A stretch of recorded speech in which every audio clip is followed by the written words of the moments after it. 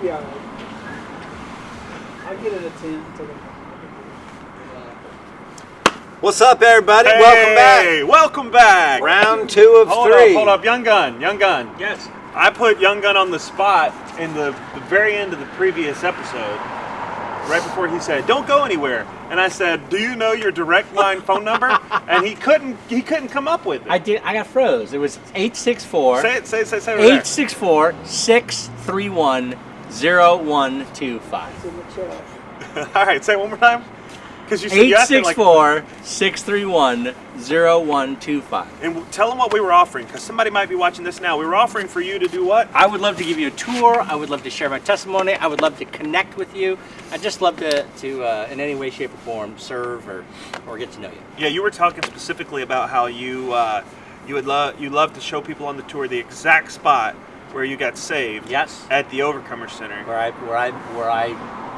knew that Jesus was real, and I knew that He existed, and I knew He was Lord and Savior. Like the exact spot. So That's cool. it is. It's cool. Really cool. Hey man. Hi, friend. What up? Turn it back over to you. I asked if he was willing to share his story at any time tonight, and he was like, "Of course." So I'm not saying, you do your thing. We could just sit. I don't have a thing. You want to hear I'm something? open to the Spirit's movement in our evening. How are you feeling right now? How are you? I feel great. I'm warmed up again. I started getting a little chilly, and I layered back up, and I'm feeling good. I've got more layers if need be. What's our temperature, Jason? I don't believe this. 56, but it feels about 51. It's windy. Feels like it's 60 degrees. Feels like 51. It is not 60 degrees. Which means it's gonna drop to 50, and it's gonna feel like 40. Yeah. It's supposed to get down to 52 tonight. It's great. Great. It's great. Balmy. There were long periods on the last one where it was just watching you sit and free, like the watch. It was like one of those nature, you know what I'm talking about, where you would just sit and no one was talking to you. It was very. It was. How many people are on the Facebook Live right now? It's probably, so it generally runs about 20 to 30-ish. And then lots and lots of people. What do we got total right now?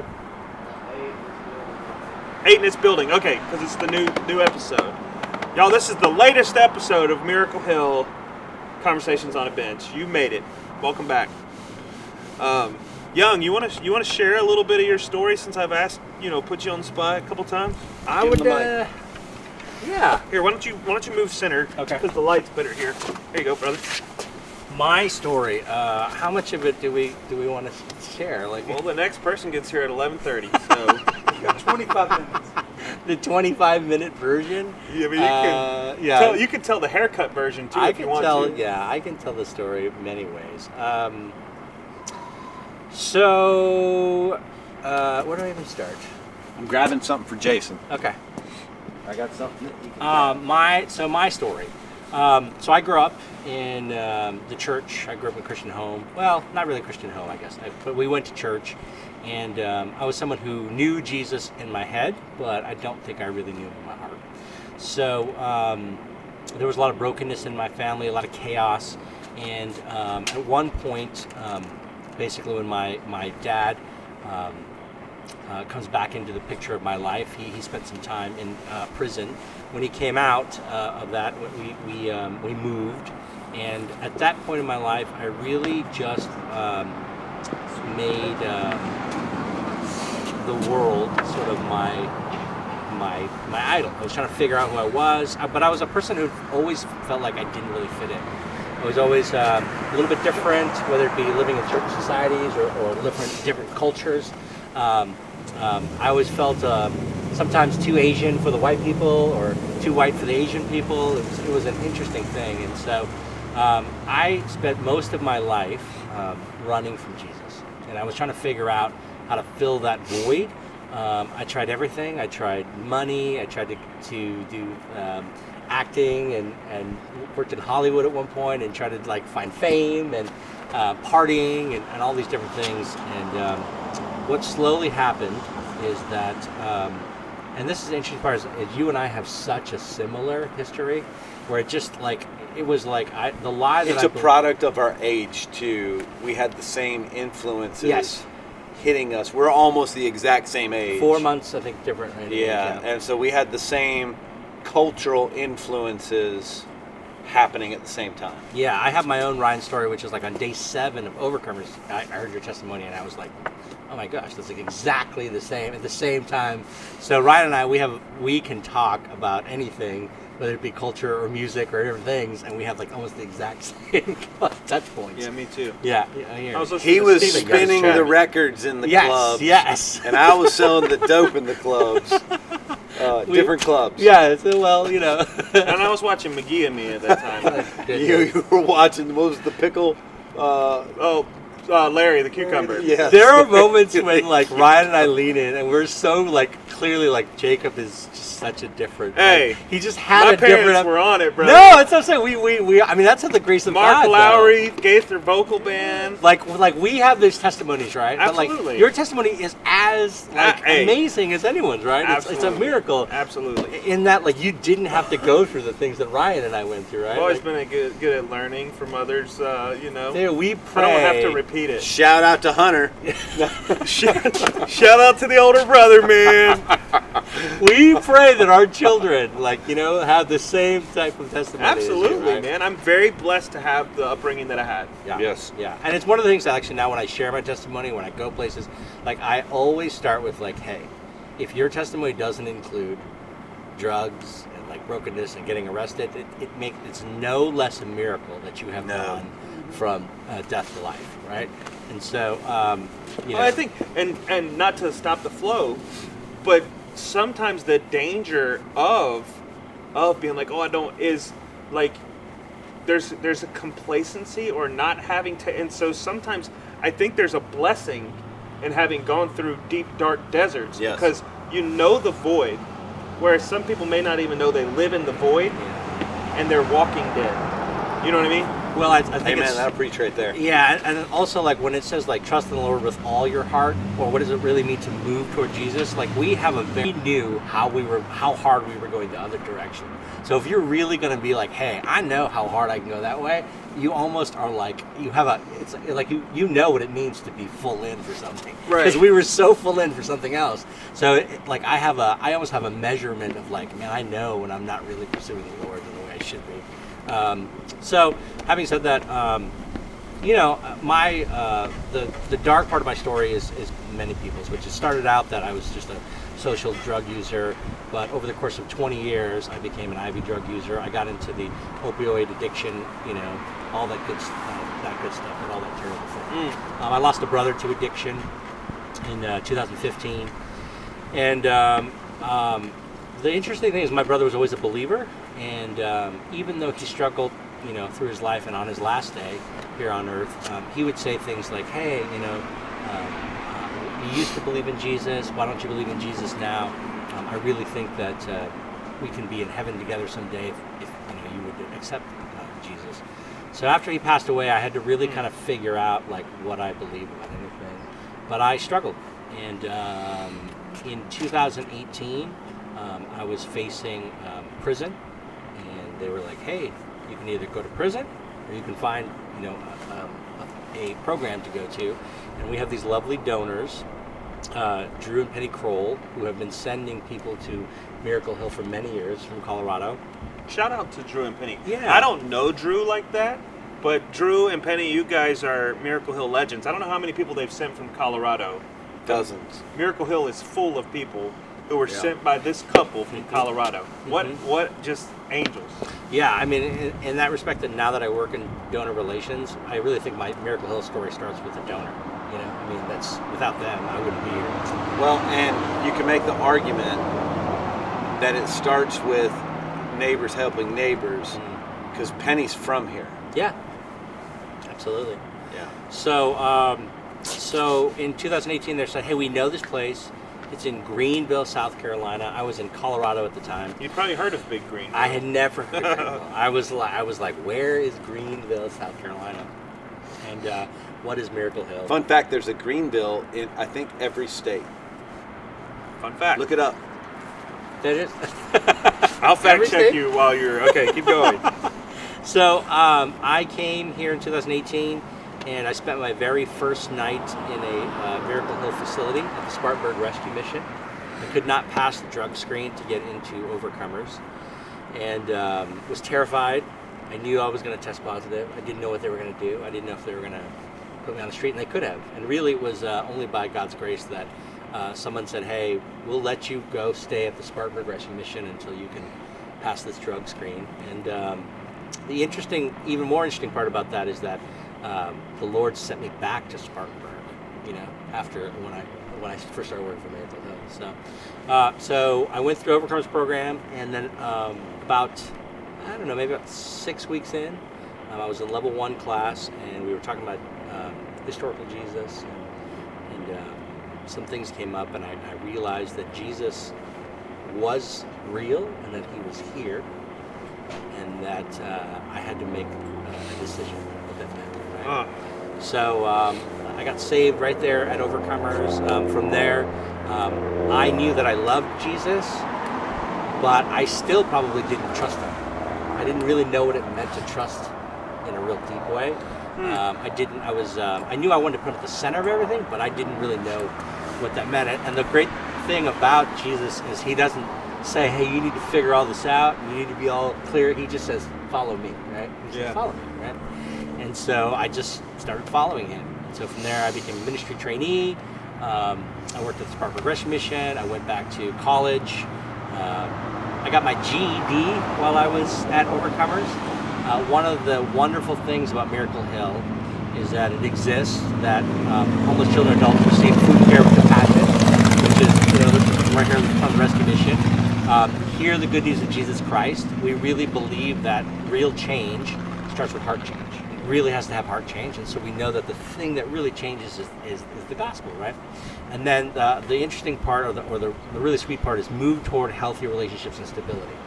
And so Miracle Hill is a organization that we want to build relationships with. We want to deepen the relationships, and as long as you want to build a relationship with us, whether that be a donor, whether that be someone in our facilities, whether that be someone who works for Miracle Hill, we would honor that, and we love that, and we just want to continue to build that relationship.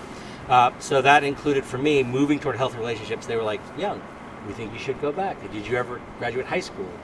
And I lied about it for 25 years. I can fake it pretty good. and I haven't even thought about that's a thing. Like, for people who didn't, is that something you wrestled with too? Like, wanting to feel like I gotta hide that? Yeah, my brother made me get my GED at one point. Thanks, Scott. Shout out to Scott out there. Shout out to Scott. He made getting my GED dependent on staying in his house for a short period of time. Tough love. But I've told this story before, but I used to lie about like going back to college endlessly. I lied about it, and I had no intention of doing that because I didn't know how to do it. That's interesting. Yeah, you guys both I lied to my parents that I was going to college, but I was not going to college because I didn't finish high school, and they didn't even know it. They didn't know you didn't finish high school. I had this super extreme lie about what I scored on my SATs. What was it? Some random score? No, this is what I would say. I would say I took my SATs after like being on a binger one night in high school, and I scored an 1160, and then I studied, and I took it again, and I actually scored less. I got a 1080. I never took my SATs. I had this super elaborate lie. You were a smart liar. About how I had scored on a test I never took. I love that you were like glorifying. What is the connection between lying and brokenness and lying and people in our facilities and lying? Like, well, we all wear masks, and it's a protection. 100%. Yeah, 100%. Did you notice I'm throwing all my drinks at the camera? I'll do it again. I didn't notice that. Keep going. Anyway, GED. So they said, "Did you ever finish high school?" One of the things while you're at a Miracle Hill facility, they're going to ask you that. So we have these goals. We want people to move toward healthy relationships and stability. And I knew that if I was going to follow Jesus, I need to stop lying. Yeah. So I knew that, like, okay, well, I'm going to just trust this counselor. I'm going to say, "Hey, At the time, it was David Johnston. Shout out to David Johnston. Shout out David Johnston. Works at the Miracle Hill Overcomer still. And I said, no, I've never finished high school. So they sent me to United Ministries here in town, one of our partner ministries that works with us, and they helped me get my GED. And so that started the journey of going back to school. And I went back, and I was a 42-year-old freshman at Bob Jones. Yes, sir. Yeah, and that in itself is this crazy thing. So, for the people watching, Greenville has a perception about Bob Jones, right? But here you have a 42-year-old Oh, yes. Former criminal.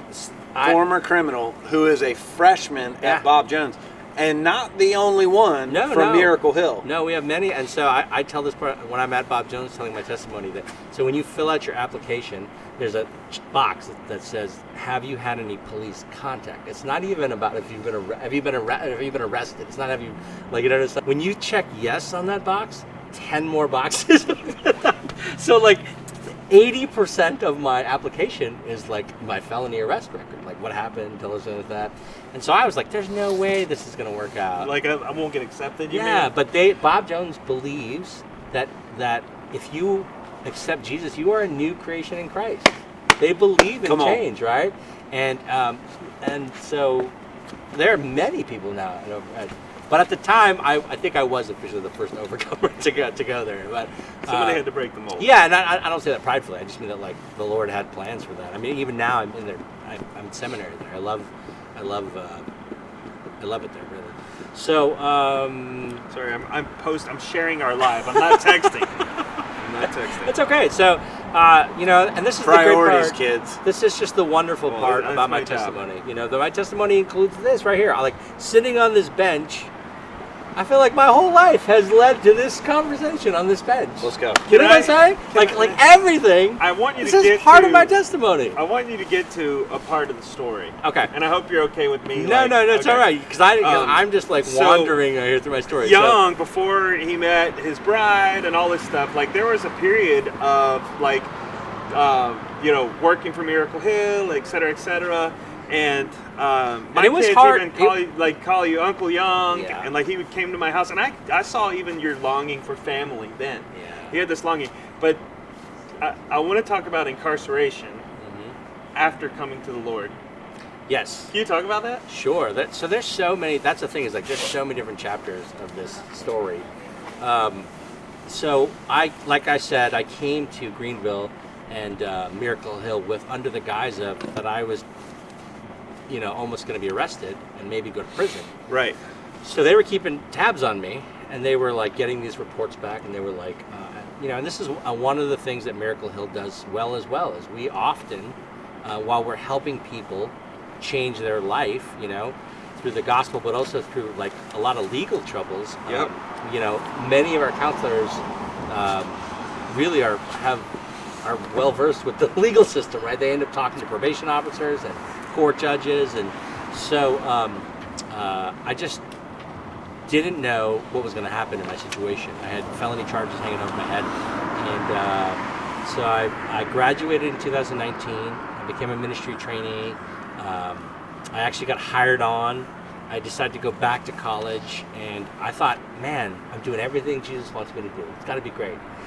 And the court was like, hey, we hear you're doing good, but you have this open case. You need to come back to Colorado, and you need to stand before the judge. And so I'm like, okay, the Lord is going to clear this up for me. I've been doing everything. Look at everything. Things going great. And yet there's still this consequence hanging. So I go there, and he says, he hears the whole thing. He has all these reports, and he says, Mr. Gunn, we hear you're doing wonderful and that you are doing all the right things, and we are so grateful for that. We are very proud of you. But that does not condone the things that you have done. You have consequences. And I was like, okay. And he goes, so I'm going to give you 30 days in the county jail for this charge that was kind of still hanging over my head. And at that point, the only thing I was worried about was he going to take me to jail that day? Because if he did, like you can't miss that much school. I was, I had scholarships, I had things going on, so everything would have fallen apart. And I said, sir, thank you. I'm happy to do that, but will you wait for me to finish this semester, and I will come back.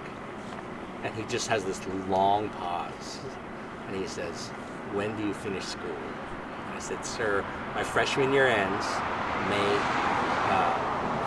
6th, I think it was. And he looks and he goes, Mr. Gunn, I want you here May 10th. If you don't come back on May 10th, like, everything is going to be out. You know what I'm saying? And I said, thank you, sir. I'll be happy to come back on May 10th.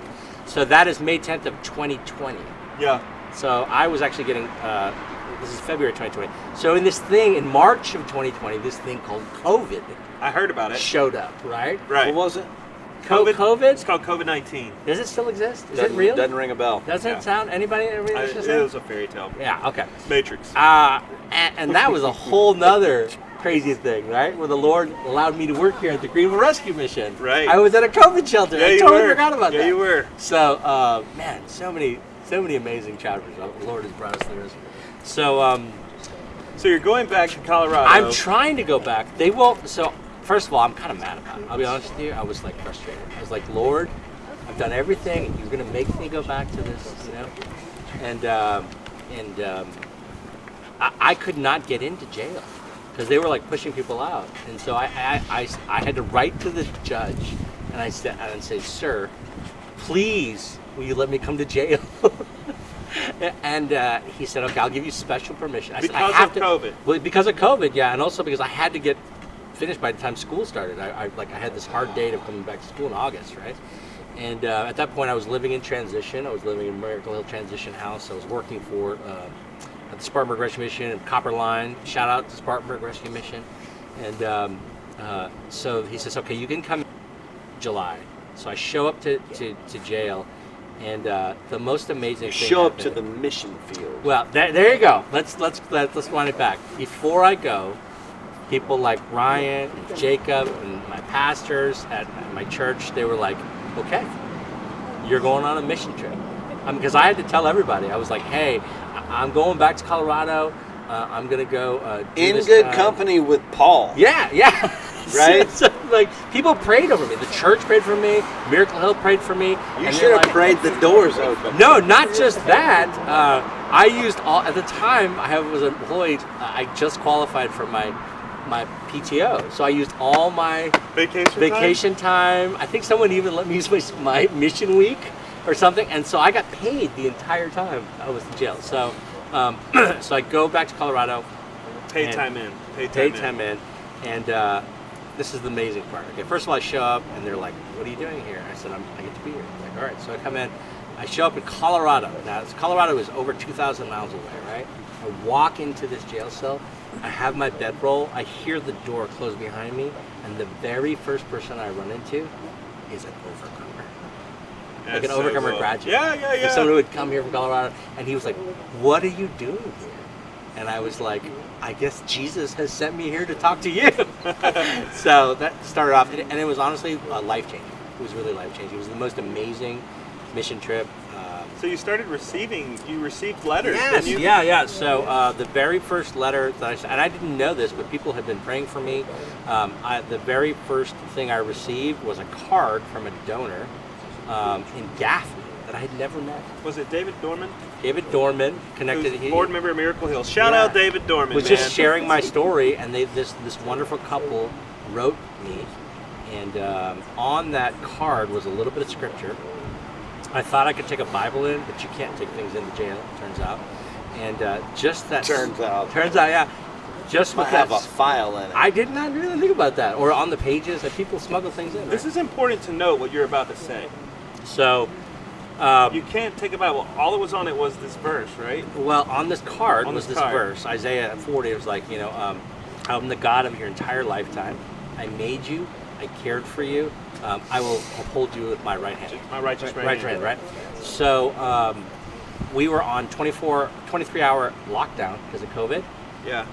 I met a man there, and we were reading the scripture, and he rededicated his life. He rededicated his life to Jesus based upon this card that this donor sent me. Yeah. And then the next day, I got inundated with cards and letters from people from Miracle Hill. kids wrote you. Yeah, pictures, and people from my church wrote me, and That's community, isn't it? That's healthy relationships, isn't it? that's cool. I never felt so loved in my life, even though I was in this really challenging place, and the gospel came alive. And like Paul's writing, it was amazing. So that's just a very small part of the story. I'd love to meet you, and I'll tell you the whole story. I'll tell you many stories. Yeah. We gotta get off the bench. 'Cause Yeah. we have a guest. Get off! Yeah, we're just here. We're just stalling. Hey, come on. Hey. Megan Barp, Good to see you. Yes. step right up. I brought you a hot cocoa. Come Oh on. my goodness. Yes. Excellent. Thank Cocoa you. for There's some sandwiches. Thanks for Separate. Jason coming. better share. Yeah, my Yeah, pleasure. hi. Yes. Bro, give me a swig of that. I feel like the microphone is maybe new this year. Yeah, that we got complaints that they couldn't hear from the guests Oh really my. well. I'm loud, but the guests are like low talkers. Okay, I'll talk into the microphone. Hey, Hi. tell the people who you are. I am Megan Barp. I am the president and CEO of United Way. But I have to start somewhere else, if you don't mind. So you and I have known each other now for what, a year-ish? Yeah, a little longer. Yeah, okay. But the last time I was in January, We barely knew. we barely knew each other. Yeah. And then today, some of my best ideas come to me really late, Ryan. Okay. So I'm like, why do I not know Ryan's favorite drink and snacks? So what are your favorite drink and snacks? Favorite drink. So I drink unsweet tea, Okay, same. black coffee, Okay, water. okay. My weakness, Mm-hmm. if I've like worked out really hard in the yard or something, Yeah. is Coca-Cola on ice, like classic Coke. Yeah, okay. Like glass bottle, Coke, plastic Oh, Coke. glass bottle. Okay, Yeah. okay. And then Jason asked me this because he was loading up a cooler, and I drink the bubblies. Okay, yeah, I love bubblies. That's Yep. cool. Okay. My snacks, Ruffles potato chips. My wife was kind enough to bring me a family size bag, and then a Snickers. Okay. All right. That's But good. you know what is really challenging Snickers for like the premium? Yeah. Have you had Reese's Sticks yet? No. Oh, I Remember- can't. do you remember Nutty Buddies Yeah, from of when we were course, kids? Of course, yeah. It's like a Nutty Buddy and a Reese cup Yeah. and a baby. Yeah. They're really good. Okay. What about So- you? Favorite drink and snack? Well, so unsweet tea. You lost me on playing black coffee because I'm like half and half all the way, like a good amount of half and half. I love carbonated water. That's also one of my things. But what I was thinking about tonight, because it's 11:30, right? Well, hot tea would have been nice. But hot cocoa is. I like hot is where tea. I it's grew at. up on hot tea. My Yeah. dad's a hot tea guy. Yeah. I typically don't drink things this sweet, but it's delicious. Well, good. I'm glad. Good to see you. What about snacks? Oh, snacks. It depends. Sometimes salty, sometimes sweet. I do love anything Reese's. Reese's Pieces, Reese's Peanut Butter Cups. Yeah, all of that is really, really good. But I'm really into Chicago mixed popcorn right now. Have you had that? No. Salty and sweet. It's cheddar popcorn and caramel corn, depending on what part of the country. Might just be some plain popcorn in there too, but it's delicious. So my uncultured moment of the month. Yes. We were at the same dinner the other night, and I was eating the chocolate cake, Uh-huh. and I was thinking to myself, why did they put caramel popcorn on this chocolate cake? They were hazelnuts. Oh, funny. It looked like caramel popcorn. Like Tasted I like didn't eat caramel it. popcorn. I resisted, but yeah, it looked like it. Okay, that's not uncultured. That just looked like popcorn. Yeah, I do that. I have those uncultured moments, like where I should probably know what this is and I don't. My most famous one, I went to Strasner's, and I was picking up a cake. This is years ago, and the person behind the counter, I said, "Ma'am, is this some kind of breakfast pie in the thing?" And the person said, "No, sir, that's a quiche." I love that. But it looked like a breakfast pie to me. I love that. Well, it kind of is a breakfast pie. I Right. think that's how I will refer to it from now on. I grew up in very small town, Nebraska, and one of my friends, speaking of just like uncultured moment, used to call quiche quiche. Like, and you really, because Quiche. that, if you look at how it's Yep. spelled, and if you don't know any better, quiche. So, Yep. breakfast pie, quiche, Breakfast all pie. the best. Okay. Cool. So, yeah, we've known each other for a little bit over a year. And, you know, I feel like you're like late to the game because I've talked to today. I've talked to the mayor about Greenville Together, the chief about Greenville Together, Mary Kay and Heather about Greenville Together, Cody about Greenville Together. But you're like the great and powerful Oz behind the screen. My gosh, no. So why United Way? Why did United Way get neck deep in homelessness? Because you're neck deep. If you did not know it, you're almost you're above neck deep. Sometimes it's a little bit more. Sometimes Yeah. it goes down a little bit. Yeah, listen, it's a good question, and I love that you've talked to all these incredible people that are part of Greenville Together, which I think speaks to how many people care about this. Ryan, I'll be honest with you. If somebody would have said to me probably a year and a half ago, maybe even a month before this sort of really kicked off, and said, hey, United Way, will you do something around homelessness? I would have said, oh gosh, there are plenty of people doing that.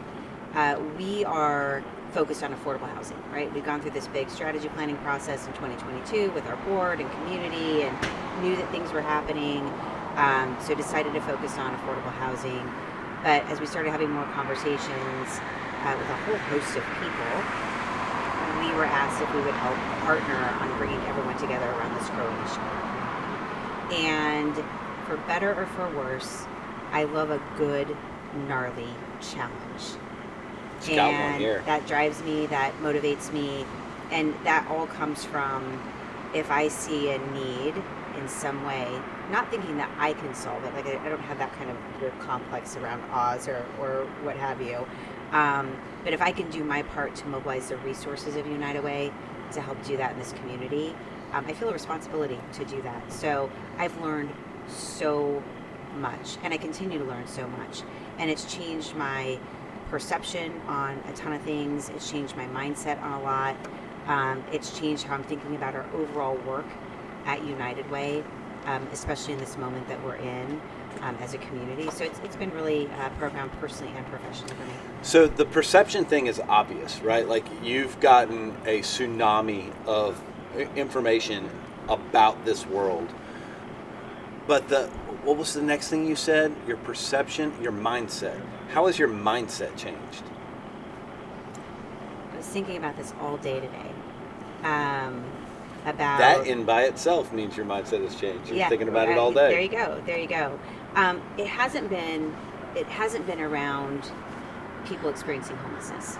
I'll say that, right? Like my entire, sort of as early as I can remember, working at the public library in my community at age 14, I've had proximity to a whole host of people and walks of life, and just a slice of humanity that comes into public libraries still to this day. So that has always shaped sort of who I am. So it wasn't really so much about that.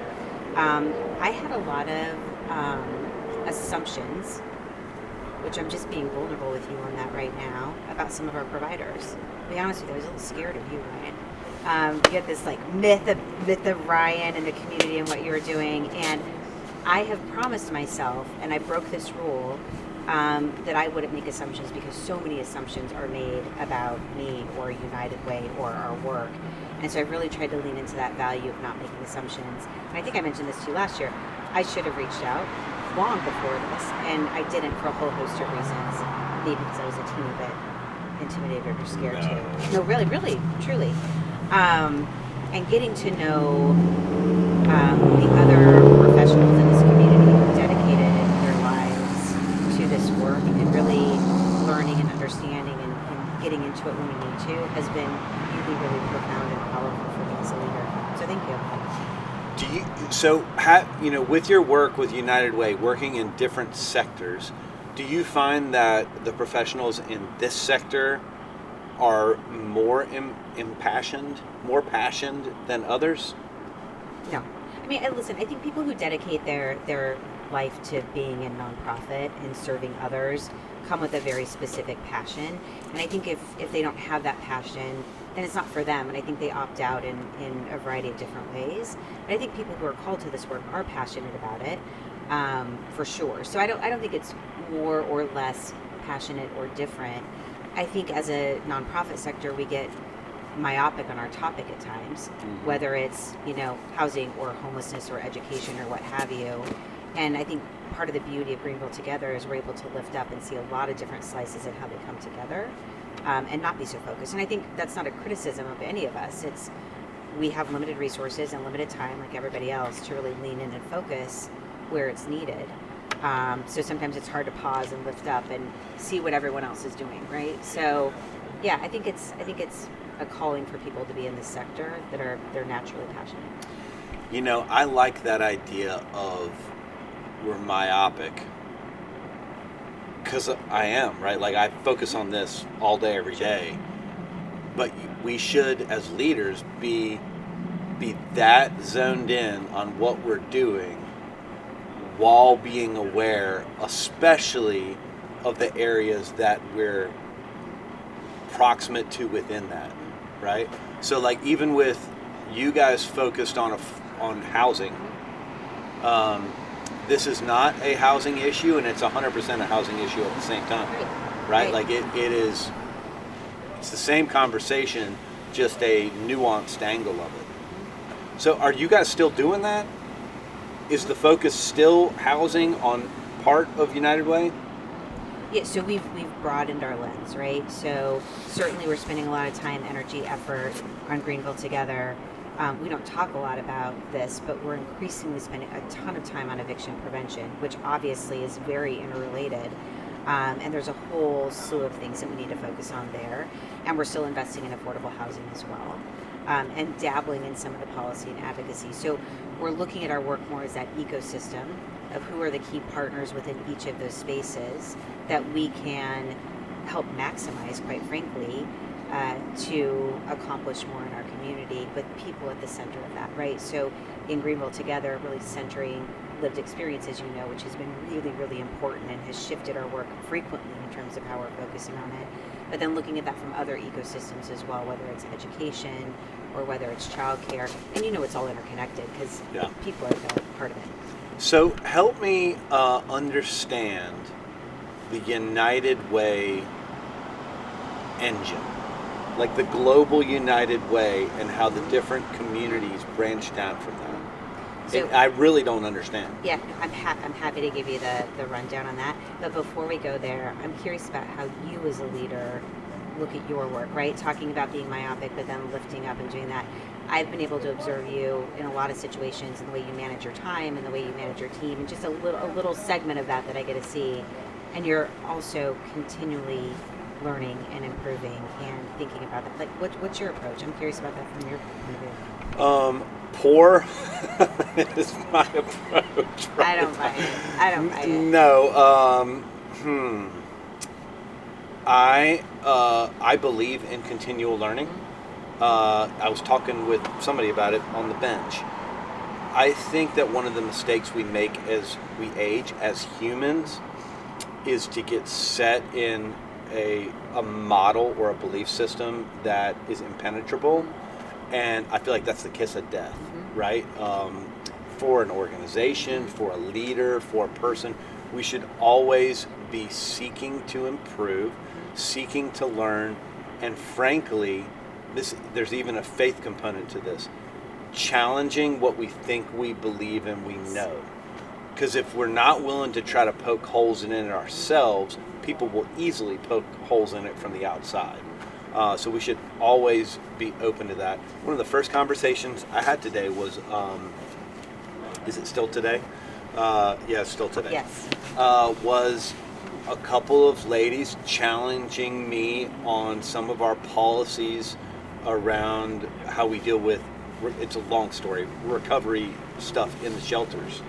And I know what I believe, and I articulated what I believe, but I also articulated that I don't have the answers. right? But I should be willing to engage with people who have a different view, even if that entrenches me further in my belief system, or causes me to rethink my belief system. And we should always be seeking to find information from that regard. Totally agree. So I love this question of really examining what we think we know to be true, and is it really true, and is it still relevant for the sort of moment we're in? How do you do that? Well, I think that I have an advantage.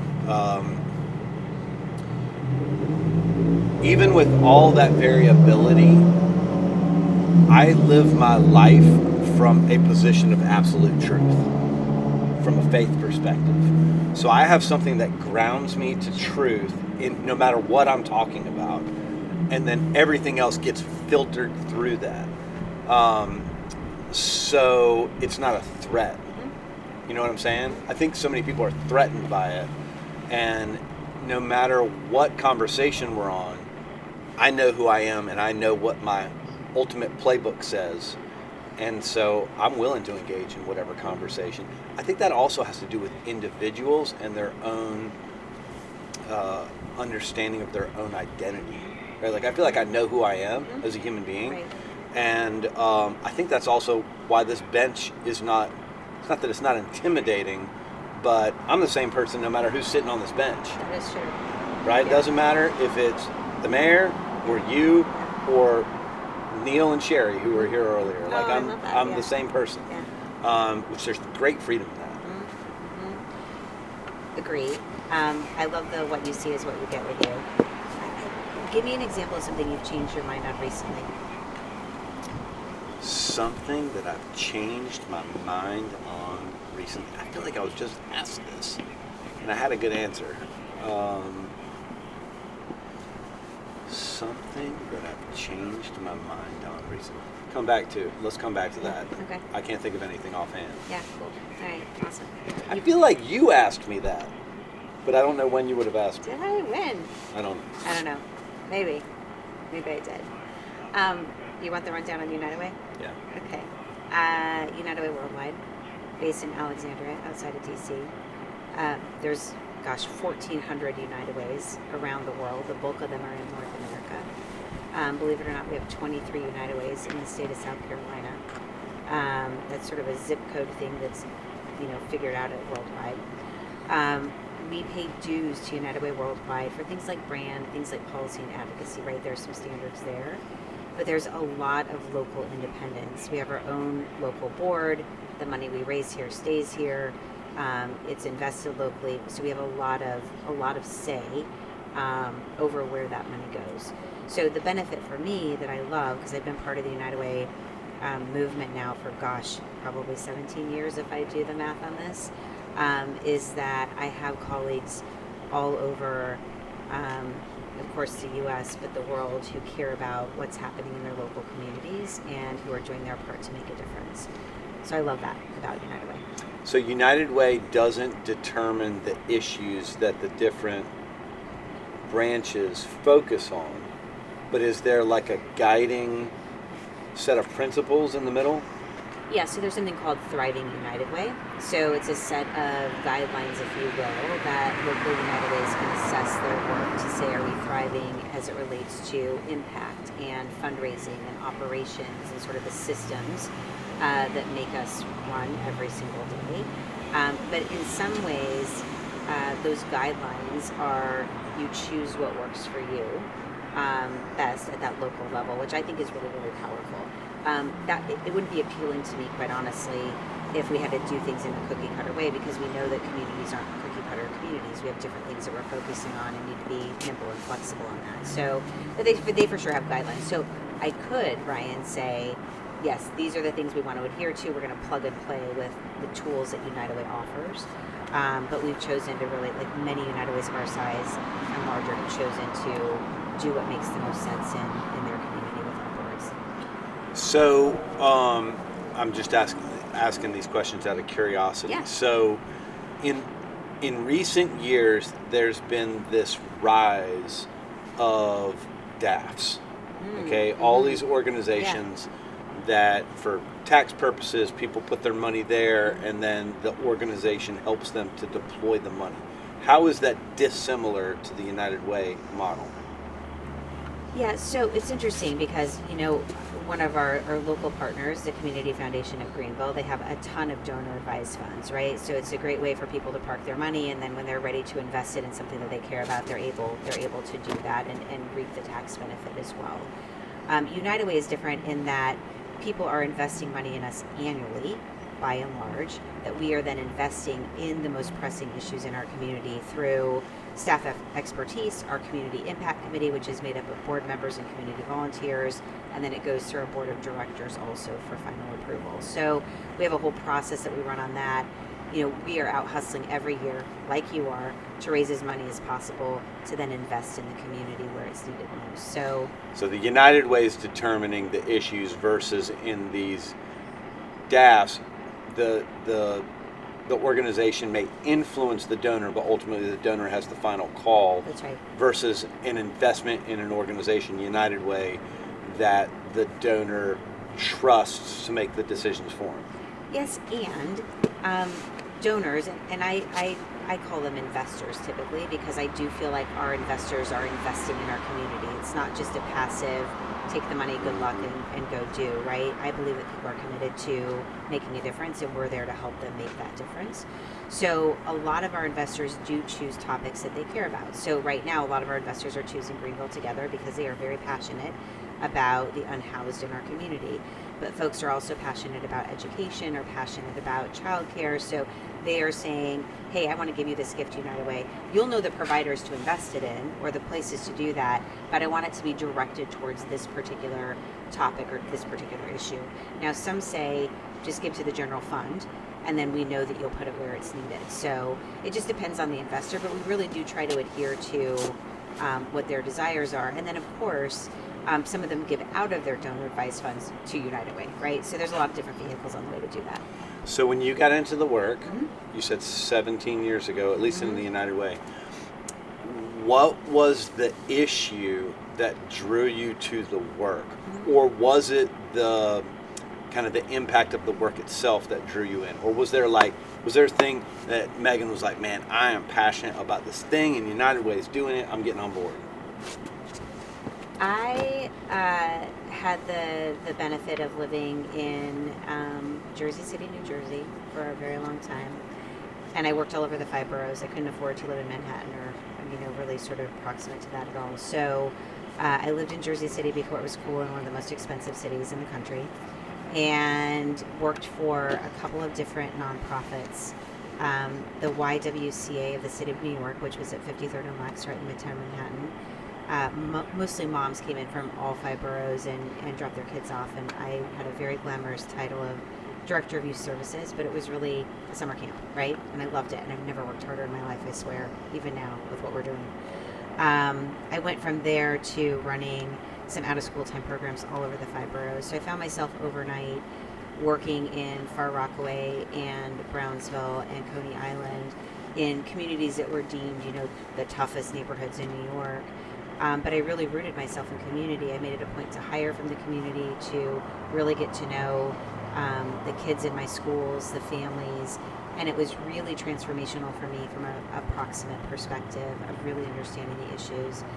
I also worked with a ton of funders who would come from Manhattan in their black cars, in their expensive suits, and come in and tell us all the things that we were doing wrong and not really understanding the community and understanding the challenges. And I did that work and did it well for, probably 7 years. I loved it. And had the opportunity to move to Minneapolis, Minnesota. And I wanted to work specifically for a funder because of everything that I had learned being in community. It drove me crazy that decisions could happen in 2 minutes, cut funding, make it really hard for families when they didn't really understand the messiness of humanity, right? And we're still dealing with that right now. Exactly, in a lot of ways. So I really pursued Greater Twin Cities United Way, and it was for a manager of reading by 3rd grade job. Okay. Right? So I pursued it, and And it was the longest interview process ever. It was like 6 months long, Ryan. So at the end, I was finally like, okay, are you guys hiring for this or not? Like, I feel like I've given you my all. I don't know if there's anything else I can do. So long story short, I obviously got the job. And I just had all these opportunities. I'm not shy about asking, number one, and also saying like, hey, what about this and what about this? So I had the chance to do a lot of different things there and get exposure to a lot of different topics. And when I got the phone call about this job, I was the head of impact for the Twin Cities. So different region, a lot of Fortune 500s, but I learned a lot about how to allocate resources where it's needed most and to work with a lot of different folks, corporate partners, nonprofits, etc., to really amplify that impact. So I consider myself an impact CEO. If you would have asked Megan running Reading by Third Grade a million years ago, I knew I wanted to lead something someday, so that's not surprising to me. I can't imagine that you didn't think that you were going to lead something. Yeah, I just it took me a long time to understand the fundraising side, right? And, some of the sort of ways that we navigate educating people, but also meeting them where they are on issues and also engaging them in ways to give. Like, that just took me some time to learn that side of the business, but my heart is on the impact side for sure. So I want to go back one step further. How do you get from Nebraska to the biggest city in the world? Oh my gosh.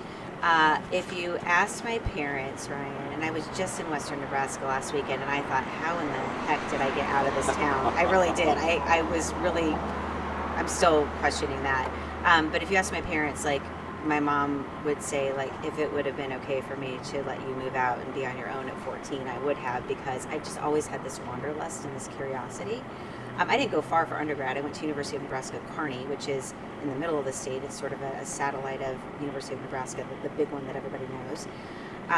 We did not have a international program. I really wanted to do some international travel, but we had a program that you could do a year anywhere in the country with these different schools. And I went to Oregon State University, sight unseen. I just had this thing for Oregon. I'd never seen the ocean at age 19.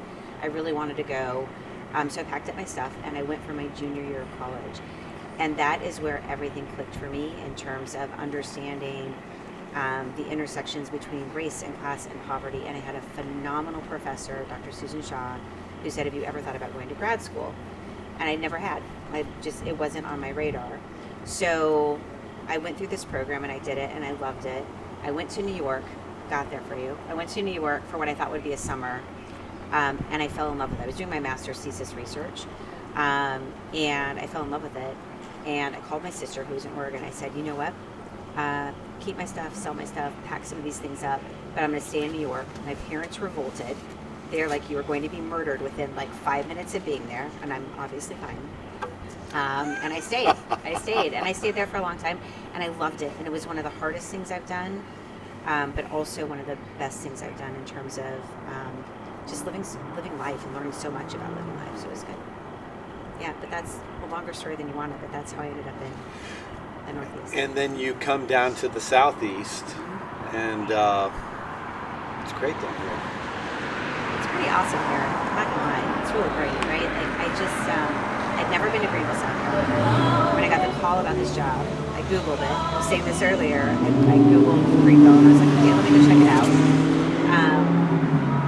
And from the moment I landed at our airport, I thought, if a community cares this much about the sculpture garden on the tarmac, the beautiful trees that are very intentionally placed, that stone fence that you drive by with going in and out of the airport, I thought, somebody cares about this community. And I interviewed with 12 people, and over the course of 2 days, which was exhausting. But I knew that there was something special about this place. So I feel like I hit the jackpot in a lot of ways. It doesn't mean the work is easy, but it's pretty special here. Textiles built GSP. Yes, exactly. Yes, you're exactly right. People cared. Isn't the back road still called Stevens Road, JP Stevens Road? Anyways, textiles. I will pay attention next time I'm there. Yeah, you should. Okay, what's next for Greenville Together? What are you excited about? What are you excited about? I am excited so this is a follow-up from earlier conversations. I'm excited to see how these ideas are applied over time that's not a year long. So one of the questions I asked, I don't remember who I asked, if we house 80, what percentage won't escape in the first 2 years? And 20% was the answer I got. Okay? It's just rounded to 25 for easy numbers. So of the original 80, 20 of them are going to need ongoing support. Okay? Clearly 80 doesn't do it, right? So what do we do on the backside of that? Is it another 80? Is there another magic number? All that means more dollar signs for you to try to raise, for us to try to raise. And yeah, my fear is that, and I've said this whole time, that people think that there's some kind of magic bullet in this, and there's not, right? The work continues. So I'm curious to see what's on the other side of it, and when people are or are not satisfied with what's been accomplished. Yeah. We have a better risk of people not being satisfied than being satisfied. One of the things I told Jennifer, we have to make the argument that whatever financial infusion is needed for each one of these individuals, the 20, the ongoing, that it is far less than the economic impact of not doing it for those 20. That's right. And if we don't make that argument well, everybody's going to be dissatisfied. Yes. Yeah, listen, I agree. Like, I don't know, I've had several moments, Ryan, on this sort of space that we're in with Greenville Together and the work, and one was at a recent steering committee meeting where we all sit around the table and hash out some of the challenges and opportunities and all those things. And I did have a moment where I thought, gosh, we are digging into the heart of the matter on some of these topics, which felt so different to me than a year ago. It was palpable to me. So I think that is a step in the right direction. I'm hearing from some of our colleagues around the table that their teams are changing their mindset about what's possible, of we can get people housed and we can get them the support. And some of it's clunky because we're trying new things, we're trying to engage in different ways, all of that. So I see that as another step in the right direction. The work we're doing with the Surge, which is the 80 households, that we're working to house, that is inspired the Sprint, which is, the vouchers that Terrell Bates has been kind enough to allocate to Greenville Together in partnership with the Housing Fund. Like, that wouldn't have happened a year and a half ago, I don't believe, right? Did we accomplish that, by the way? We have all 45 vouchers accounted for. Cody's going to fact check me later. I know he's watching. But something like, I think 28 are like ready to go. All the units are ready. I think we have 28 folks ready to go, but we'll start having some pretty significant move-ins on that. But that's 45 additional households that will be placed. And then there's another opportunity through Terrell where she has 2 and 3 bedrooms that she's working to craft and add into that as well. So, like, just the momentum that we have around people saying, okay, what about this and what about this? Like, that's sparked because people are seeing a lot of us collaborate in a different way. So I guess we, should pay attention to, and we do, to like what happens if we fail. I often think in our sector, by the way, we live in these extremes. We either get total success or total failure. So when we get stalled sometimes, when people on my team or folks get stalled on the like, we can't move forward because it has to be perfect. Well, the work that we do is never perfect. I often say, give me a time where we colossally failed and it ruined everything, and it really like we couldn't move forward. And I have yet to have somebody give me a colossal failure example. Of course, we fail all the time on things, but not to the point of its massive failure, right? So I think we have to try and test. It goes back to your point on continually learning and growing. And modifying as we go from there. I'm super pumped about landing the plane on outreach too. Yes. That's a game changer. Game changer. if we do it Game right. changer. Yes. Yeah. And another opportunity that we're solving as a group on what the best approach is. And that part has been incredible. So yeah, that is a game changer. Yeah, because that will influence all these other ongoing pieces in ideally in such a positive way. Great. All right, how can Miracle Hill be a better partner in this work? Ryan, I've already said this to you. I say this to you when we talk on the phone about stuff, that one of the real benefits has been getting to know you and your team better, and some of the guys here at this shelter that I've had the opportunity to get to know, some of our lived experience folks. That is one of my greatest joys, honestly. Deeper connectivity and community. I also appreciate that you are a straight shooter, and I try to be also, as you know, so I can't ask for anything else. Great. So thank you. Back at you. Thank you. Let's keep moving forward. Yeah, let's do it. Let's do it. Thanks. Thanks for coming out All and right. bringing the hot chocolate. My pleasure. Who's up next? Who is up next? I think Charlie Hall's up next. Oh, fun. Let's see. Yep, Charlie's up in, I don't even know what time it is, in just a few minutes. 12:05. We hit the 10th. It's been a little bit quieter this time, just a little bit, but enough to give us breathing room, which is weird because it's so much warmer. Yeah. I don't know. Have you had any surprises today? No, Okay. no, it's been great. That's good. So far, That's so good. Well, thank you. Yep. Oh, the stand. That would have been Stand. the middle. All right, friend. Thanks for coming out late. My pleasure. Do you need anything else? There, No, I ma'am. brought some sandwiches and some other Thank things you. if you need them. Yeah, Thank you. Got it. We're good. All right, see you soon. See you back. All right. 12:05. We're doing great. Braden, we got any questions from the people coming in?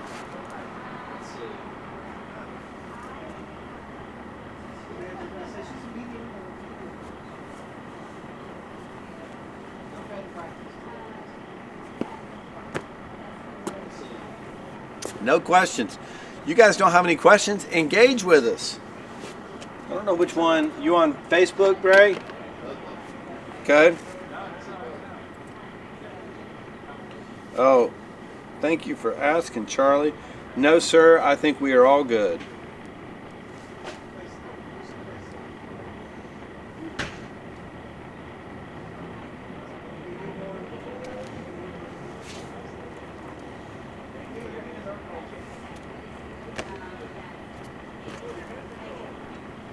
Hey, Young, come here. Come give me a 90-second break. Come talk about something good.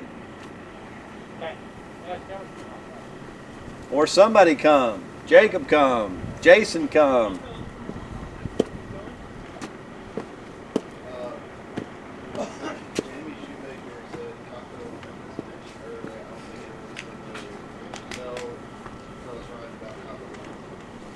Okay. Tell the people about Copperline. I'd love to tell people about Copperline. BRB. Tell me about Copperline. So Copperline, one of the things that we do is we have transitional houses, and Copperline is the men's transitional house for the Spartanburg Rescue Mission. It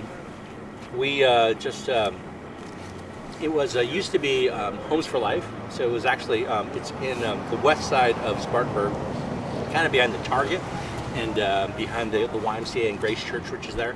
And it is an interesting transitional house because it's not just a small house. It's kind of a long dormitory, but it's a very nice place. And when I started working there, they had just changed it over to be men's transition right there. So for those people who might be watching and don't understand this, what is a transitional house? Yeah. Like when you say transitional housing, what does that mean? Okay, so I think one of the great things about Miracle Hill is that we're really trying to move people toward economic mobility and also trying to get them toward a healthy relationship with stability. So for all of our facilities, whether they be our rescue missions or our programs or different things. They all have transitional houses. One of the indicators for long-term success coming out of recovery, the number one thing is actually transitional housing. Transitional housing at Miracle Hill is really about community, and it's really about healthy relationships. One of the things that happens is, so I went through Overcomers, and on the other side of Overcomers, I had really just begun the journey of recovery and learning how to do these things, but I didn't really have practice, right? So there are many things that, although you have a new purpose and a new plan and a new idea about how things are supposed to go, there are things that you really need training on, whether it be budgeting or whether it be like just like what does it mean to like be able to do your laundry? Life skills. Yeah, life skills. skills. Yeah, absolutely, right? And so the other thing is that it's really hard to if you have poverty in your life or brokenness or bad credit or felonies, it's really hard to get a place to live. So one of the bottlenecks is that we have people in our facilities who, although they are doing well and are ready for that next step, to move into a place to get like first month's, last month's rent and a security deposit, to get all of your deposits to get your it's really it's challenging. expensive. Yeah, absolutely. And I don't think that's just for people in our facilities. I think that if you actually took a poll, how many people would be able to just move to a new place? Like if you're a young person Right. or you're a person who's not making that much money. So it's a national crisis of housing, really. So, with transitional housing, is the same accountability that the men or the ladies find in the rescue missions or in the addiction recovery programs, is the accountability the same in the transitional housing? Yes, so it is definitely a form of, you have to be able to live in community. And one of the things that I love about the Miracle Hill sort of, the way they think about things is everything should be kind of a teachable moment. So as you're going through our facilities, one of the things that we want you to do is we want you to be able to not only be at our facilities, but you use our working a task, right?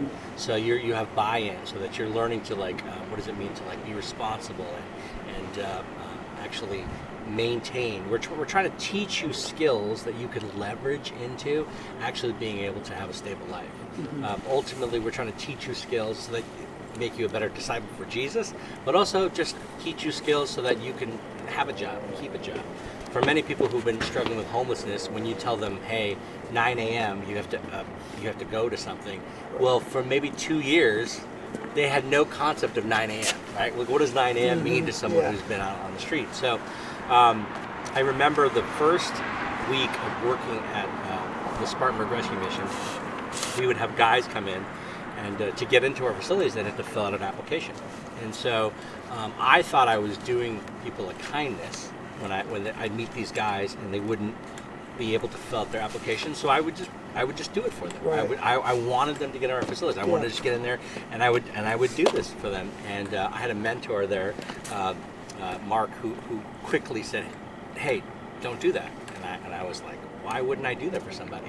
And he said, "Well, that right there is a teachable moment." And I said, "What do you mean?" He said, "You can find out if that person can read. You can find out if that person can follow instructions. You can find out where that person is at just by the fact if he's going to fill out that application out. You can see also, does he want to be here? Because I didn't realize it that for most people who are struggling with homelessness, their main religion is survival, and they've found ways to use that to just to survive. And so I love the fact that everything that happens at Miracle Hill is done very intentionally. Well, we want it to be done very intentionally and very thoughtfully. So that includes transitional housing. And so I was just quoting you how you said that the number one indicator for long-term success coming out of recovery is transitional housing. And mentors. yes, Yes. Well, I'd say those are tied. Are they tied now? Like that's like the secret sauce. Healthy community and accountable community. Yes, and so that was something that really, in my time at Miracle Hill, my 7 or 8 years here, I'm a bit of a mentor collector. I just always had if I see somebody and I'm like, this person, the Lord has been very gracious to offer me that. And so being part of the transition means, hey, we are all continuing to deepen our relationships. We have people who are holding you accountable, and you're going to make mistakes, and it's much better to make those mistakes within the community of transitional housing where you can learn from it and where people can just lovingly correct you and help you to move forward. So, Ryan, this may be for you to answer as well. We have Restoration Village for transitional housing for men coming out of our Overcomers facility and Overcomers program in our facilities. And Restoration Way. Restoration Way, excuse me, yes. And then we have transitional housing for women that are strategically placed in other locations. What you talk about throughput a lot. So where is that bottleneck happening, and what are the solutions to free that up? Yeah, so I don't need that. I don't need it. Not everybody needs transitional housing. There are a variety of needs for exits. Transitional housing would be one of them. Permanent supportive housing, that's for people with serious mental health issues, would be another one. Really affordable housing would be probably the lion's share of need. And then there's a whole bunch of sub little things like SRO, single room efficiency housing. Not that I ever want to do tiny homes, but tiny homes for some people, et cetera, et cetera. There's all types of options. So we have enough transitional housing to serve our some percentage of our guests. The $1 million question, and we don't know the answer to this, is if your throughput, if you're moving people through, how many transitional beds do you need for how many shelter beds? So 150 beds behind. How many transitional beds would efficiently serve 150 shelter beds? And frankly, we don't know. We don't know because we don't have the throughput expertise that we need. We're in the process of adding a whole bunch of transitional beds. We're trying to add 10 more houses, which is the equivalent of 60 beds, which will put us at 30 houses. Through that, we're also trying to improve our expertise in throughput so that we can try to figure out what that number is. But that won't solve the problem, right? Like, we need more affordable units, we need more permanent supportive units, we need more of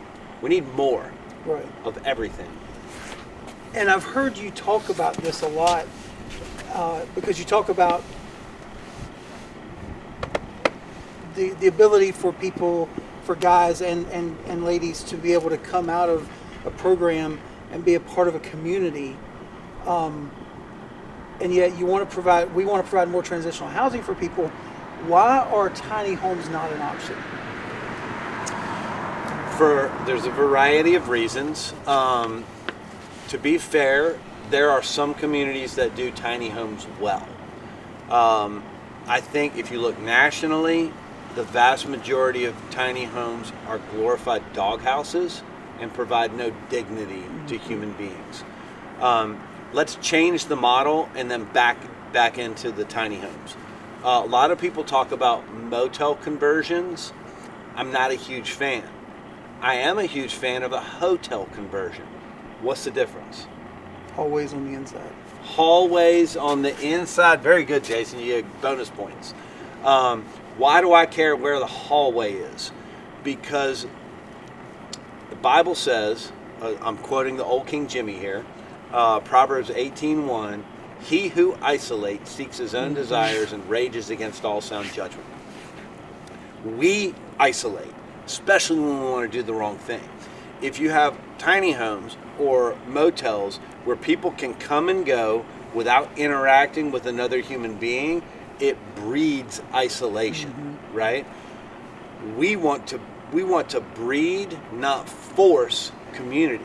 So with a hotel, You have typically a single entry point. Not that we would force anybody to be in community, but imagine you're coming home and there's a young sitting at the front desk going, Jason, it's so good to see you, man. Hey, I don't know what you're doing tonight, but we're going to be playing Monopoly down in the common room in just a little while. We're going to pop some popcorn. All right, we might watch Elf. It's Christmas time. There you go. And offering community. And somebody knows that there's somebody there that cares about them, knows that they're alive, knows that they matter, okay? Tiny homes don't do that well. From a business perspective, tiny homes depreciate super fast. And if you know anything about our people are super hard on stuff, okay? We design our buildings not to be indestructible, but to be as close to indestructible as possible. For instance, we use LVT on the flooring, luxury vinyl tile.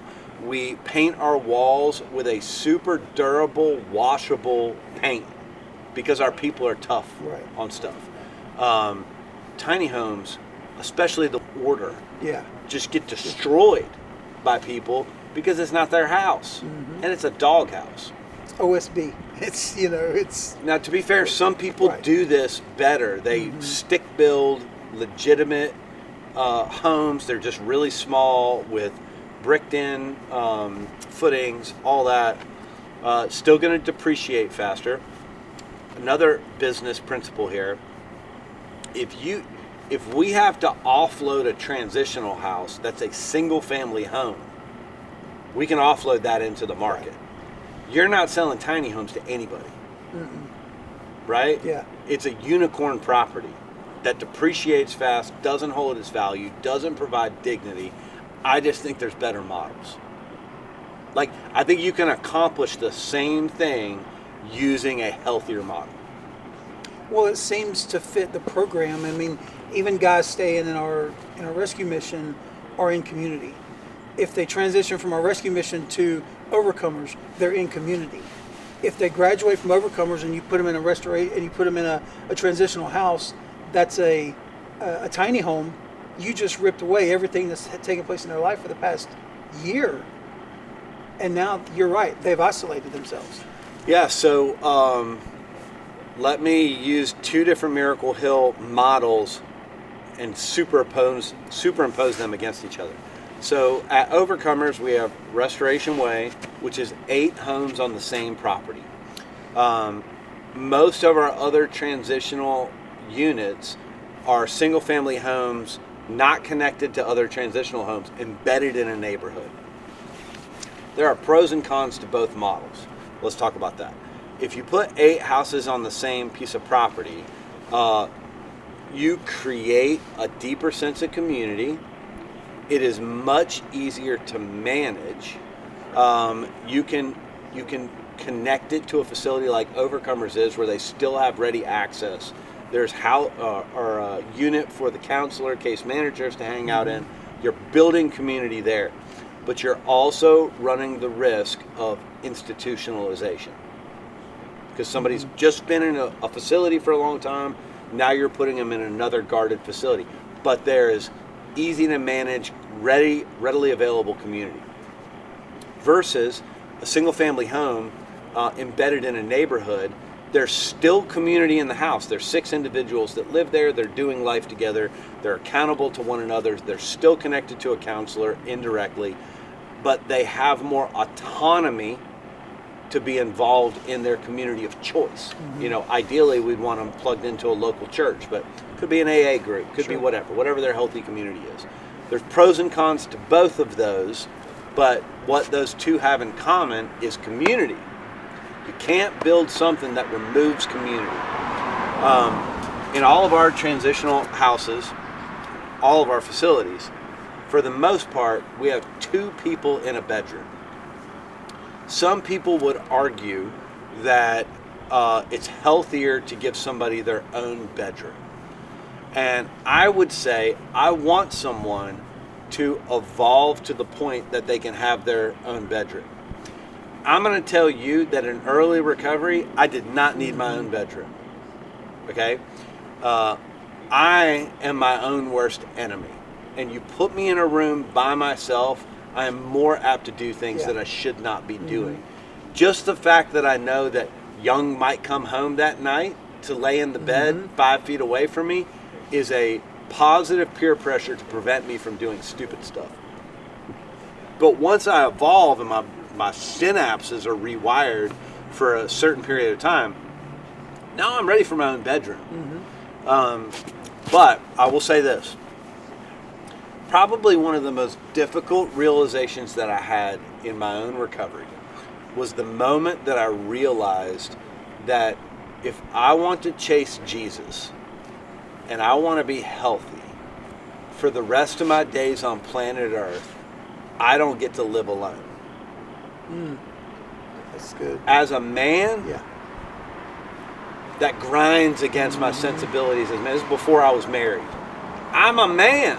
I want to be able to provide for myself and have my own space and do my own thing. But when I have my own space and I do my own thing, I'm destructive. So I went from, a shelter to a transitional house to an apartment with some guys to a house with a guy to the home with my wife. Wow. Like, I didn't live alone. And thank you, Lord, that I wasn't forced into a situation where I had to, because frankly, I didn't trust myself. That's a good point, because I've been trying to wonder, some of the most heartbreaking stories are guys who've been through our facilities, and in about 5 or 6 or 7 years, you see something happen, and you're kind of like, what happened exactly? And I think you're onto something. A lot of times they evolved to this place where they finally got their own apartment, and they were finally on their own, and then given over time that they sort of isolated. They pulled away from community, So when I relapsed a million years ago, I had already relapsed, so that's not the point of the story. But I was really struggling with trying to do the right thing, and I was sitting in my my mobile home alone one night, and there was a knock on the door, and there was one of my Overcomer brothers with a bag of dope and the keys to go to the club, the adult club. I was off to the races. I didn't have any accountability.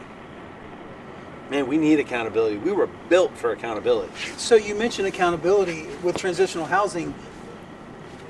I've learned in my short tenure with the ministry, transitional housing is so important that transitional homes are close to our facilities for multiple reasons. Ideally. Accountability being one of them. Ideally, they are. Why is that important?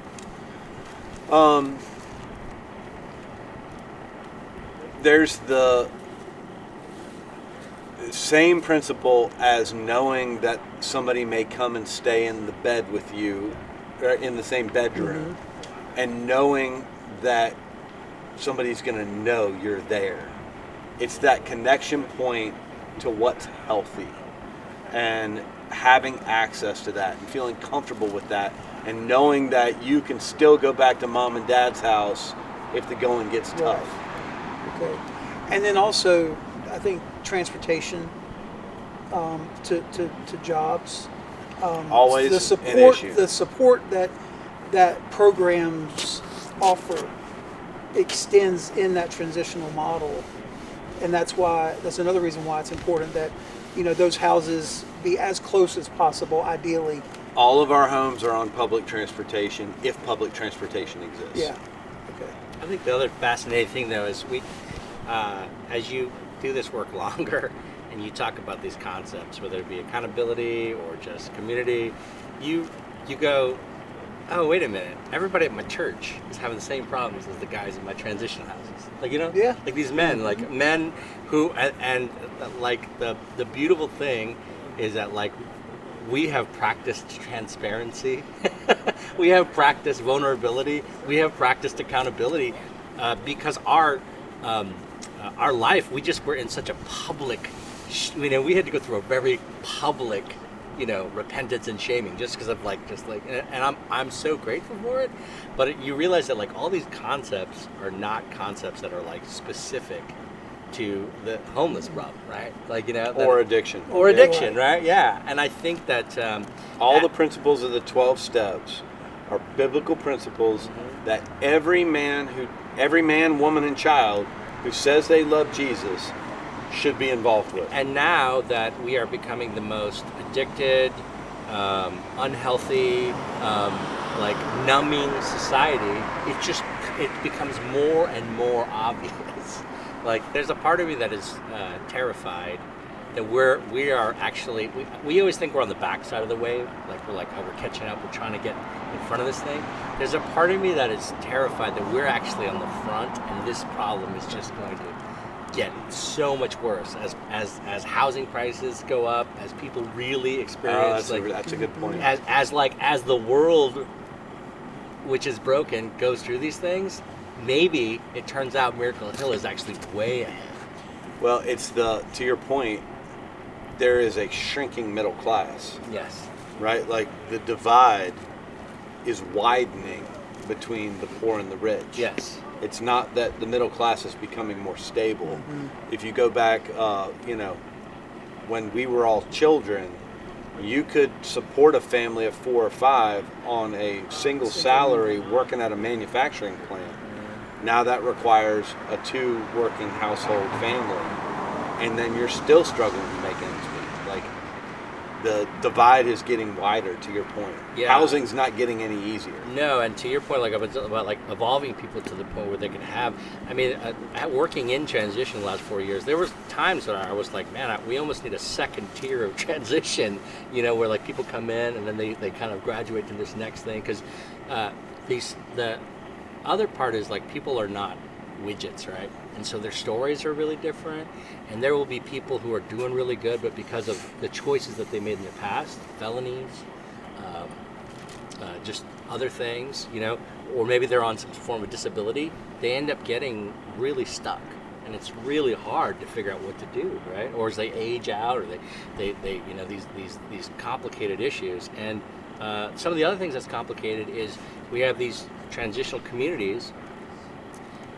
And when is someone really ready to come in? You have to be super protective, right? So you got 4 or 5 or 6 guys, and they're doing really good, and man, we want that person to be ready to come from the mission into the transitional house, but we have to do a really good job working with that person to deepen their relationship, not to just make this wider so they give them a place just to put their head down. We have to really spend the time building a relationship with them, and that just takes so much resources and time. And I think not only when are they ready to come into the transitional housing, but when are they ready to leave? How determined, with the exception of, okay, your time is up. Yeah, unfortunately, Jason, 9 times out of 10, the person makes that choice outside of wise counsel. Gotcha. People don't, nobody wants to be in the building behind us. Right. No one makes a reservation to be here, right? Yeah, they wake up and say. They may be glad that they're there in the moment, but nobody wakes up and says, man, I'm going to check into the rescue mission today. Right. It's going to be great. Then I'm going to go live in a house with 5 other smelly dudes, and we're going to just chill and fight about whose milk's in the refrigerator. It's going to be great. Nobody wants that. Right. So everybody is itching to get to the next thing where they have autonomy, but more than that, where they have an identity that's not rooted in their brokenness. Yeah. Versus, I would say, the beauty of the gospel is our identity is rooted both in our brokenness and our wholeness in Christ. But it's dependent on us recognizing our own brokenness. What is the biggest last question, I gotta guess. Okay, what is the biggest misconception that some of our guests feel about the gospel that actually ends up hurting them not hurting long term, but it they end up getting mixed up, and then ultimately they can't get away. You know what I'm saying? Yeah, works. Everybody thinks that they've got to do something to earn the grace of God, the gift of God. That's not in our rescue missions. That's everywhere. Huh? Yeah. All right. Well, thanks. Thank you for that conversation Yeah. and that education. All right. We'll be back with the Young and Jason show a little bit later this evening. Thank you. Yeah, so. Okay. Yeah. Turning Jake that. I'll pay you $150 if it works for me. Oh, sorry. Hey, my name's Jason. Come on, Charlie. Take him out back. I was telling him we're looking for a new development director. Hey, broadcast it on there. No. Actually, I talked to Yep. other people today. Yeah. So I forget we're live. Yep. Come on. He said, "Nope, that's it." Yeah, it'll be great to see Jacob in a UWS shirt. So. Yeah. Good luck Good with to that. see you, man. Good to see you, man. Come on in. Yeah. You're on the mic tonight. All right. What's up, Charlie? Yeah, good to see you. Tell the people who you are. Yeah, Charlie Hall with Upstate Warrior Solution.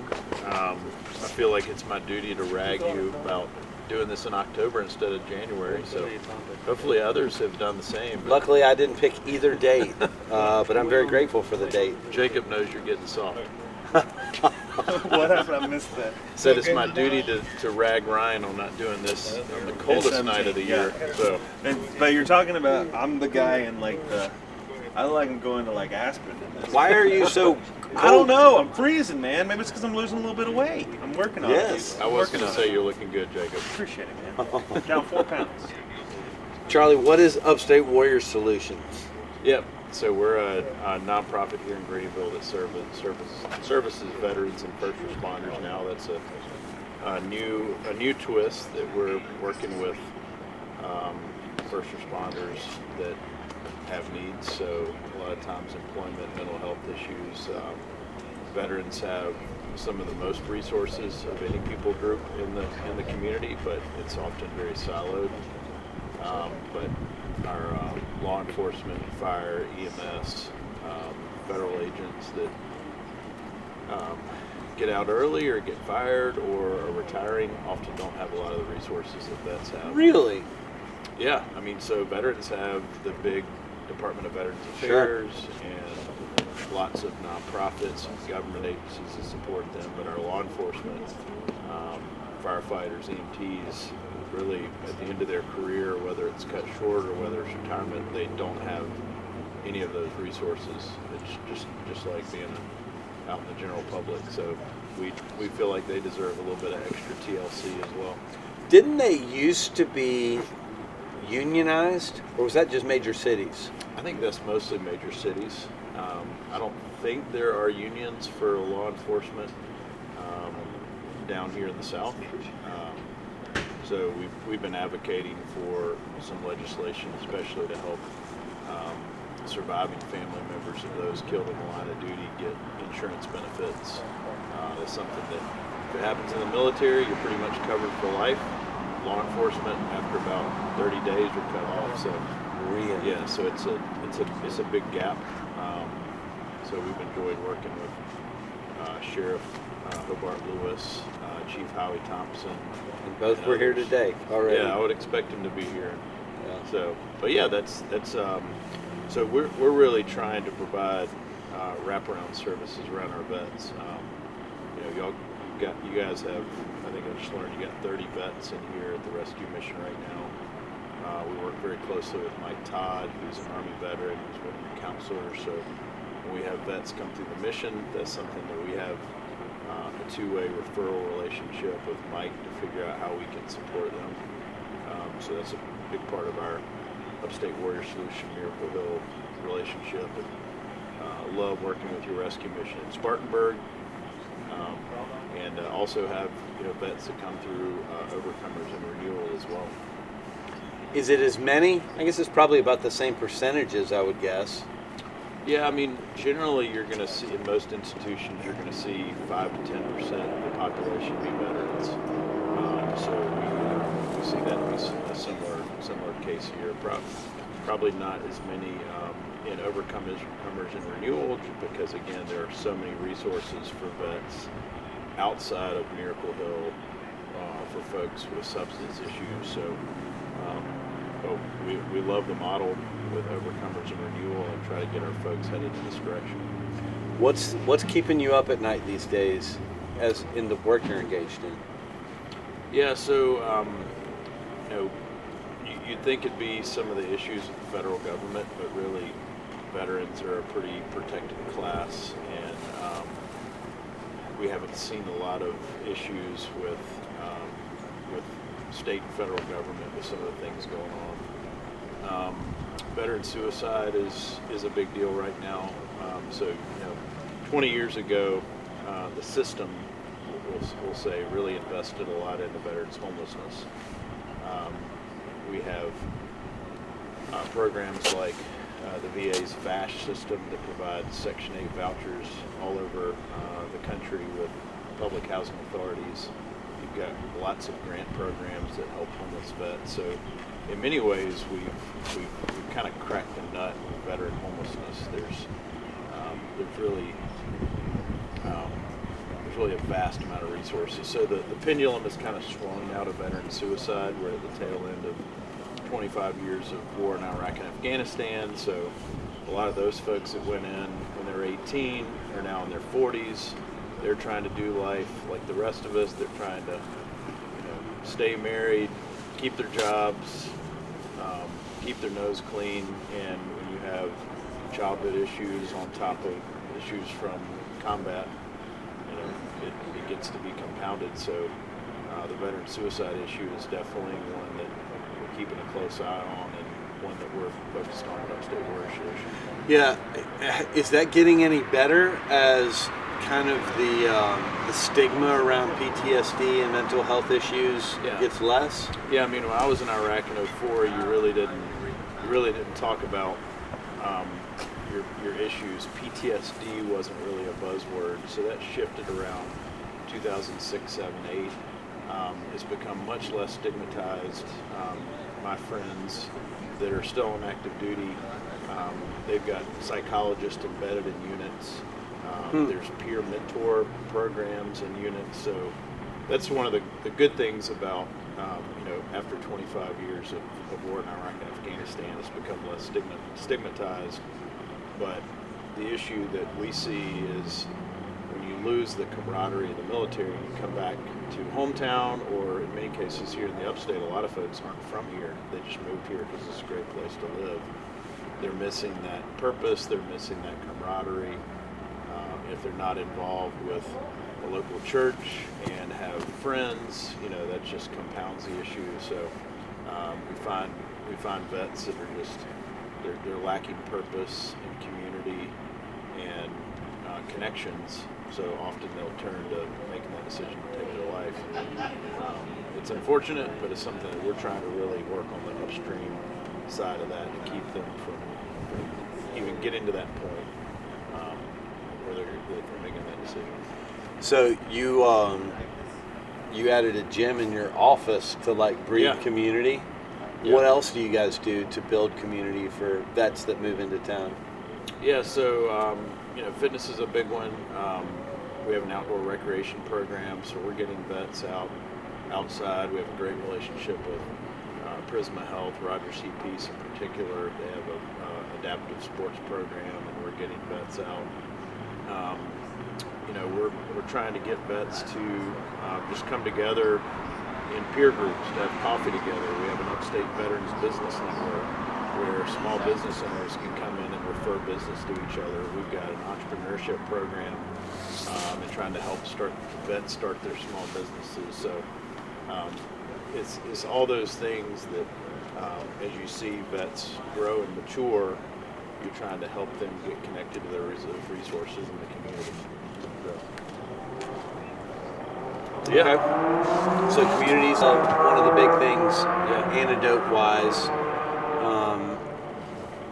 How have you seen, as you guys have sought an effective zero for veterans homelessness, how have you seen that struggle get towards a conclusion or get boggled? I think it's an interesting conversation because, to your point, veterans have the most resources, and we still can't seem to solve that. Yeah, I mean, I think again, not to just continue to harp on this community piece. you can have as many resources for a person, but if there's not a sense of community and accountability there, and helping them understand that there's a bigger purpose, folks are going to continue to still do their thing. Obviously, there's a faith component as well, where if they don't have that heart tug to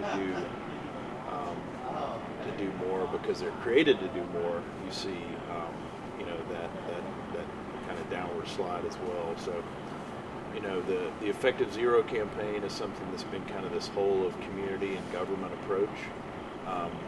In a lot of communities, it's worked, but at the same time, a lot of it depends on just the economy and all these other environmental factors. So here in Greenville, we're really trying to continue to develop that system. So there's really this no wrong door approach. So whether vets are coming in through the Mission or United Way or the VA or Upstate Warrior Solution, we can get them quickly into supportive services and into back into community, back into housing, back into the workforce, back into rehab, whatever they need, based on the kind of that one size fits one approach. So we really try to focus on talking about local issues, but I have a non-local question. Sure. So last week, when the news was breaking about the government shutdown, I was in a room with two veterans, both my Tims, Tim Smith and Tim Brown. Love your Tims. Yep, Tims are great. And they were joking that they both had checked their bank accounts to see if their check had made it in before the shutdown, and it had. Yeah. But I don't know that the general public understands that during a shutdown like this, at least my perception is, and you can tell me where I'm wrong, that service members stop getting paid, correct?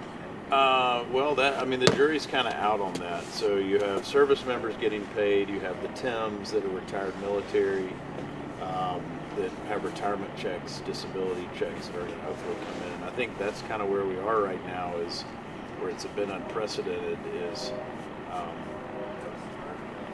I was reading about it tonight, like, are the active duty checks going to come in next week? How is this a question? This seems very black and white. Well, in typical shutdowns, most military, Veterans Affairs healthcare workers are going to continue to get paid in the shutdown, but I think there's like a little clause in there where they may be excluding some of those folks. So I'm not a subject matter expert on that, but I think there is a little bit of trepidation from folks. I've got a lot of friends that are federal employees here in town, mostly working with the Veterans Administration, but also some federal agents and others. And there's definitely a higher level of trepidation right now about paychecks coming through. I think veterans' disability checks are generally pretty protected, which is a good thing. But yeah. Good luck to the Tims. I wish them the best. Yeah. At least they work at Miracle Hill. Yeah, they work at Miracle Hill. They'll be okay for a few weeks. I just think it's an absolute failure and travesty of our nation that we're even having this conversation on whether or not active duty military is going to get paid when we have no question that Congress is going to get paid. Right? Well, I don't know if you heard, but some of them are rejecting their pay. Yeah, our friend Lindsey Graham is during the shutdown. He is sending his paycheck to Upstate Warrior Solution. Is he? So yeah, that's kind of cool. So good job for LG. But yeah, it is a shame. I'm hoping that the legislative and executive branches kind of get their act together in the next few weeks. But, get it together. So if I had a magic wand, yeah, I would lock the doors of the Capitol building. Yeah. And no one leaves till they reopen the government. Yeah, well, that's not a bad idea. Yeah, but that's neither here nor there. That's just me complaining. Okay, can I ask you a question? You can ask anything you want. So what are some of the themes you've been covering tonight? Like, what can I take back to my team that's digging in with veterans, first responders? Like, what are you learning from people tonight that I can take back to the crew? Yeah, so it's a lineup of the usual suspects, and as a result, it's a typical lineup of the usual conversations. We're talking a lot about housing.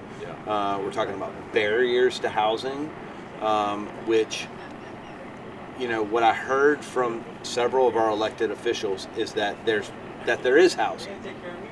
Experientially, our people can't get into that housing because of barriers. I think finding ways to get past the barriers, maybe by developing relationships with landlords, can be a game changer. I feel like with you guys, military veterans is so neutral in society, unlike a lot of these other populations, right? That you guys have the ability to access people and resources in a way that, heroin addicts don't, right? Or your typical people experiencing homelessness. So finding a bevy of landlords that will jump some of those barriers for veterans, I feel like that's a game changer. Do you guys have somebody that does landlord engagement? We don't specifically, but Austin Wilkes Society is one of our primary partners. They've got landlord engagement. Goodwill has landlord engagement in the VA locally. So we work within that system to try to leverage that existing base. I would say I think it's an opportunity for some of our entrepreneurial veterans who still have this service mindset, and you think of there's a veteran right now that's optimizing tires at Michelin, and they're making good money, but they're thinking there's got to be something else that I could do that's more fulfilling, that I could do as an entrepreneur. So we're able, as an organization, to plant some seeds and say, hey, why don't you go out and buy some apartments and rent them back out to the voucher program or something like that. So, or more to the low to moderate income community. So, that's been something we're thinking about, is how do we leverage some of our veteran talent to go out and be a part of the solution. Again, this scratches their itch of serving their brothers and sisters. It's also making money for themselves, and they're going to hopefully do it more ethically and honorably than others might that are servicing our low to moderate income community. Especially if they're serving their own brotherhood, right? Their own community. We love the idea of people graduating from our programs and going and being successful, and then coming back and volunteering, or better yet, cut a check, right? Like paying it forward back into the system. So I think that's beautiful. And you're building generational wealth if you get into real estate. Yeah, absolutely. And not all of our, a lot of our folks coming out of the military, they're thinking big box for employment. They don't realize that small business and entrepreneurship is something that can really help them, pay the bills and generate generational wealth if they do well. So that's something that, in addition to the veteran suicide piece, kind of looking at the other side, how do we empower folks to start their own business? So and especially first responders love a side gig. Okay, that's a thing that first responders do.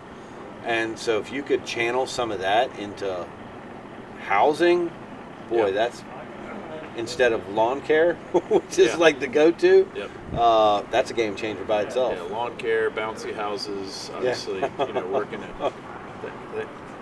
I always feel bad at all of our churches in downtown Greenville on Sundays are being protected by off-duty cops. I wish they could go to their own church, but they're also making good money on the side. So, but that's a compelling argument for those guys.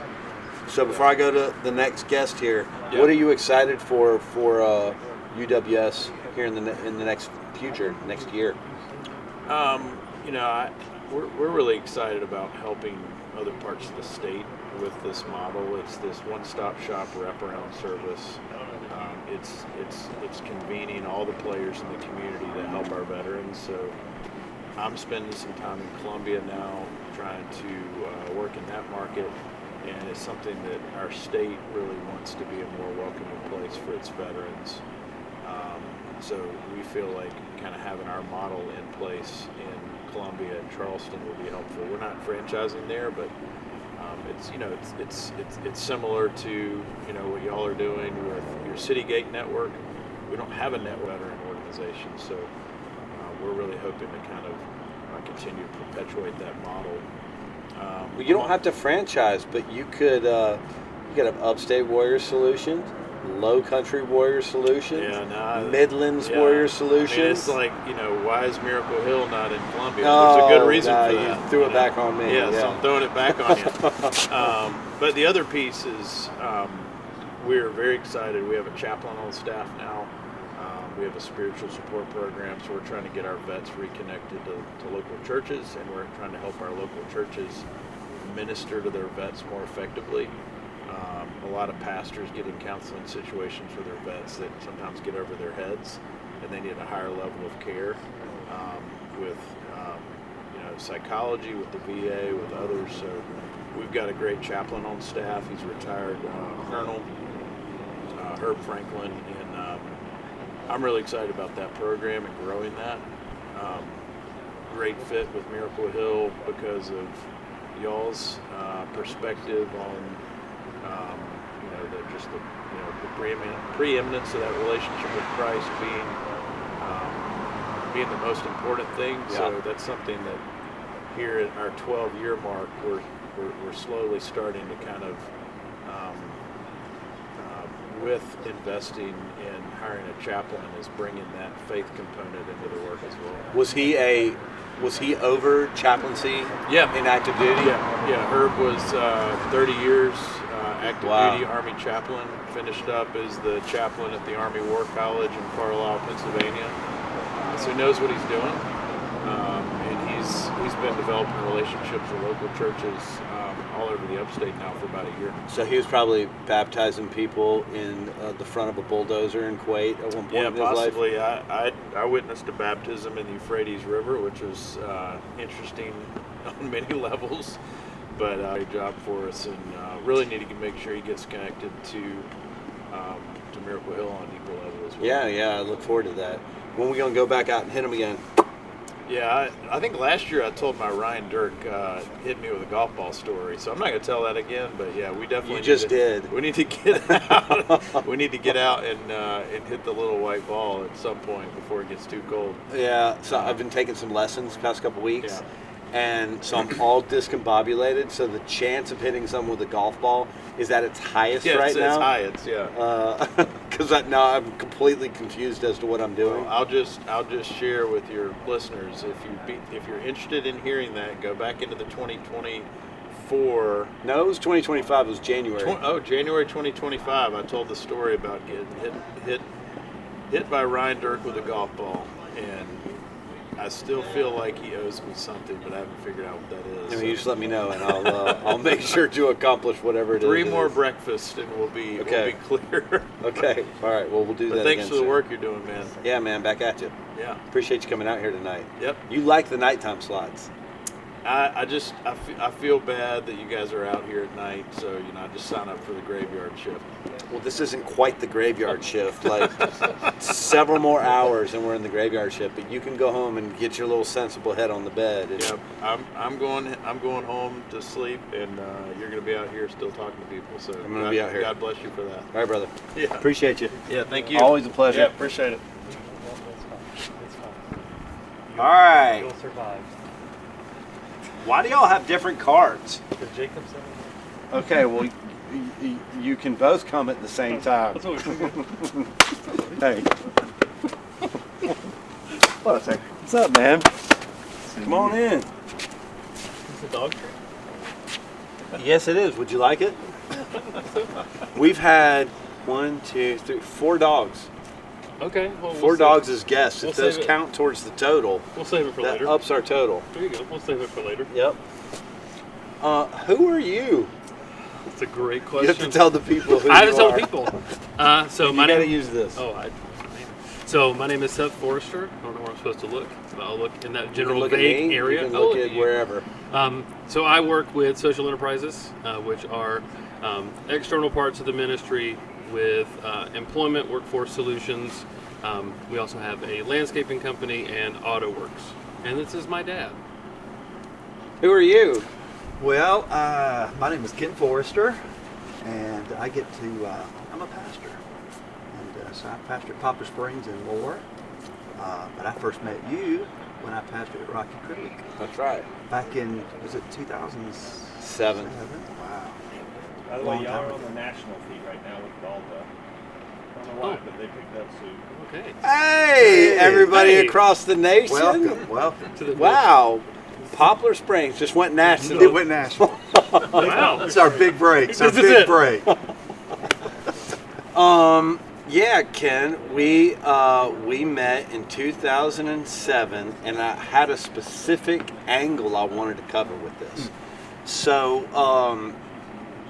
I wound up at Rocky Creek because of Larry Wills.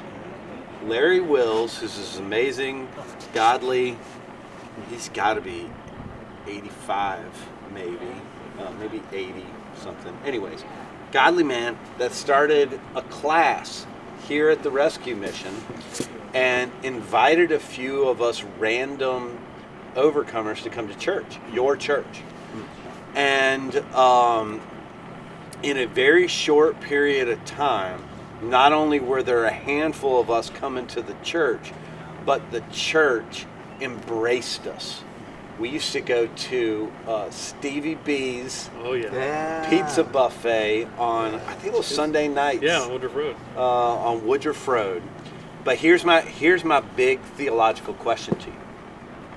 How do you build a body of believers that don't want to just insulate amongst themselves, but want to be embedded with people who don't look like them, who don't come from the same world that they come from, and earnestly want those relationships? Because that's what you had created at Rocky Creek.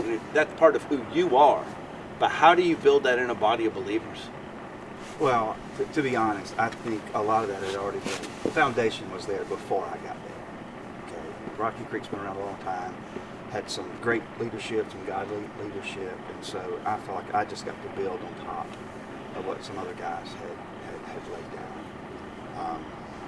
But, I think a lot of it is just, sometimes we use these little sayings, these little quips, instead of going to church, be the church, that kind of thing.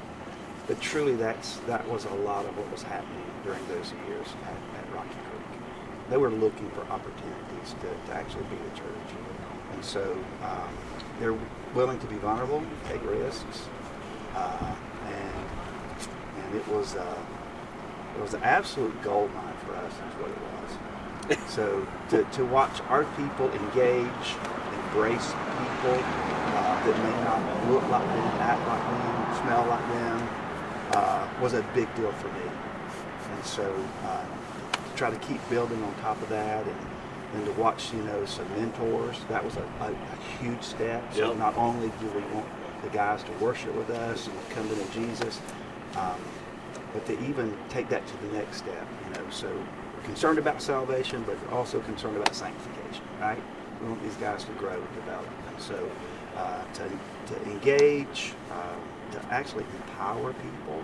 And you are great, to think about you coming to the program in 2007, you actually came through twice, if I remember. 2002 and 2007. Okay. And so because I came to Rocky Creek in 2000.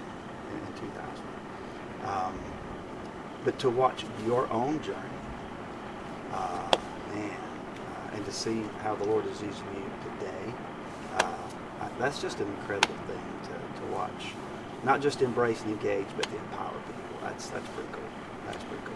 I think God's economy is so crazy at times. I've said this to Seth multiple times. You go all the way back to 2007, eating bad pizza in a Stevie B's, and now to get to serve with him right? Like, it's such a bizarre thing, Mm. right? When you think about it, that the Lord would orchestrate that all these years later to now be serving together, with one of the pastor's kids. The PKs. And not the only people from that era that now all serve together. Yeah, right? that's true. There's a handful. Seth, what have you learned about, not that Miracle Hill has a monopoly on anything, but what have you learned about serving the least of these through your experience of, it's been what, year and a half? About a year and 3/4 almost. Okay. Ish. So yeah. What have you learned in that time frame about serving the least of these that maybe you didn't know before you came to work at Miracle Hill? Okay. So I want to put it maybe in the context of Miracle Hill. So obviously now we all know. Went to church where my dad was the pastor, and we were involved with Miracle Hill for a long time. And so I think when I thought of Miracle Hill, I did what probably a lot of our community does, and they think, we're going to go serve at Thanksgiving. We're going to go take a day, and I can remember we're pulling up weeds at what's now the Overcomer Center when it was purchased. Like, that was a youth project, and so we thought that was kind of a nice pat on the back. It was a good feeling. But now I think with what I get to do every day, some of the things I wouldn't think are service is what people take as service. So, like, for example, we had somebody come in today with a pretty bad past. So at Bridgeworks, and we're looking at a job opportunity, and just to be able to go, hey, this isn't going to work, but here's what you need to do. Here's some of the steps you need to take. I've been in staffing and recruiting for a really long time. Here are some things. And the look on this guy's face was like, nobody's ever stopped to tell me that. Like, I wouldn't have known that. While we're still working to employ him, what he took was somebody taking time to actually just be there and engage. So I think part of it is it's different, what everybody takes away from it, but also the fact that people get seen is probably the most important part of serving. Why leave the regular workforce and come work for us? Regular is not a real word. So the regular marketplace. So I'll give you the abridged version. So I was in medical recruiting for a decade, and in that time my wife and I, we lost a child. And that is probably for the longest time what my excuse was to become an alcoholic and a drug addict, and a very high functioning one to even build a business that I was doing. And then crazily enough, a little over 2 years ago at this point, because the process took a little bit of time, I was in my office and I just knew that it wasn't the right thing, and I just felt God be like, you need to call Ryan. And I said no. And so the next day, and we hadn't talked in a decade probably. We talked one time about 5 years ago at Stax, like just randomly. And so the next day, it was just kind of a tug on the heart, and I was like, I'm not doing this. I said no yesterday. And then my mom called me, and she was crying, and she said, I've just been praying for you, and I love you. I don't even know if you know this. And she said, when's the last time you talked to Ryan Dirk? And I went, I'm calling him today, okay, Holy Spirit? And I said, I gotta go, and hung up the phone. And I called you, and I said, dude, I have no idea why I'm doing this, other than I feel this is what God's asked me to do. I'm in recovery. I'm only really good at sales and recruiting and helping people get to work. And that's it. And I said, I'm just doing it. And you went, I'm getting on an airplane. I'll call you on Monday. And I went, okay, God, I did it. And then on Monday you called, and I kind of started this really cool process where I got to see that where I felt a little uneasy and I felt like I was unfulfilled in what I was doing, even though it was a great job and I had a great career. God was probably preparing me to do something a little bit different that maybe Bridgeworks or Miracle Hill didn't have from a staff perspective, and God was just getting me ready to be able to sit across the table from somebody and go, this week somebody went, well, you don't know what it's like to have an addiction problem. And I go, hey, I do. Let me tell you my story. And that's not the end. That's really the beginning of how I got here. And that was a really cool opportunity. So I think getting to see it as far as service from watching my dad and watching you guys through all those years, but really being able to be inside of it, I think it's just a connection you make is probably the most important part of serving. What are the biggest barriers to getting people employed through Bridgeworks? There's like a big three. So I think LeBron with the Heat, there is the big three. Transportation, arguably the largest. Secondary to transportation would be actual IDs, licensure, actual documentation of you are who you say you are, you live where you say you live. And then third, it just depends on criminal record. Complete change of subject. Okay. Because it just popped into my head. Michael versus LeBron. Who's the GOAT? Michael Jordan is no question. Make your argument. Okay, to the people. so I hope we're still national, okay? I hope we're still national. So, first off, the greatest has to be a winner, and Jordan never lost in the finals. I'll start there. Two, longevity is not a statistic. Like, you can be healthy, you can spend a lot of money. That's not the greatest thing. But actually, Kareem Abdul-Jabbar said one of the things that I think is the most important, which is LeBron's not mentally tough. A real champion doesn't lay on the floor of his rival and cry when he doesn't get a foul called, and Jordan never did that. I rest my case. Hey, let me Yeah, this. there you go. So Michael went to college for 3 years. Okay, so he didn't go Kobe route, right? Where he just goes automatically into the NBA just like LeBron, right? So he's got 3 college years. If you were to add 3 more years to his NBA career, plus he had the hiatus when he goes to play baseball, then he comes back. You add all that together, it wouldn't even be close. It would not even be close. Amen. You mean the points totals and all that? Absolutely. Wouldn't even be close. Well, also, like, LeBron's #1 defensive player of the year. Jordan has. Jordan never left to go build his own team and still lose to an old Dirk Nowitzki Dallas Mavericks team. Did go play baseball. It was a really bad look. I don't. So there's a major conspiracy theory that was about gambling debt and not necessarily baseball. But we'll do that on a talk show another day. What are you excited about in Bridgeworks, CreationWorks, and AutoWorks? Maybe explain to people what those 3 things are. Sweet. Like And- 60 seconds each. All right, so Bridgeworks, think traditional staffing agency, except for some of our built-in goals are to the core of Miracle Hill Ministries. So we have a desire and a mandate that we created for ourselves that at least 20% of the people that we employ come out of a program. Right now, we have over 90 people at work this week, which is incredible, and 26.7% are actually program participant guests and graduates. That's amazing for us. So that means last month was one of our largest months. 15 out of the average 85 went full-time after working 480 hours. Leaky bucket. Leaky bucket. So the leaky bucket is if people don't do really good at their job, they don't get to stay. But if they do really good at their job, they come off of our payroll because they get hired full-time. But that's our goal. Then CreationWorks is a landscaping company that is a social enterprise of Miracle Hill. And everyone outside of our field superintendent is from program. So GRM, Overcomers, and then we have one that's come from Next Steps. And what I'm so excited about there is, for the first time ever, I'm going to cross my fingers. We have one that's going to take a driver test next month. We'll have 100% of people with not only all of their identification, all of their licensure, but they can actually drive and be on the insurance to work a full-time crew. And that has been a godsend for everybody involved. And watching the spirit of those guys grow has been incredible. AutoWorks is kind of in a weird transition right now, which is cool.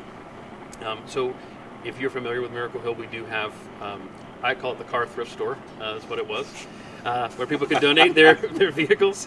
And then we had a car lot. But now that is transitioning to an entire workforce development program where people can come in, they can intern that have a desire to want to be a mechanic. They can actually learn the skills, how to do inspections, how to diagnose any issues with vehicles. And we're actually getting some folks that believe in our program, believe in what we're doing, they believe in Jesus, and they want to invest in others that are coming from like dealerships and longtime shops that I've been able to employ through Bridgeworks to now help even build up the program at AutoWorks. And so the cool thing there is seeing the excitement when somebody new comes in and they know that it's going to elevate the status of the program. and guys know they're going to learn maybe something a little bit different. And then I've been able to talk to a few shops around town that are willing to take some of our guys and bring them in as intern for a few to learn like a more specific skill, like if they want to do transmissions, if they want to work on import cars, and to be able to go, hey guys, we have something cool that is there, is incredible. And then again, all three of those are built so that anything profit related can get funneled right back in to the ministry to support what we're doing. So back to the original part of that, what are you excited about for those entities? So for Bridgeworks, I'm really excited about the fact that we are seeing more guests get put to work by companies outside of Miracle Hill than actually being employed at Miracle Hill. So for a long time, that was the paradigm. And I would say out of the 26.7% that are out there, probably 75 to 80% of that number are not working at Miracle Hill. They're actually working somewhere else, which was something we prayed for, which is incredible. For Creation Works, we actually have the opportunity to grow now because people are able to drive, able to get to places. And there, one of the things that I felt like was necessary was just a spirit of unity, and to be able to see those guys be unified, have the same purpose, move together. I'm really excited to see where they're going to be able to go from here. Also, guys, if you're watching, good job on the this area this week. Super proud of you. They blew it off before we started today. Oh, looks great. That was more than we asked for. Okay, nice guys. Shout out to you, Isaiah. Good job.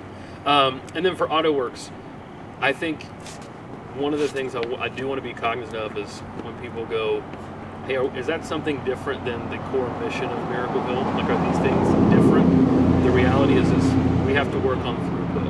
And in order to get somebody to a life of stability, we've got to be able to provide some solid options. And this is something that we've never done before. But it is something that the world around us needs. And if we can have somebody that's come through Miracle Hill with our culture, our core beliefs, and understanding who Jesus is, and can empower them in the workforce, it will take them beyond our walls and then put them into a place where they can actually impact others. And I think that's really cool. Ken, what do you see different in Seth?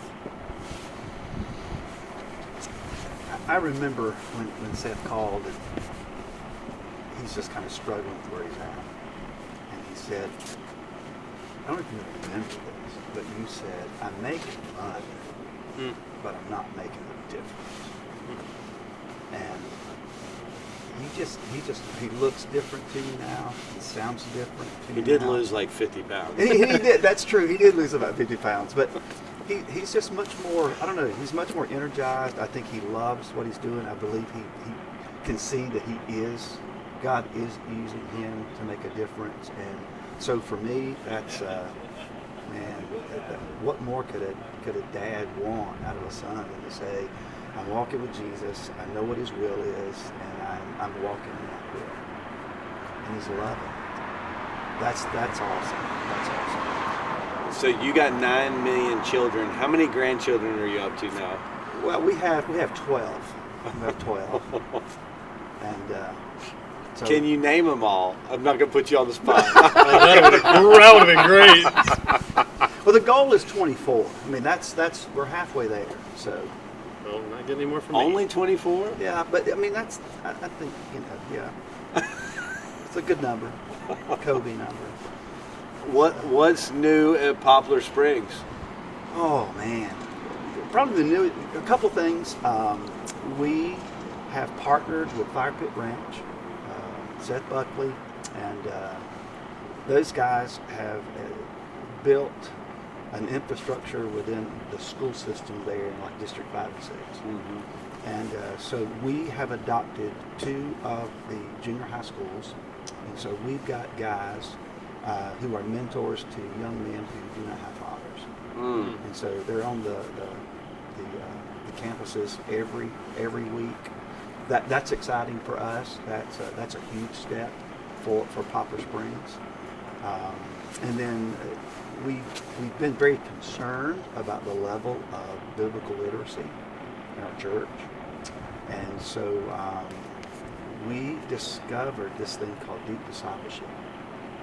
And I think at Southern Seminary, if they have students go through this, they actually get seminary credit for it. So it's not for the faint of heart. And we've got 80 adults that are committed and going through that process right now. And so just very concerned about, kind of, what we, how we handle the word and what we believe about the word, really, it does shape. Okay, it shapes our worldview, it shapes everything. So we've just been really concerned about kind of where that's at. We want to raise the standard. And so it's exciting for us right now. It's a good time for us. Good. Man, I appreciate y'all coming out here tonight. Braving the cold. It's not that cold, though. Not as bad as last year. That's why I didn't come out last year. That was brutal. That was brutal last year. It was terrible. It was terrible. I feel it's balmy out here right now, comparatively. It was nice. It's like middle of summer. Well, good. Well, I'll let you guys drive on back. We'll move on to the next guy, but I appreciate y'all coming out. Absolutely, brother. So good to see you, man. What, brother? Bless you. Back at you. Family said hello. I will. I'll do it. Jay, I need 90 seconds, please. It's good to see you, man. What are we doing? It's almost 1:30. Hey, brother, man. All right. Be right back. All right. Hey, everybody. How we doing, Braden? How many people are watching? 8 people? Guys, what are we doing up this late? Is that right? I doubt anybody said that, but I'm going to talk about it.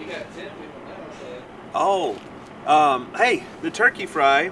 So if you go to miraclehill.org/turkey fry, you can learn all about this turkey fry. It's the 19th annual Ellis and Bradley Turkey Fry for Miracle Hill Ministry. So on the Tuesday before Thanksgiving, we're going to fry and cook. We say fry and cook because we fry most of them, but we smoke some of them for people who have peanut oil allergies. We're going to cook 700 plus turkeys. It goes to feed over 5,000 people in the community and in our rescue missions. Great way to kick off the holiday season. I've already busted out I'll bust out the Christmas songs and Christmas sweaters and all that for the turkey fry, but we want you there. Come and join us. I will say this too. If your company would like to sponsor it, it's a great way to get your name out there, and the money that we give for sponsorships not only pays for us to put on the turkey fry, but it also goes for to feed our guests, provide food and care for our guests throughout the holiday season. So miraclehill.org/turkey fry. Why don't you talk your company or your church into being a sponsor? We'd love that. And you can email us on that. The other thing too that we need right now, guys, we need food. The food warehouse. We have had a large school in the area traditionally has done a very, very big food drive right around this season. And last year they had to make a pivot, and we totally understand that. But they pivoted, and they're now giving that. I think they're either doing a food drive for somebody else, or they're trying to do something to get the kids more involved. But we are still trying to kind of fill that gap that they once filled for us. So if you or your business, your school, maybe you're the principal or the headmaster of a school, and you want to do a food drive, please let us know. And you can email us at cfritz, that's CFRITZ, at miraclehill.org. We really could use the food. We got a lot of people, a lot of mouths to feed. We're blessed to do it. We need the help. While we're sitting here, is it coming back? All right, here we go. Hey, where's our heater? We said we don't need it. We got them. Do you want them? Yeah. All right, we're going to bust out the heater. Getting there, huh? There's no point in suffering. No point in suffering. Come on, I was just keeping them entertained. All right, come on in, Peter. You're on the other hot seat. Hey, this is deja vu right here. What is? I was just watching the clip back of you sitting right there, and it was like 2:30 in the morning, and you guys were out here in January with us. That's for you. It's for me. Yeah. Yeah, well, this is when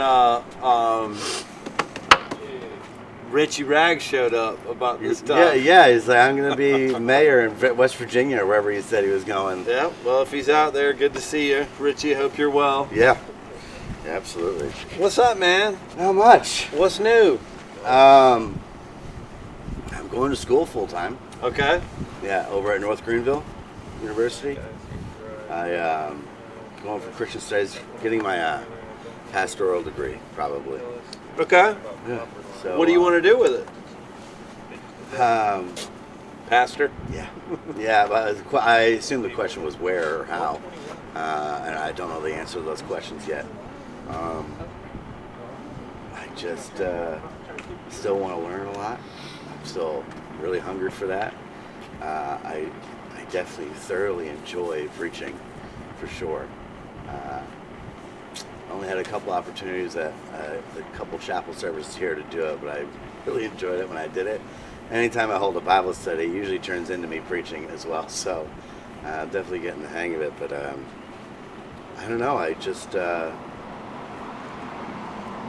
I just realized, and Jeremy knows this. I just talked to my academic advisor, and he said, for the second time in a row since seeing him, he said, you should just count on having morning classes next semester. Jeremy and I already agreed that once I start taking morning classes, I'm done here. So that means January I'll be moving on. So 3 years. 3 years since my conversion. This is all I've ever known. This is building. And I was thinking about even telling you down the way over here, and I was starting to get a little choked up just thinking about it. And I have known nothing else since conversion. It's a lot to take in. It really is. I know I'm moving on to a different path and a different chapter, a different season, but it doesn't change the fact that all the people have made such an impact in my life since I've been here, including obviously the guests. You did say, what do I hope to do with my pastoral degree, and it's kind of tied or related to the question I was going to ask you. Okay. Which was the pastors I've been talking to recently, and the teachers that I've had that I've been learning under, and just my own knowledge of Scripture, and what one of the last things Jesus said before he ascended to heaven is to take the gospel to the ends of the earth. I've asked quite a few people this question, and which is, do you think more people should be not necessarily missionaries, but just doing what Jesus commanded? I think everybody should be doing what Jesus commanded. He didn't. My point is, the way he phrased it, the way I read it and understand it, is not just your next door neighbor. Like, go out, like travel around and do this. And I had one pastor who I regard very highly, and he said, that's a great question, Peter. He says, the problem is most people are asking the wrong question, which is, should I go overseas, or should I travel to Utah, or whatever? The question people should be asking is, should I stay? Because he's already commanded us to go out. So that's my question to you. Do you think that's correct of him to say, that pastor? So I'm going to completely change subjects. You did this last time. I'm going to great. back in. I'm going to back into it. Okay, go ahead. So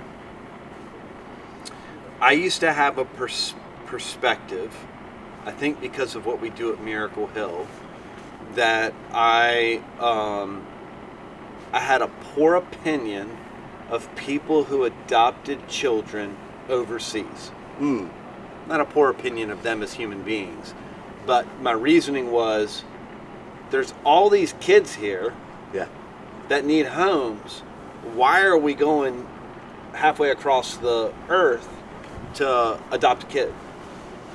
A couple years ago, my pastor put up it was like a blog post or something, and it was about, I think the title of it was 10 things not to ask people who've adopted children. Okay. Wow. All right. And one of them had to do with this. Really? Okay. And I think he put on there, don't ask them, why did you adopt overseas when there's people here? And here was his point. Who are any of us to tell someone else where God has said for them to go. That's right. That's Right? Yeah. So if God says, go to Timbuktu and adopt a kid, then that's what you should go do. Right? If he says, adopt a kid, your next door neighbor, then that's what you should do. Yeah. So, you know, the scriptures, the scripture that I'll point to is the Acts 1:8, which is the super common kind of evangelism thing that says, you will be my witnesses in Jerusalem, Judea, Samaria, and the ends of the earth. That's right. Okay? And here's what I'll say. Here's my direct answer. Okay. I am 1,000% biased to Jerusalem Okay. because that's where God's called me to serve. Mm. Right? Like, my job is to serve here. Yeah. I don't feel compelled in any way, shape, or Yeah. form to go be a missionary in Africa. Let me qualify that too. Miracle Hill is 100% a missionary organization. Mm-hmm. We don't call it that, but that's what it is. Yeah. We do say this is the Green Bull Rescue Mission. mission, which means that everybody who works here is a missionary. Missionary. Anywho, I am compelled to be Jesus's representative in Jerusalem. Mm-hmm. I think that if we are attuned to the voice of the Creator, He's going to tell us where to go and what to do, whether that's adopt a kid in Timbuktu or be His witness in Jerusalem. Yeah. Okay?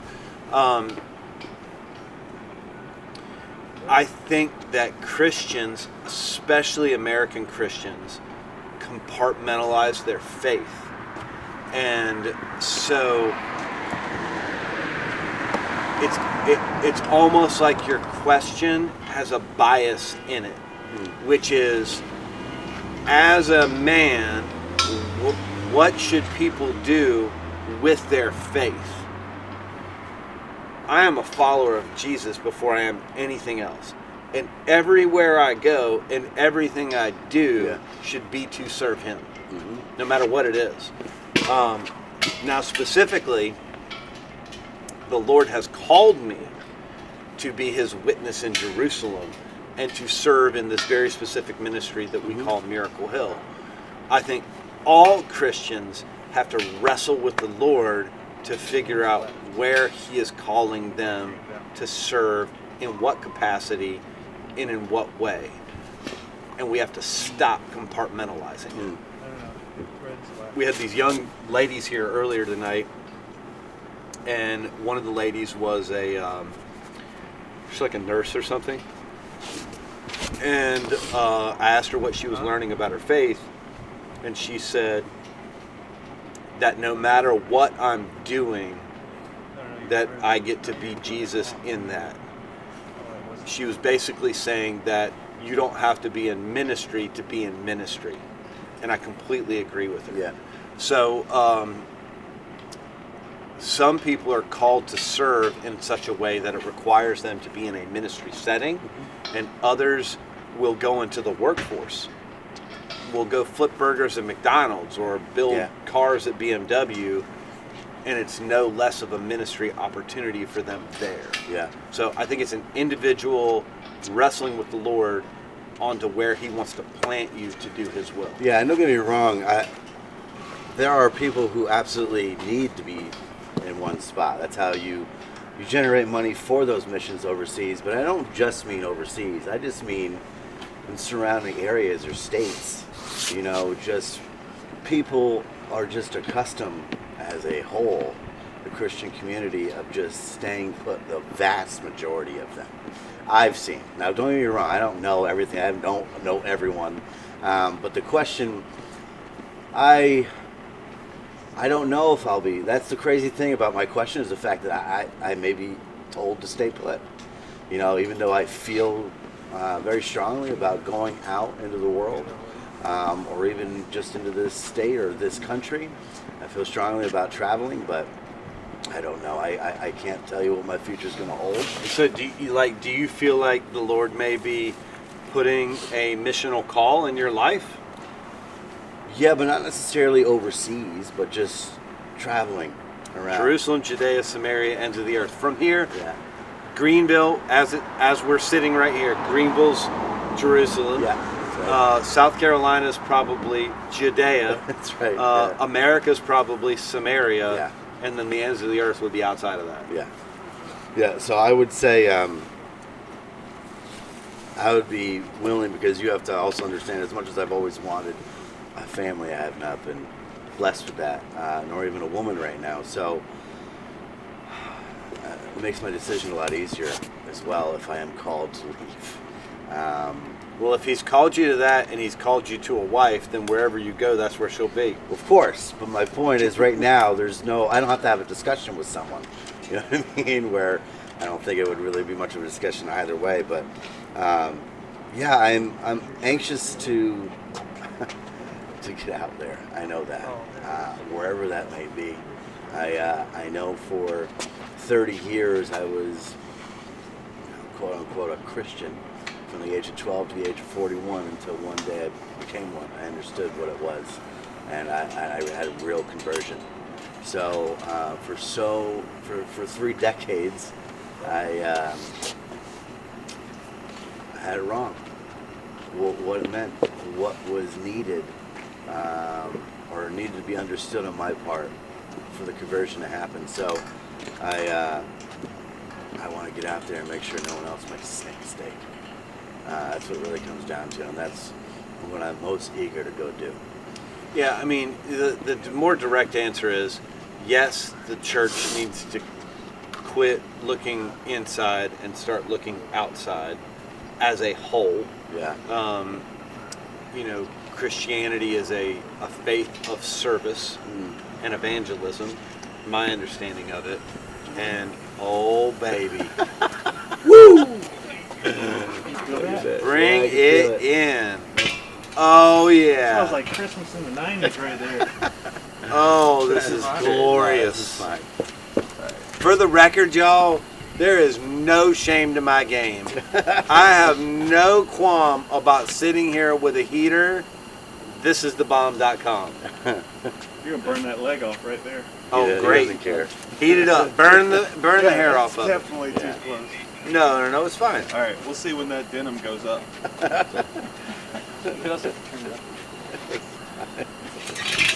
Yeah, it's fine. Sounds good. Perfect. If the wind would stop, we'd be set. Yeah. Well, last year was the coldest night of the year, and this year, so far, this is the coldest night it's been, of course. Yeah, it's fine. Yeah. Yes, the church needs to be less insulated and more active in its faith. He's going in.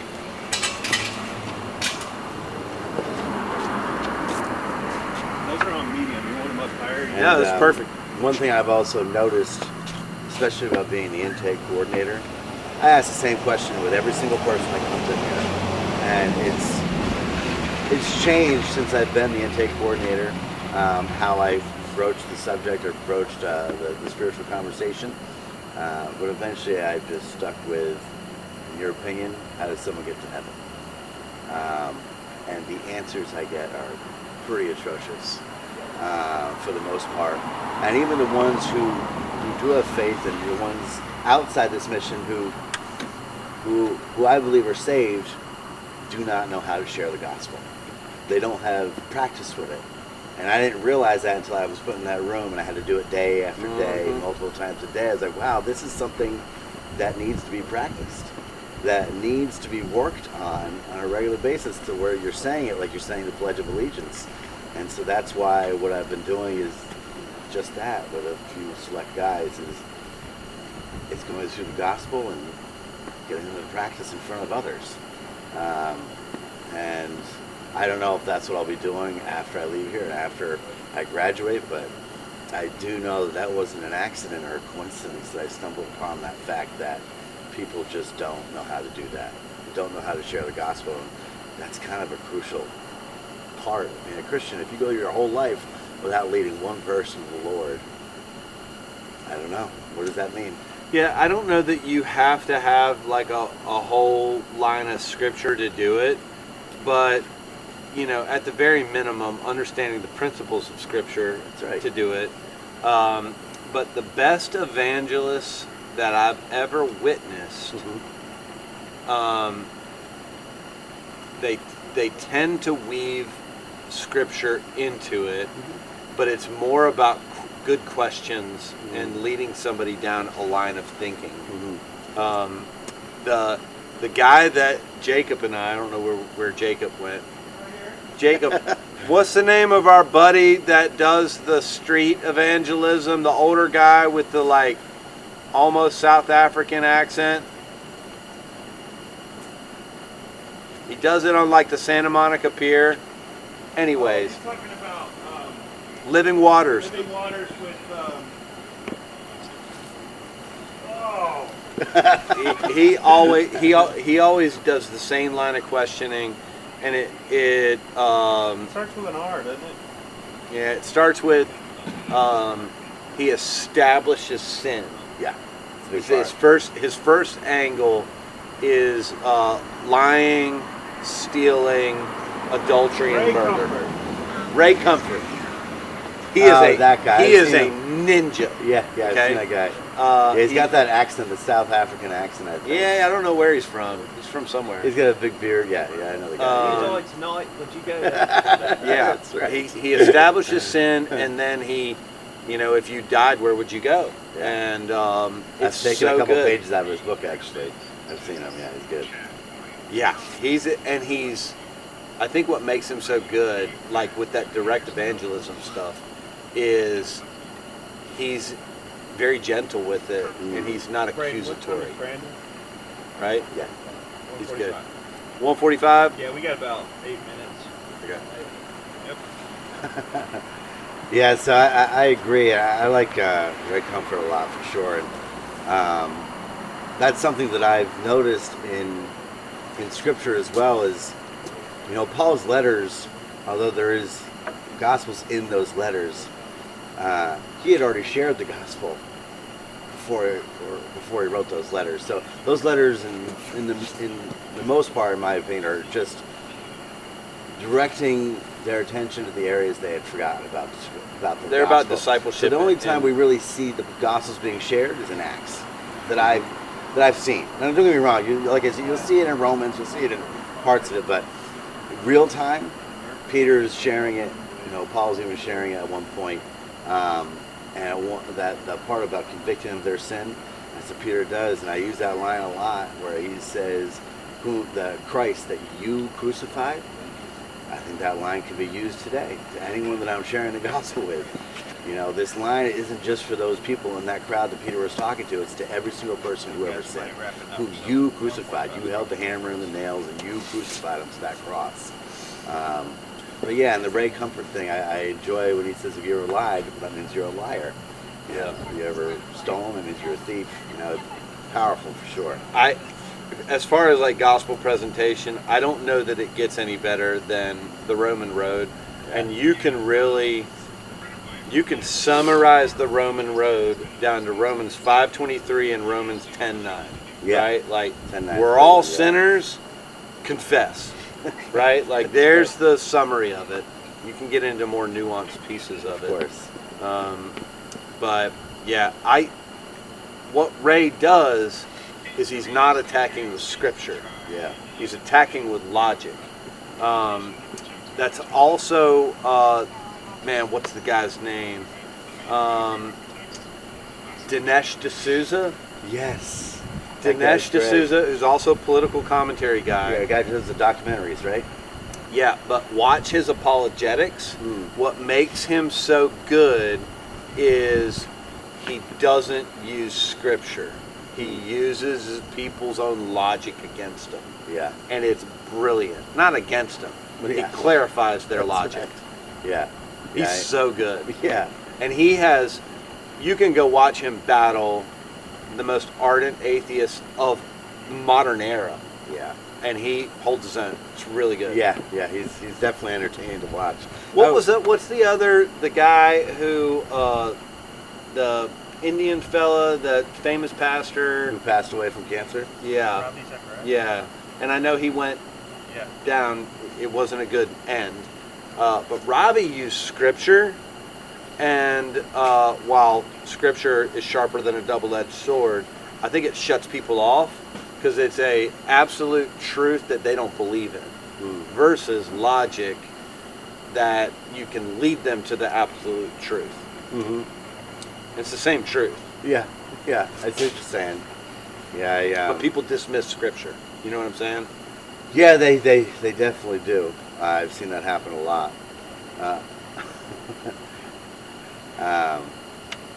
But yeah, I just there was this one class. I'll leave you with this question. I got to get back to my house and continue studying. But this one class called Biblical Narrative that I'm taking right now, and there's this phrase you hear a lot of pastors use that you don't find in Scripture, which is we're going to go back to once the second coming, once Jesus comes back, in the second coming, earth is going to go back to the way God intended. And that phrase that pastors use, I'm sure you've heard one or two sermons use that in regards to us getting back to the new heaven and new earth, or back to the Garden of Eden, which was how God intended. I never quite understood that logic, we'll call it, or that way of thinking, because the word intended insinuates that he didn't expect all this stuff to happen. Like he made it a certain way, and it's because of Adam he had to change everything around. Like he wasn't in control. That's right. So once I started thinking down that road, I started looking at all of those major parts of Scripture about him, flooding the earth, and also showing himself in Exodus. I kind of looked at everything all as one big story, and it's not exactly something I heard in a sermon. It's more or less a theory of mine, but I don't know if you agree with it or not, but I think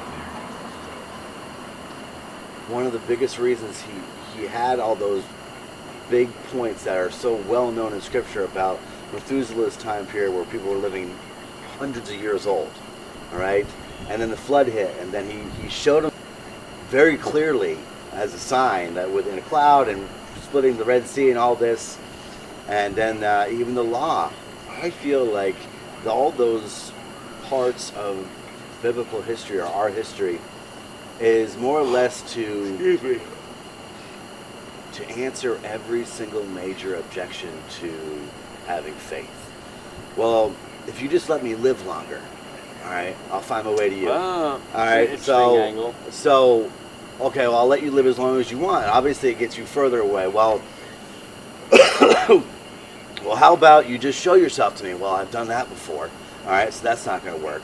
Well, how about you just, I don't really know what you want of me. Why don't you just write down a list of things that you want me to do? It's like, well, I did that. You couldn't even follow a single rule in the Garden of Eden. All right, so it's always different things because most people are prone to say, well, how about this? What if you just did it this way? What if you just did it that way?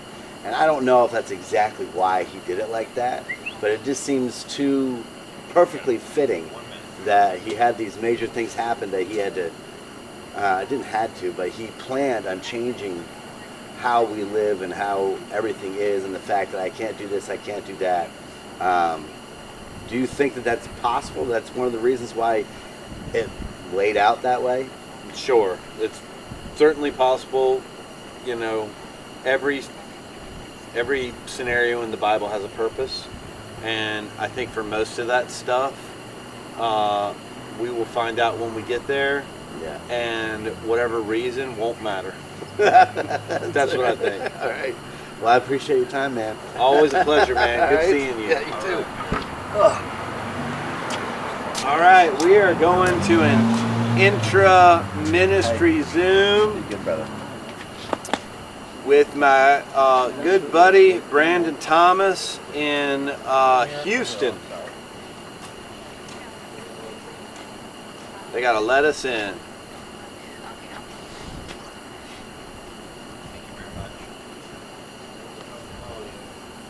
Check 1, 2, 3.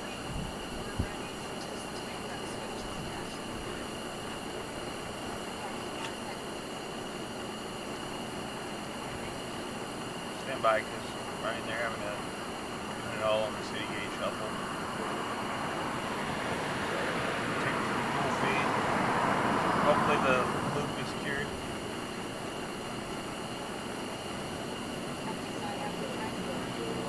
Yep.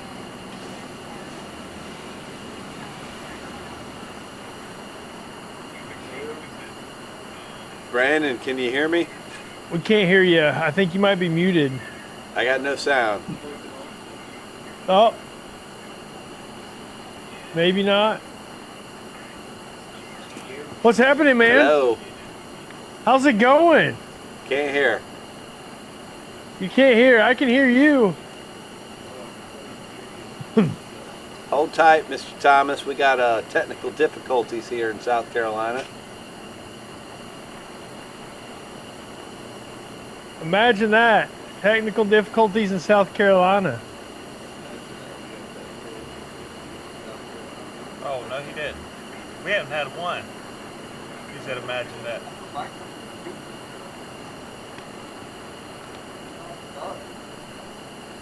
I gotta see Brandon for this. Hey, I'm gonna sit by you. I sit by you in the heat. Brandon, can you hear me? Yes, sir. I can hear you. Can you hear me? What's up, Jacob? What's up?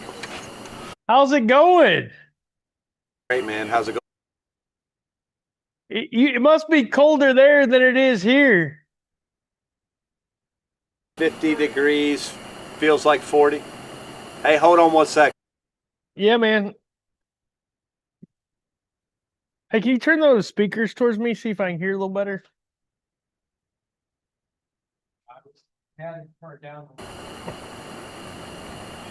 What's the temperature there?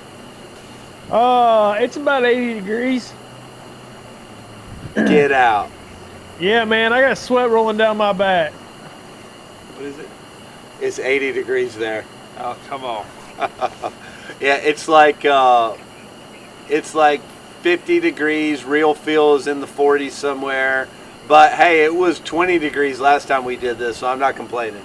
Yeah, it's not too bad this time, then. That's for sure. No, it's really toasty here, man. Have you had some good guests?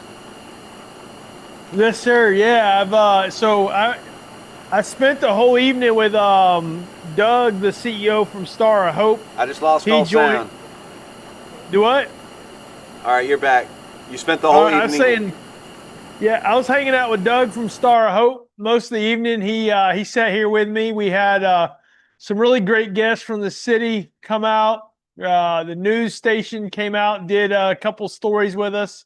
They're gonna come back in the morning, man. It's been a really great opportunity to get some publicity for our ministry and help me get to know more of Houston. So, Brandon, for my viewers, and we'll do this in reverse. I'll do it next. Tell the people who you are and tell them about your ministry and where it's at. Sure. So my name is Brandon Thomas, and I work here at Open Door Mission in Houston, Texas. Been here for about 6 months, so still just getting my feet under me here in Houston, but have fallen in love with this incredible city and this incredible ministry. We're currently a shelter that only serves men here in Houston. And we hope to expand that at some point. We're working on a project potentially with the city of Houston to maybe quadruple what we're doing. We'll see how that works out the next little bit. I don't know if I'm supposed to let that cat out of the bag, but it's a conversation that's happening. But that's who we are, what we're doing, and man, we're hanging on with what God's doing in our community, and I'm blown away by it. We also partner, and my really close friend here in the community, Star of Hope, which is probably one of the larger shelters in Citygate network. We partner very closely with those guys, and Doug joined me up until about an hour ago because he's weak and wanted to go home and take a nap. So I'm saying that in hopes that he sees this. Anyways, and so tell us who you are. Yeah, I'm Ryan Dirk. I'm with Miracle Hill Ministries in the upstate of South Carolina. We are the largest provider of residential services to people experiencing homelessness Here in the upstate, we have about 650 men, women, and children in a variety of shelters and programs and transitional houses, et cetera, all across the upstate. So directly behind me is the Greenville Rescue Mission. This is our largest men's shelter here in the upstate. So there's about 150 men behind me experiencing homelessness. And man, we have the coolest job in the world, Brandon. We get to sit Yes, around sir. and watch the Lord at work every day. Man, all we've got to do is get out of his way. That's like our number one job every day, is to not get in his way. So what is the current state of homelessness in Houston? Man, Houston is honestly the coolest city I've been a part of in regards to our journey to serve those experiencing homelessness. So I'll say this from what I've learned about Houston is housing first actually worked really well here in Houston because housing's pretty affordable. So there's about 6,200 people that are in housing that were served through Housing First. The negative side of that is we have about 3,200 people on the street here in Houston, according to the point in time count. And those 3,200 are, for the most part, all mentally ill and substance addicted. So it truly is the folks who Housing First does not work for. But the problem is there's really not any other option for them. So we have a real lack in emergency shelter beds. In fact, there really are no emergency shelter beds in Houston.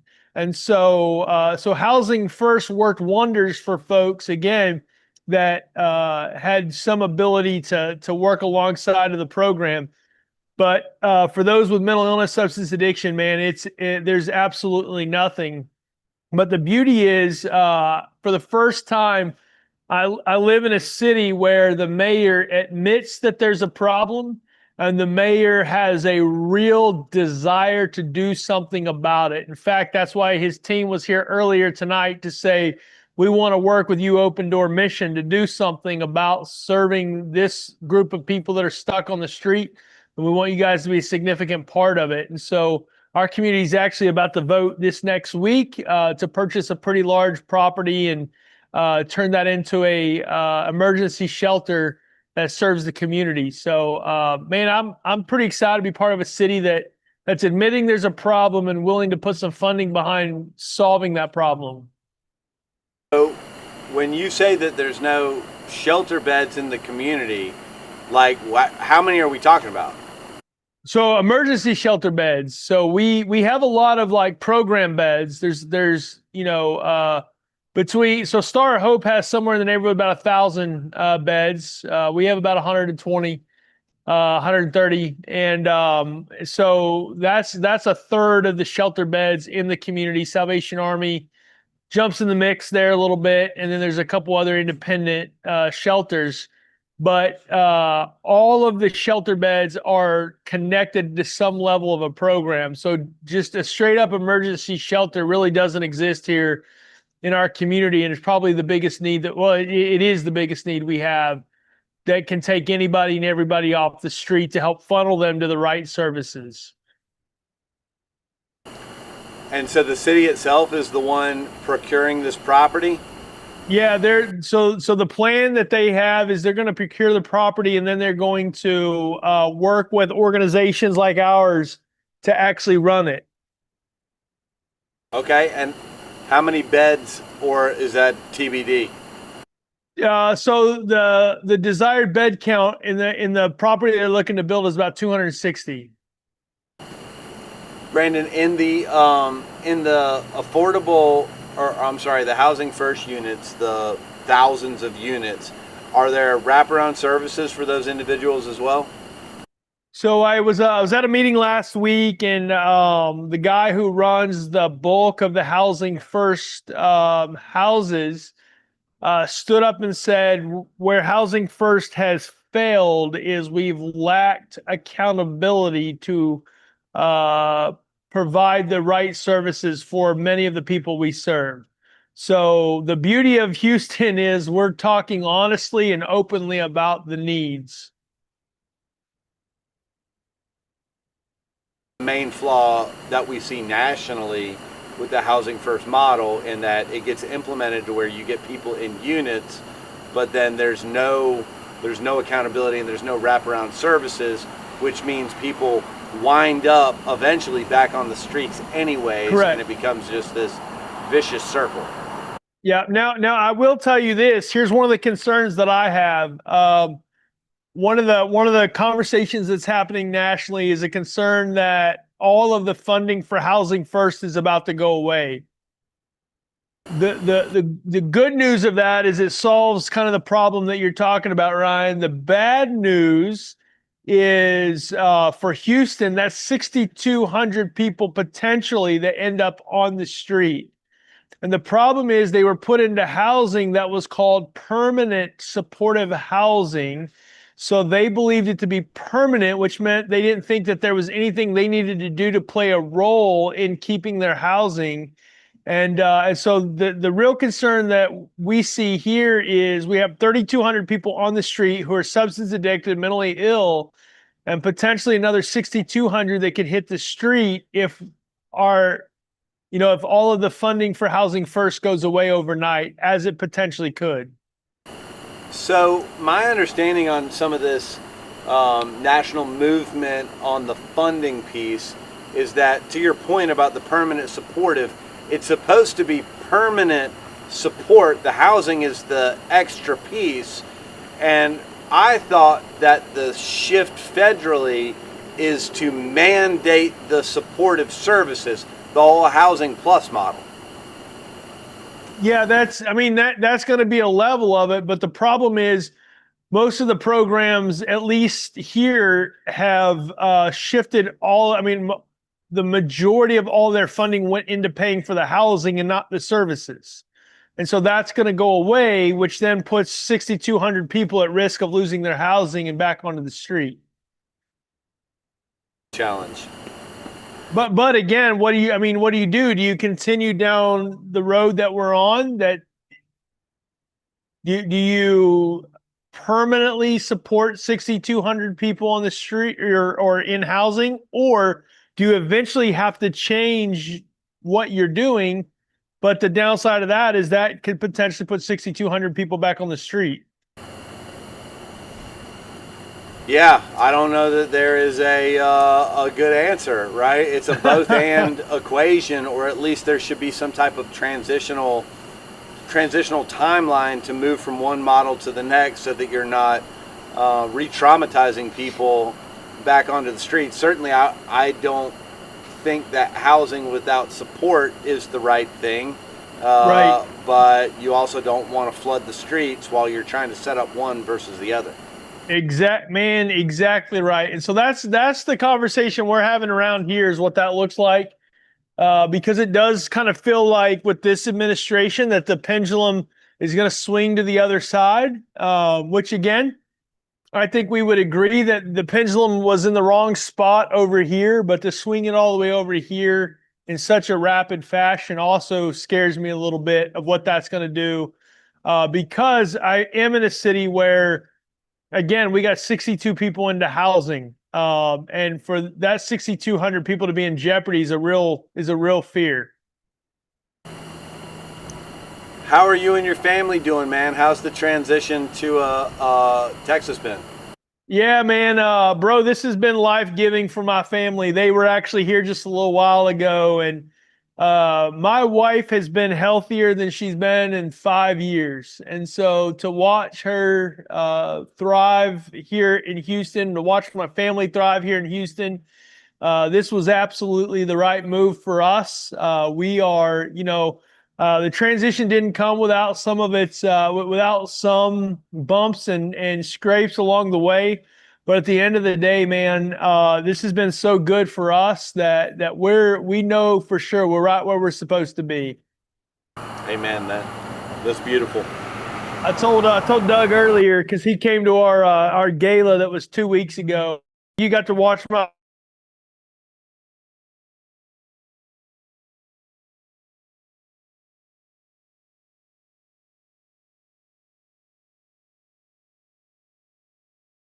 for us to be where we are a year later, man, I'm so grateful to God, and I'm grateful for the opportunity to be here in Houston, where my wife has her life back. You know, our first ministry is to our family, man. So you got to take care of her and the kids before you do anything else. Yep. And so, man, that's why, again, and she's even healthier here than what she was in Virginia. So it wasn't even just Colorado. Like the environment here is so much better for her physically, that, man, she's healthier than she's been in years. Have you bought a horse or a boat yet? I don't have either, but the boat is definitely something that that I gotta get. And I finally live somewhere where I fit in wearing my cowboy boots everywhere. I hear you, man. You know, I know you love your cowboy boots. Yes, sir. Yes, sir. So Ryan, I've talked a lot about you to a lot of our staff. And you've probably shared it a million times, but would love, because I got some staff here that are watching and some friends here in Houston that are watching as well. Man, one of the things I love and am so inspired by you is what your journey looked like to become the CEO of an amazing ministry like Miracle Hill. And so, if you would share a little bit of that, I've told many of the men here in our shelter about your story, and have shared your book. I talk about your book where I remember texting you because I was crying, going, "This is not the Ryan I know." And so, would love if you would share just a little bit of your story for those on my side that are watching. I'm happy to share it, but let me qualify it. I will share it, but you've got to have me down to Houston. Let me preach it in a chapel. Deal? Yes, sir. 100% a deal. All right. So for your staff watching, directly behind me is the kind of the client entrance of the Greenville Rescue Mission, right up underneath that Jesus Save sign. And I walked in that front entrance in 2002, so almost 24 years ago. Addicted, broken, criminal history. What I knew of God, I hated. No family that spoke to me, but was like so many of our guests, I was desperate. I was on the verge of ending my own life, whether by choice or by circumstance.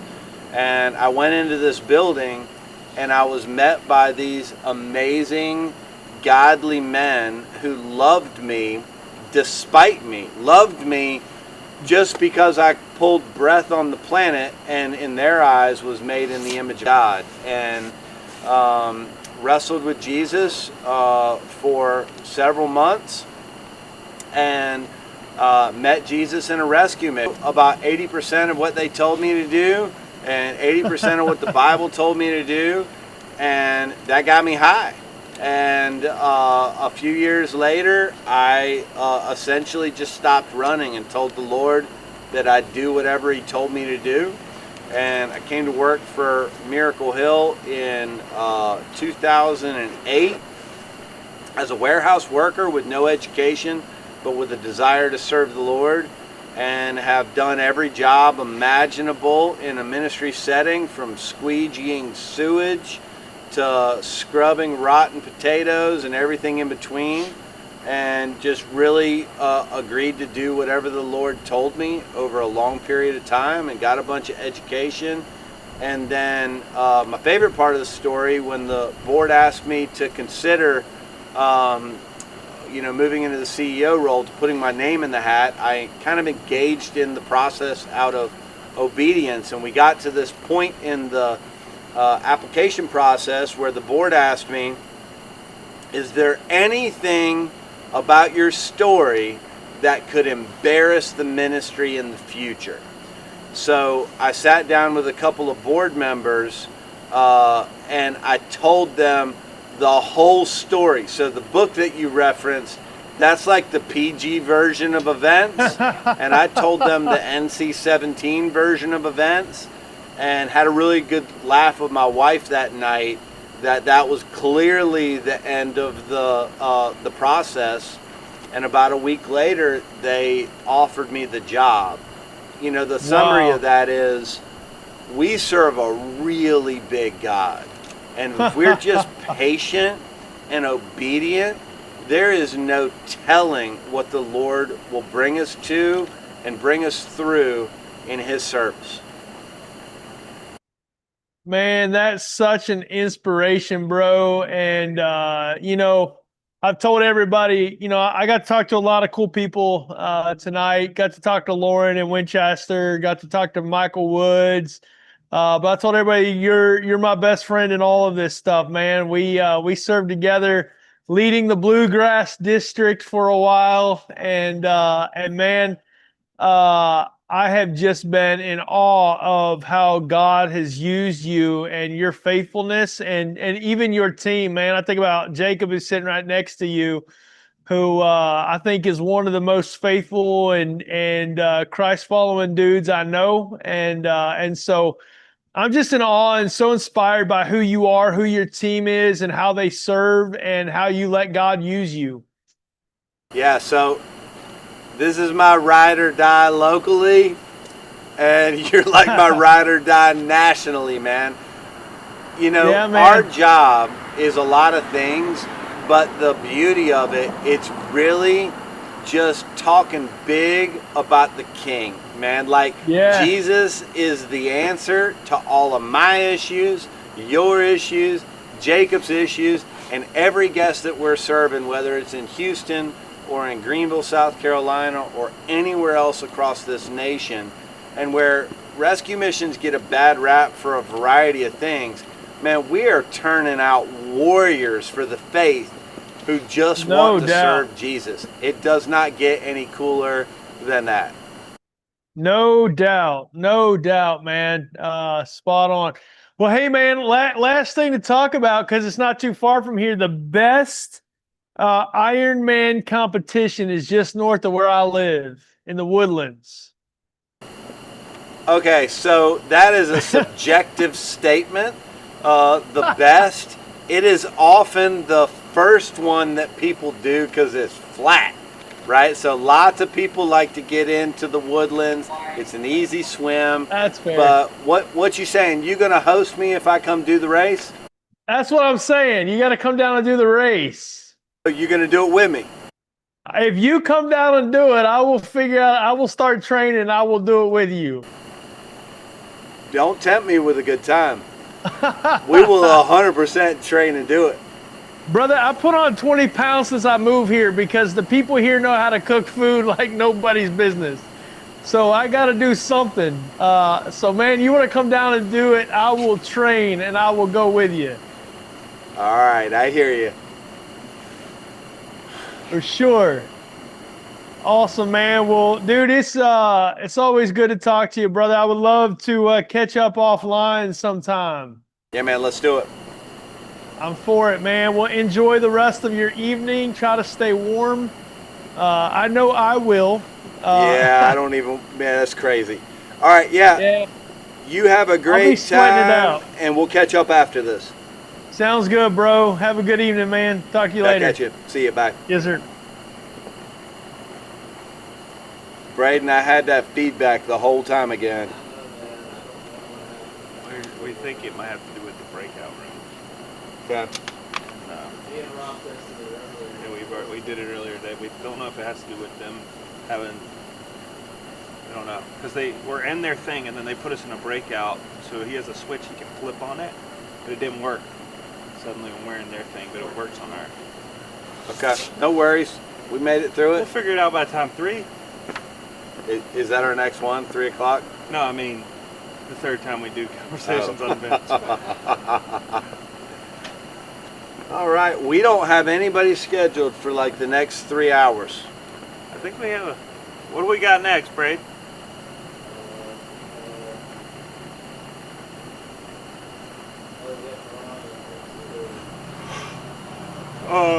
Brian, Hey, Big, I think he had to He cancel, canceled. unfortunately. Hey, and Brian, we're praying for you, man. He's got some stuff going on. Adam Taylor at 4:30. Ooh. What's going on with you, man? How you doing? I'm sleepy. Are you? I'm red-eyed. Are my eyes red? The wind has been hard on the eyes. You know, more than once tonight, I've almost, tackled somebody behind you. And it's these statues. Have you caught yourself doing it yet? No. It How looks like there's somebody standing over your left shoulder. how many people are riding with us right now, Braden? Like 4, 3, 7. Who's up at 2:12 in the morning? Let's see who our people are that are. Okay, Sarah.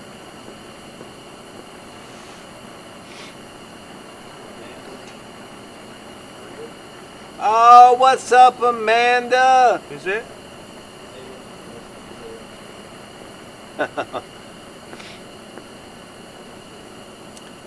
That's our friend that was trying to get on. I guess they didn't get it. They didn't go.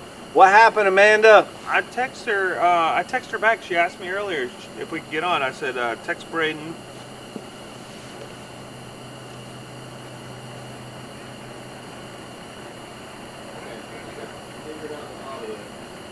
Well, I guess we'll find out next time we Amanda. do one, huh? Did you get my text back, Amanda? Come get some heat. I think we can get some heat. Sit on that bench next to you. Come sit with us, man. Yeah. Yeah. Oh, whoops. She said, I don't care what time. Okay, she sent me an email, Braden. Let me email it to you. Amanda?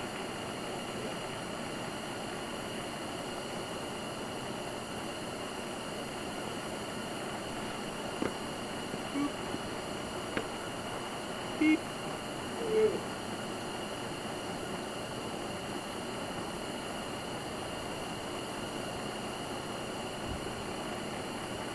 I could fall asleep in this, not gonna lie. Yeah, if y'all want to crawl up in the tent, man, and go to sleep, it won't offend me. Sleep right here. I could do it. Could you sleep out here? You know, did I ever tell you the time I was homeless in Albuquerque? No. Tell us. What did you do? So there's an interesting component to this, right? Right now we're having a dead moment, right? When you're really homeless, this actually, this is the moment where you actually get to sleep. Like, you know what I'm saying? Mm-hmm. Because things died down. Mm-hmm. So I can remember just being on high alert. And it's like, but then it finally gets to this point, I'm like sleeping like next to a building, like hiding behind a bush. So this is an oddly like, as it's like, we're sitting around right here. It feels pretty similar. There's just like these weird things you don't realize when you're super homeless, like going to the bathroom. You know how hard it is to find a bathroom, like that'll let you come in, and if you have go number 2 or something, it's really hard. So there's only a couple places, and all the people like it, they knew it. It's like the library. I mean, it's like a public library. So you go in. And, I was homeless in Albuquerque, so it was so hot. So you could ride the bus. So I would get on a bus, not knowing where I was going, and I was only homeless for like 3 days, but it was rough. What did you do to get out of it? I think eventually I found somebody who was willing to come get me, pick me up. Okay. So my situation, how I got homeless, is someone stole my car. Another person that I was with, I was partying with, she stole my car. I didn't have any money left, so I ended up like just stuck in Albuquerque. Were you sleeping in your car at the time? No, we had just spent through and partied through every bit of money I had. Yeah. And there's no, you know what I'm saying? And so she's left with my car, and so I was stuck. I was stuck in Albuquerque, and my family was like, yeah. Have you guys ever seen that? There's a YouTuber who does urban stealth camping. Yeah. You know what I'm talking about? And there's this element of him trying to camp quietly in places like without being discovered. I don't know what the thrill is in that. Is there an element of like, I've noticed tonight there are a few people out here still. For whatever reason, they are not in the mission, whether or not they've disqualified themselves for a season or whatever it might be. Of course, let's talk about that for a second. Even if somebody were disqualified, cold weather shelter, they would be allowed in for cold weather shelter, even if they were disqualified from the mission. So if this temp tonight were to be down under 40 degrees, we would have our cold weather shelters open, somebody could come in. But there are inevitably some people, kind of off to the periphery. There was a man sleeping under a tree over here. There's a gentleman sleeping flat faced in the sidewalk up there, and we've checked on him. He's gotten up, and it is still shocking. Like, but they don't even try. They're not like, this guy's not trying to hide from anything. He's just out in the middle of it. And I wonder if there's a comfort in that too. Like, I'm out in the open. Somebody would find me. I don't know the psychology of that, Maybe you're not even thinking. At that point, you're just like, I'm just looking for the best place to lay down. Well, that's safe right there. There's people around. Yeah. You're not going to get attacked. There's a security guard here. I think that's what a little bit of that is. Every city is different too, right? Every city has its different culture, different policies, different laws. So camping looks different, or like being homeless everywhere looks different. What do you think people get wrong about homelessness? Like, what do you think the biggest misconception? You know what I'm saying? Okay, Jacob. Jacob was asking misconceptions earlier. Misconceptions about the ministry, Miracle Hill. Misconceptions about homelessness. Like, is it people's circumstances? It's choices? Like, or do people not have a, I think that most of the misconceptions are stereotypes based on some level of truth. Okay, so misconception. They just need to go get a job. And it's never as simple as those problems, because people are more complicated than that.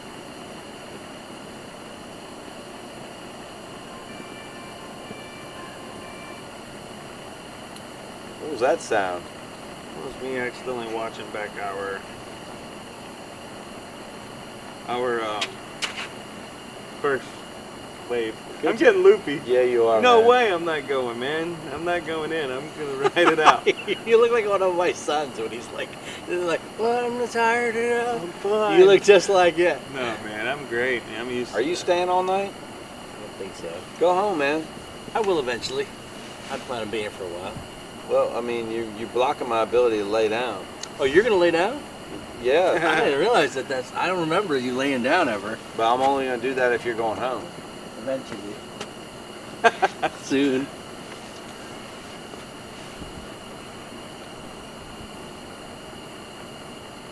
Mr. Heater, do we have more jugs if these run out? They won't run out. That No, wasn't we the don't question. have more jugs. We don't. They won't run out. Okay. Interesting choice. Well, they ran the whole time last time. Did they? Yeah. And they were all the way up when it was 17 degrees. I'm comfortable now with these things going. Yeah, man, my legs are cooking. What do you think, you guys know each other pretty well. What do you think, okay, I'm going to ask both of you guys, all right? Is he going to ask us who would win in a No, wrestling I already competition? know. I already know the answer to that, but Stop. I'm not going to tell you. I'm not going to Stop. tell you. I picked Ryan up today, and I could have suplexed him, but I didn't. You could have. What do you think something that would be interesting for people to know about Ryan that they might not know? And then I want you to answer the same question. What do you think is something interesting about Jacob? Not just glib, maybe glib, but like what a genuine. Jacob. Most people don't see this, but Jacob can get moody. And he can snap. Only with Ryan. But people only see joyful Jacob. But there's a grumpy bear in there. Was that something that's changed over the years? Like as he's gotten older? I don't see it often. but his family sees it. No. Oh, you're talking about that. All right. So, after 9 p.m., the Are buddy you like a gremlin? after Are you 9 like a p.m. mogwai? the buddy, the elf in me wears off. Like I wake up, like I spring out of the bed. I'm like, ah, you know, and then by the time I get a little red-eyed about like 8:30 p.m. And you know that the older I get now, I'm finding that like I used to want to like be downstairs and watching television or something like 11 o'clock. Now, when my kids go to bed at 8, I'm like, we should get in bed. Is there a little bit of that with you guys? Yeah. I'll tell you my insanity. I get the kids in bed, and if it's not a gym night, I'm like, all right, I'm gonna go watch something on TV for like 45 minutes and like relax, and then I sit down in my chair and I'm asleep in like 2 minutes. Then I wake up, the 45 minutes has gone by, and now I'm mad because I didn't get to use my 45 minutes of chill time because I'm sleepy. Yes, but you probably needed to use it for sleep. All right. Or have you ever had a thing where you get up to pee? Have you ever gone to pee and then like you see how much time you have left to sleep and you're so happy? Like you're like, it's like 2:30 and you're like, I'm gonna get. I do like that. Yeah, you're like, good. yes. All right. Here's one on Ryan. Ryan has this innate desire to everything he does. He has to do the rawest form of it. So like, if Ryan's gonna camp, he's not gonna do it with a tent. Like he's gonna do like build your own shelter. Like that's just the type of personality he has. Give me another example. If you commit to a hobby, if Ryan's gonna play around with the Rubik's Cube, he has to learn to master the Rubik's Cube. If Ryan is going to play, you haven't done this with the guitar yet, although you can play many chords on the guitar, but you haven't mastered it yet. That's his next one to master. But if Ryan does something, he cannot stop it until it's either completely mastered or he just has to do like the rawest form of it. Another thing that he does is make me look bad to my wife because there are two people my wife can't call and ask to do something at the house. Like it'd be like her dad and Ryan, because he does everything with his hands. Like he's like, you should just build that. I'm like, 98% of men don't know how to build that thing, man. Don't come to my house and build it. Let it stay broke for 6 weeks. I'm just trying to serve you and your family. I don't know what happened. This serve crossed me, over guy. into an area that I was not. I hear some wounds. In Yeah, here. I do. There was not like I was like Listen, my dad was a lot of things. My dad didn't teach me how to build a lot of things with my hands. Now, my brother would say, my brother is the opposite. He can build everything, and I don't know where he got it from. YouTube, I think. So my dad, he taught us work ethic. The only thing he taught us to build, though, was birdhouses. My ability to do all that stuff is all survival. It's all actually doing those jobs, right? Like working in construction and doing plumbing and doing electrical. Indeed. And those are. And I enjoy those things because there's task completion associated. Those are great traits to have. I put up a little video the other day, just kind of tongue in cheek, but. The one where you were riding a snail? No. That was just us testing out some AI stuff. I'm 38. I am just learning what some tools do. Like I spent 3 hours. I'm not exaggerating this. You probably don't know what this tool is, so don't laugh too much. I'm not. I'm just like it was the way you said it. Well, like I'm up under our kitchen sink, and the sink gets loose, and it gets loose, and it gets loose. I have 5 sons. They hang on that thing like after football practice, and I could not get this thing to stay tight. And I was using I just couldn't get anything up in there to wrench it, and 3.5 hours collectively I probably spent on this sink. And then 10 minutes in on YouTube, and it's like, you need a basin wrench. I'd never even heard of a basin wrench my entire life, and I went to Lowe's. You get yourself a basin wrench, and that job's done in like 5 minutes. Sometimes that'll preach, I'm sure. The right tool for the right job. The right tool for the right job. Yep. So what is the basin wrench? Well, it's a curve. Oh, the basin wrench for homelessness. Oh, okay. But if anybody's out there trying to fix a sink right now, I'm Jesus just going is to help the you. basin wrench for homelessness. Oh, that's clutch. But a basin wrench is this little thing, and it grabs the. Just email me if you need to know. They could call your direct line. What is that number? 864-631-0150. 0132. Mine is 631-0125. Nice. You know, I do have a Sawzall at this point in my life. Yes. But you get in trouble with a Sawzall. Okay. Here's your question. Because a Sawzall is the brand, and it's the colloquial term for that saw. What's the actual name of that saw? Reciprocal saw. Close. Reciprocating saw. Yes! I think it's also called a reciprocal saw. I don't know about that. It could happen. Is that like Scotch tape is not all Scotch tape, but it's all invisible tape? Is sort of thing? I think it's Skill saw is a brand, not a type. It's a circular saw. Do you change your own oil? I can. I do not because I'm lazy and old. Okay, fair. I can't because I don't know how. But YouTube. I can't tell you how much it messed with me that those girls, the fellows, Greenville fellows, that were all college graduates, were so young. You are getting old, brother. Yeah. Time marches on. Life is a vapor. Don't get me started singing. Braden will cut me off. Time Are there marches more young people that are homeless now than there used to be? Is the range getting larger, or is it really that? That's a good question. You constantly hear that the population's getting older, but I feel like there's tremendous outliers. Yes. And I've noticed too that there seem to be younger folk with disabilities, particularly here, that I've been like, there's some folks here that I have noticed just that, you know, whether it's serving lunch or there could be some young folk that are nonverbal or very low verbal skills. I don't have proof of this, but I think the nature of addiction has also changed. I think that like people are, because of the way the drugs, like people are having addiction problems to street drugs much earlier. Maybe, I don't know, but it seems like the addiction and the mental health component.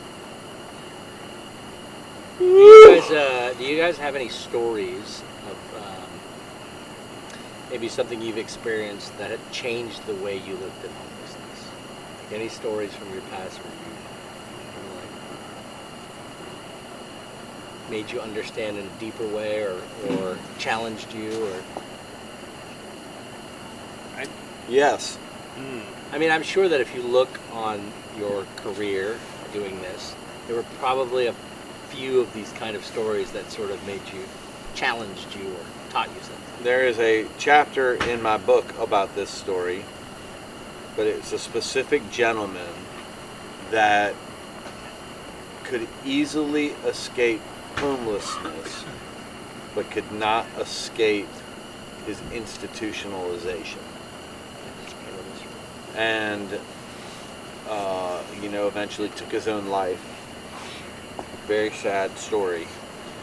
And there's lots of people behind us in this building that have the mental faculties and the capabilities of providing for themselves, but not the social skills to live independently.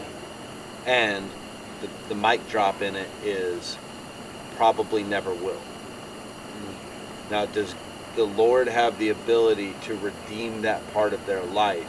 Yes, but we bury people every year because they escape homelessness to isolation. When they would, if we had a utopian city where they could live and work and be in community with other human beings, they would live there successfully for the rest of their days. We don't have that. It's like you can escape addiction and be sober, but you can be sober and miserable. You can be sober and lonely. You can be sober and angry. You could escape homelessness but you could be housed and be miserable. You could be Man. housed and be lonely, and you could be housed and be angry. Yep. Y'all are making me think of, you were talking about isolation, like escape homelessness to isolation. My friend at the Bowery Rescue Mission in New York City, Carl, when we were hanging out at the last Citygate conference, he said, one of the things they see the most is that, they're in Manhattan. It's like there are people on people. But he said that New York, what they see is people are on an island in an ocean of people. Isn't that interesting? So they're on an island in an ocean of people. Like they live in isolation, and yet they're surrounded nonstop by human beings. Yep. Who just keep moving around you. I have also seen people who are homeless or struggling with addiction that they have a kind of a rough or broken form of it, but they have community out there. Like they all know each other, and you know what I'm saying? Like it's they know that it's. There's probably varying degrees of people who are chronically experiencing homelessness, right? Like you heard Cheryl, right? Cheryl and Neil earlier. Sherry, that's what I said. It's weird. You heard me say Cheryl. I said Sherry. Definitely said Sherry. But when Sherry was talking earlier, like she was talking about how those are her friends, but then like you see people who are very clearly living in isolation out on the streets, and so there must be varying degrees of chronic homelessness. Hey, Braden. Remember when I encouraged you to get an electric heater for the tent? It's warm in there, brother. The wind's not warm. And you guys decided not to? Remember that? He can't hear you now. It's not bad in there. Body heat.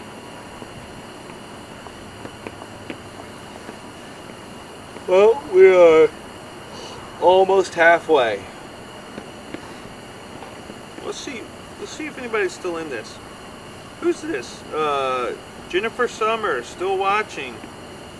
Tori Webb, still watching. Jolanda Campusano Pilarte. I'm guessing Jolanda's up feeding a baby right now. Tori, you're supposed to be sleeping. Technically, she's feeding a baby too. Yeah. Jolanda gave us 3 muscle arms. We miss you out here, JoJo. We do. Guys, let's talk about important things like if you could have one superpower, what would it be? This is what the last one was like? Listen, young. When it gets to be about 2:40 in the morning, give us parameters on the question. You can't have all the superpowers like Superman, but you can have, you can get one. Can we all agree that some superpowers are kind of creepy too? I mean, yes. Like, why would you pick invisibility, or what would you do with X-ray vision? That was vision? going to be my one. I mean, those are weird. Sneak. They're just weird. Nothing good that would happen. I mean, I think that's not true. I would you have save people. I would have the superpower of never forgetting anything and having access to everything in my brain. I feel like that could drive me crazy. I don't feel not, like that would be I'm not always flooded, but I can access any information. I would say one that is equally profound, flying. That's flying. Yeah, but if you have flying without super strength, you're just gonna break every bone in your body. No, I would glide down to the ground. I had a dream one time. You freeze up there. I was gonna say too, you freeze. I'm not going that high, guys. I'm probably only gonna fly maybe 150 feet. But you're gonna hit a tree. No, what? Stop with pessimism. Let me have this. There was a time when I was about 8 years old. I had a dream so real. I was flying, and it was so real. It was so real. And when I woke up, I was just never the same after that. Thank you for sharing. good story. That's what happened to you, huh? That's how the story goes. You said you were never the same afterwards. That's exactly what happened to me. It was a good dream, man. Yeah, Young, this one got a little tough last time. Being out here on the bench. I think a lot of people would say, huddle up, guys. Get cozy. Go to sleep.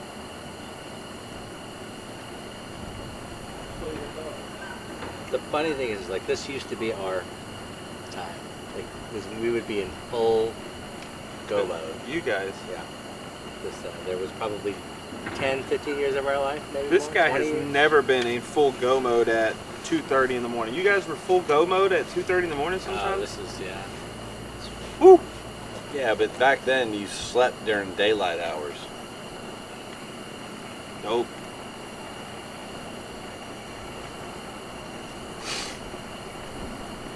Not me.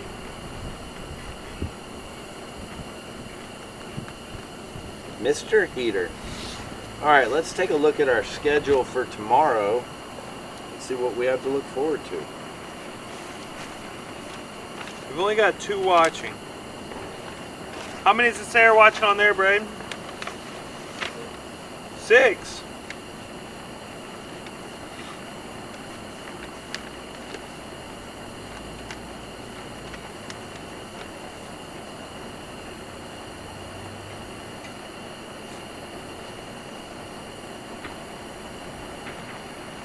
I am looking forward to Dr. Royster. Seriously, I love them. I am looking forward to Miss May. Yep, it's all going to be good.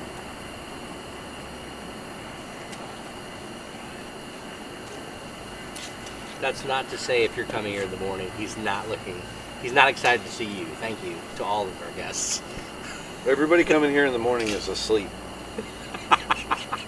Because most normal people are asleep right now. Oh, use the restroom.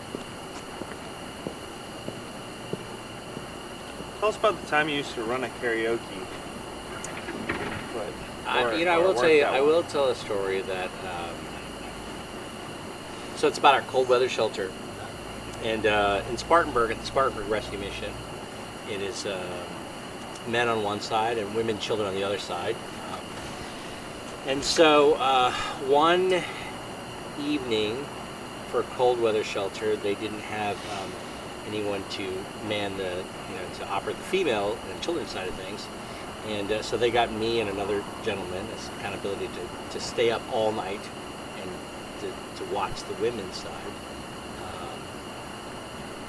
It's the only time I think that I did it for a couple days. It was really cold, and that very first night we had a young teenage girl with her baby,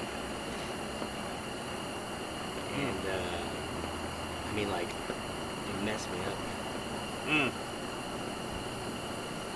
And so me and the gentleman that I was working with, we were so grateful to have this cold weather shelter for her to come into with her baby. And, everyone was kind to her. Everyone was kind to her child, and we made sure she had a warm meal before she left. And it turns out that there are rules given to us by the state that if she was to come back again, mandated reporter. I'm a mandated reporter, so I have to call someone, Child Protective Services, to let them know that there's this baby out there. And I was terrified of that. I had only been working. This is probably my first year doing this. Yeah. And you just, it's so broken, you don't even know what to do, right? Like I'm in this situation, and I'm terrified that she's going to come in, and I'm going to have to call the police or call someone, and it's so cold outside. The goal would be to get her in the regular shelter. Yes, absolutely. It's not like, we're trying to do this in any kind of cruel way. It's just, Yeah. part of the job. And the next day, we had to go to the shelter again, and she never came back. Hopefully she got shelter this I year. know, right? I know, right? But there was a part of me that after working for Miracle Hill for about a year, that I just always wondered, I just always wondered what happened to her, baby. Yeah. I wonder sometimes where Danielle is at. He was a young man who came through with his mother and his brother, his primary rescue mission. I'd love to catch up with Danielle. And his mother passed away now 2 years ago. And just remember the fire he had for the king back then. I wonder how he's doing today. Certainly been through a lot of challenges. It's interesting to me how many beetles are climbing on this cement in the middle of the night. Yes. Quite a few. The beetle game is strong, everybody.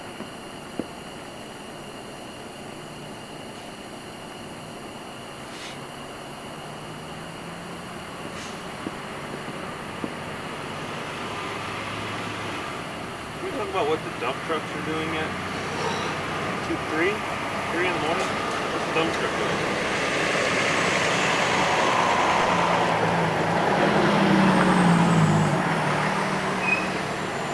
Oh, that's Greenville water.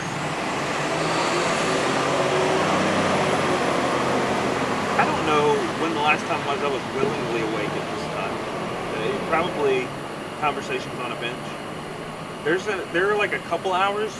I don't want to see them on the alarm clock at all. This is one of them. I think between the hours of 2 and 4, I really don't want to ever see them. I would say 11 to 4. I don't want to see them. 11 to 4? 12, sometimes I'll hang in there.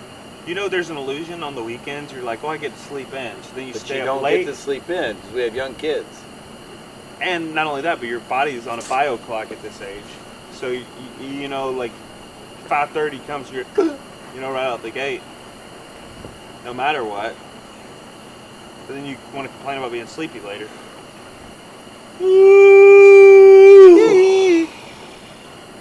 Just want to try to harmonize that. How many hours of sleep do you need to function these days? I can go on 7 pretty endlessly, but I prefer 8. I think if I got one REM cycle a night with enough candy cane and candy corn, I could go. One REM cycle, like 3 hours or something? Yeah. They say if you got No one way. REM cycle, they say it's more about waking up after a REM cycle than it is about getting. That's what they say. Who is they? You said they say that. The internet says that. Have you seen that commercial where he's like, are you exhausted when you wake up at 5 in the morning? Try going to bed at 2:15. You've never really heard that? It's a commercial out there right now. We're seeing the police officers drive by, and they're like frontline workers too for homelessness. It's hard. It's a hard thing, right? They make decisions all the time. But we have all of our facilities. We have 911 beds now. We've always had a police bed in all of our facilities. We just have more. All right, Young, you can sit with Jacob. You can sit in the tent, but I'm laying down. All right. Well, I advise you to go home. Guys, I would. Young has been a legend. Young has little bitty baby. It's one. See you, brother. Love you. Yeah, see you guys tomorrow. Your hands are I'll be cold, back. man. Go get warm. I'll be back. Backpack to lay your head on? He has a red panda. Okay. 1 inch tall red panda.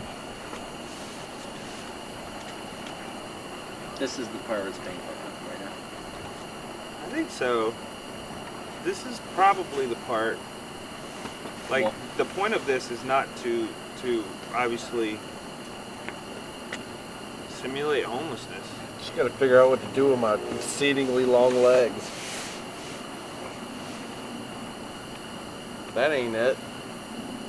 Go in the tent for a minute, man. I'll take We'll get you a longer bench. Good. I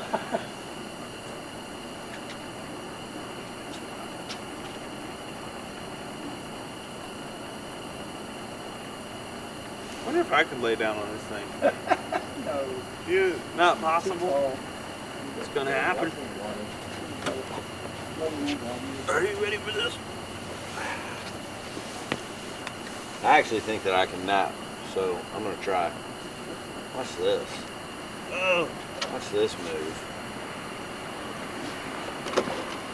I don't know what you about to do. Oh, baby. What'd you figure out? Are you hurting or are you? No, man. I got my legs stretched out How'd you do it? with this table. How'd you do that?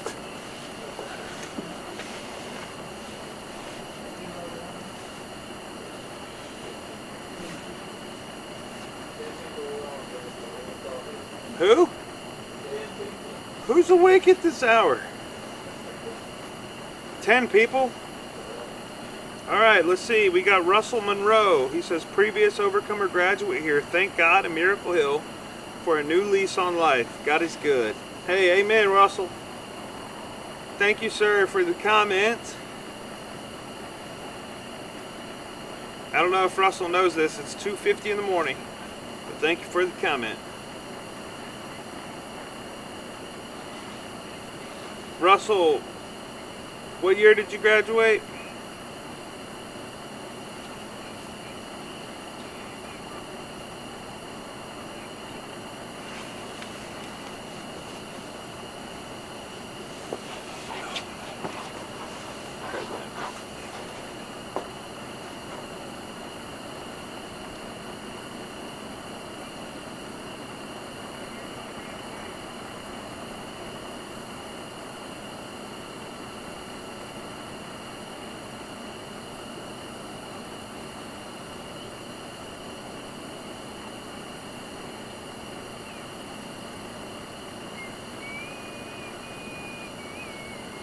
I'm clearly not going to sleep, but I am pretty comfy.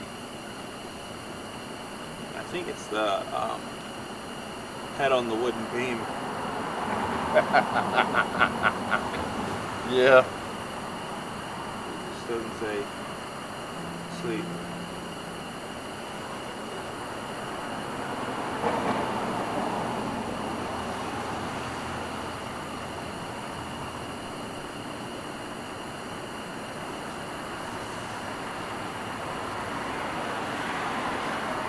Brandon, any comments on the YouTube?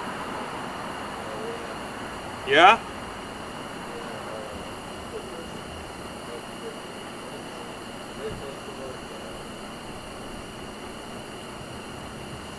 Somebody spray bug spray? I smell it too. Oh, a little sunscreen? No, it's hand sanitizer. Oh, okay. It's holiday. Of course it is. Let's go. It smelled a little bit like bug spray over here. Winter candy apple. I can see that. Yeah, Nadine. Great place to work at. Yes. Uh-oh, Nadine says, maybe time for dad jokes? I got some dad jokes. You got one? Yeah. Come up with one. Man. I'm gonna botch this one. My 11-year-old told me this the other day. He said, why did the doctor tell a joke on the elevator? Because it was funny at all levels. I didn't say that. Why did the jaguar eat the tightrope walker? Something about loss. What is it? Why? He wanted a well-balanced meal. It's pretty good, Nadine. Scientists have found that cows produce more milk when the farmer talks to them. Apparently it's a case of in one ear and out the other. Out the udder. That is funny. Hello, who's Preppy Ava? Someone said my dad is on here. Maybe that was earlier. Oh, okay, Preppy Ava. Your dad was on here earlier. Why couldn't the jalapeno practice archery? I don't know why. Because it didn't have an arrow.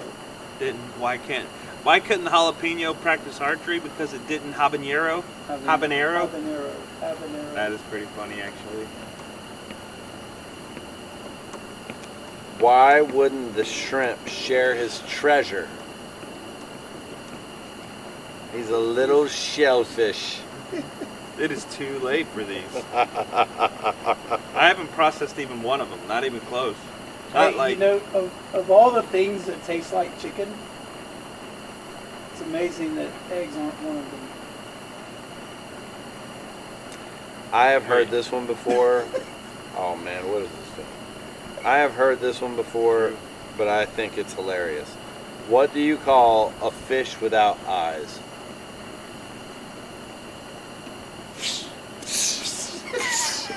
Did you know that one? I knew that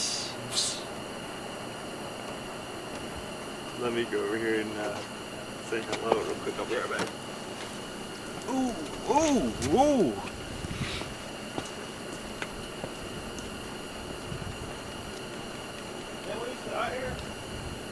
Whenever I have to fill out a form that asks who to call in case of an emergency, I always put ambulance, because no one in my family is going to answer a call from an unknown number.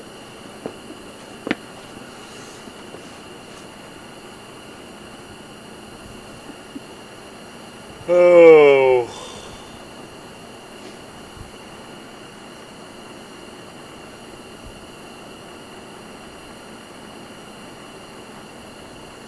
I almost just sang a song, Braden. I stopped myself.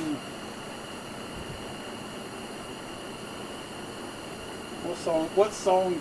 What's the title of the song going through your mind right now? It's the hook of the song. Hold on. The thunder rolls. By Garth. Yeah. Time in the morning.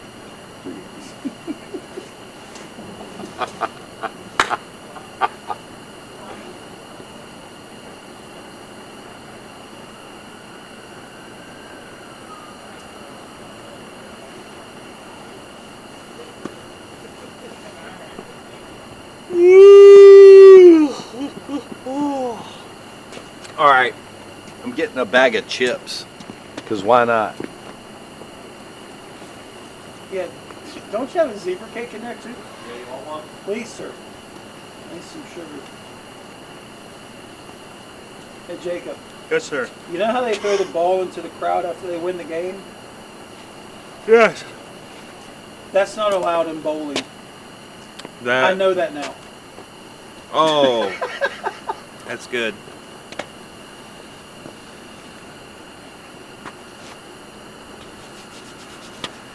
Tempted to lay down right here. There's some winter candy apples in that chair. I'll wait till he gets back out, so at least we've got someone in frame. Oh yeah. Do you like to dip those in anything or just eat them plain? Up them and stuff, right? What's your favorite dip?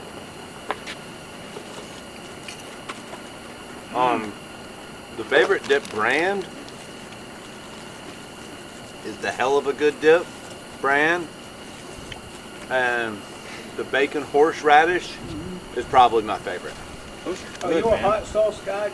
You like? You like hot stuff? I like a good French onion dip, but I don't get it much anymore. Salsa with chips.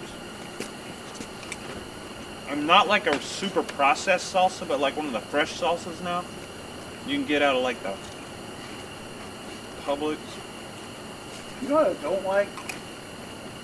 A lot of barbecue places are doing this now. Barbecue nachos. You don't like barbecue nachos?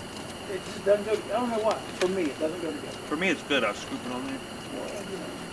I like it.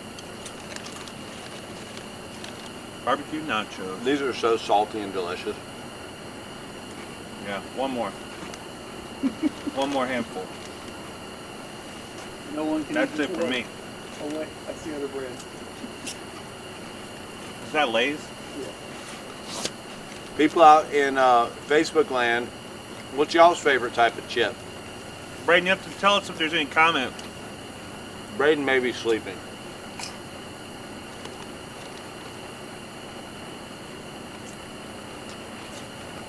Jacob, I was going to tell you a time traveling joke, but you didn't like it. Oh my goodness. Those are too cerebral, bro. I'm barely holding on. What time is it? 3 o'clock? 3 o'clock in the morning, and the 3 o'clock in the thunder's not rolling, so you got to tell us something to get your mind going. 12 hours down. Halfway. That sounds terrible when you What, say it what like song, that. now what song goes through your mind? You're Why does it halfway sound there. terrible? Because it just feels like it's been longer than that. I think we'll wake up a little bit after we've been out here for a minute. We've been out here for a minute. Well, when you've been out here since 10 o'clock. I mean, once you get past like 6, when the sun comes up, it's a wonder what it does to your. It's like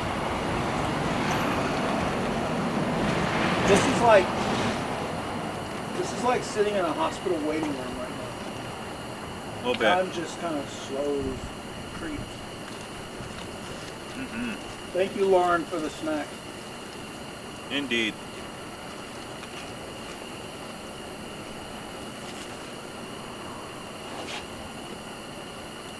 I tell you what, you can fall asleep in front of one of these things. Burn yourself up if you're not careful. That gentleman over there sleeping on concrete, it's got to leach the heat right out of your body. Right? When you sleep on concrete, it's got to just pull the heat immediately out of your body.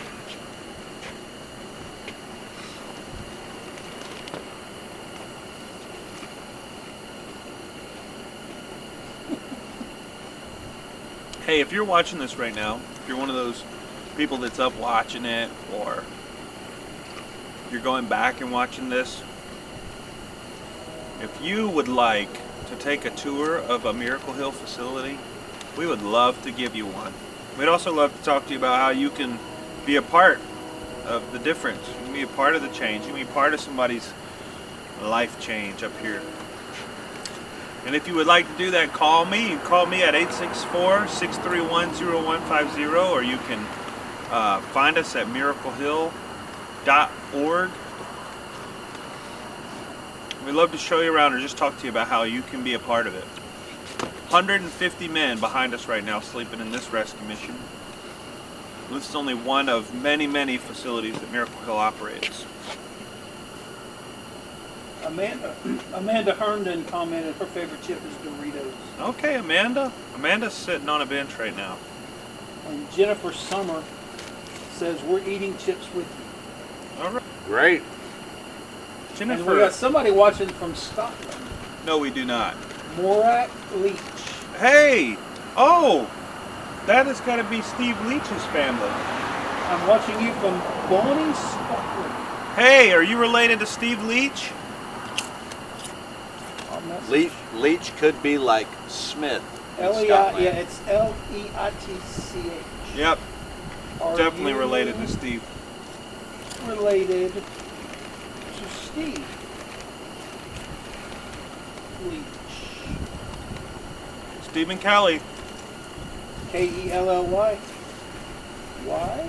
They have to be. All right. They don't have to be. He's from Scotland. I know. 100%. It's just coincidence. Do you know another Leach from Scotland? I don't think so. I know all kinds of leeches from But Scotland. as Ryan said, the Leach name may be like the Smith name. Nah. We know all the Scottish names. It's McDaniel and McDonald and McDougal and Edmiston. Jacob, when you were 10 years old, what did you want to be when you grow up?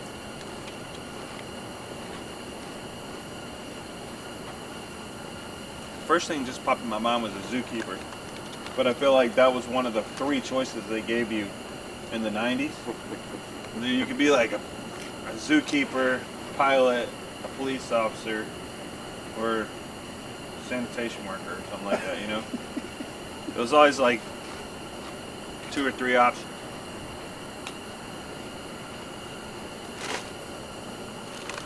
It was always the one because I'm gonna be at SeaWorld. What'd they say? Nothing yet. Scotland! We need to play a little Scotland the Brave out here. I don't want to get us copyrighted. Tori Webb says Jennifer Summer is my mom. I We're know who watching Jennifer Summer and is. eating chips with you. Bum, ba, ba, da, bum, bum, bum, ba, ba, ba, da, bum, bum, bum, ba, ba, ba, da, bum, bum, bum, ba, ba, ba, da, ba, da, ba, da, ba. You're gonna get us copyrighted. What did you? That's got to be in public though. domain. That song's got to be old. What'd you Fighter want? pilot. Fire pilot. How'd that work out? Didn't work out real good. I am a zookeeper though. Five My boys. house. My house. I wanted to be a truck driver Yeah? because they had really cool wallets with chains You on wanted them, the chain? and always had a lot of money. They always had cash. The chain wallet. Yep. You know, all I really want out of a wallet now is not for it to break my hip. Like, I carry this little thin Here, line. eat one of these so I can eat the other one. No, sir. Come on. Nope. I'm gonna put it in your pocket. No, you won't. He didn't put it on the table over there. We'll see if we can't get somebody to eat it in the morning. Stop it, stop. Yeah, that's the best thing I did is go to one of them thin lines. Yeah, I got to. I'll eat it. What'd they say? What'd they say? I know. Is it Mr. or Mrs. Leach? I didn't catch Leach. the first name. Nothing yet. I asked, and Bonnie, Scotland.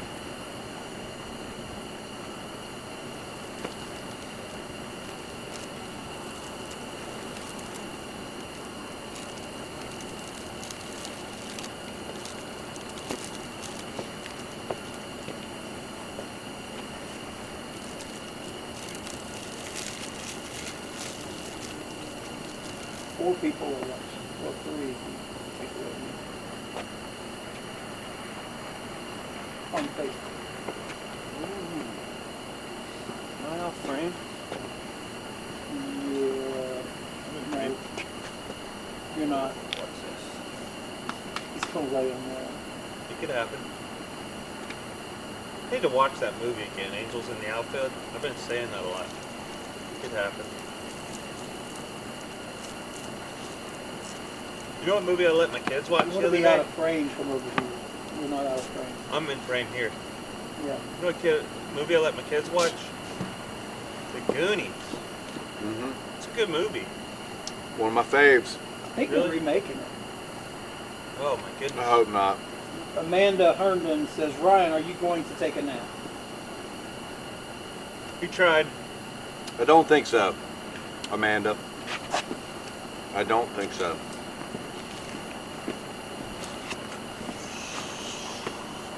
You think I could do this? You think it could happen?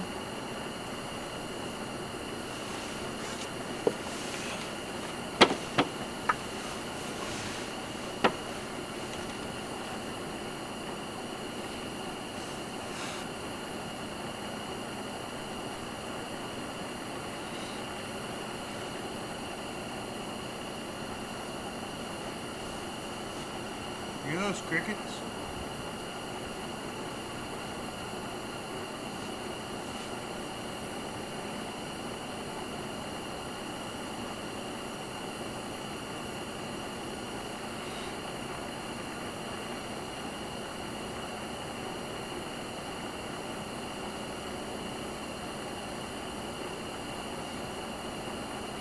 A long time ago, in a galaxy far, far away.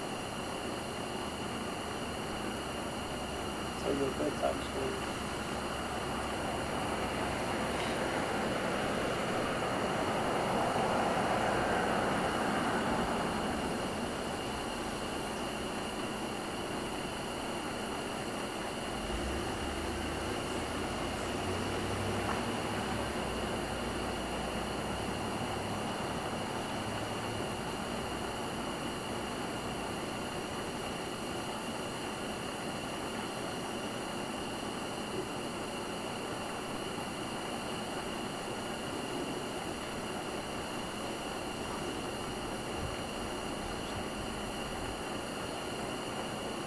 How's work for you over there, bud? Huh? How's it going for you over there? It's going.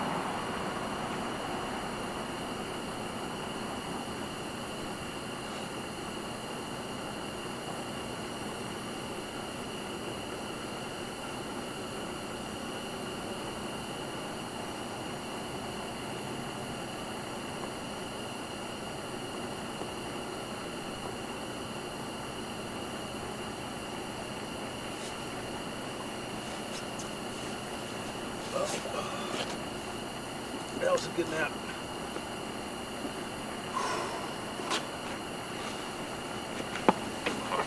How was yours? Great. Hurts my back to lay like that. Yeah.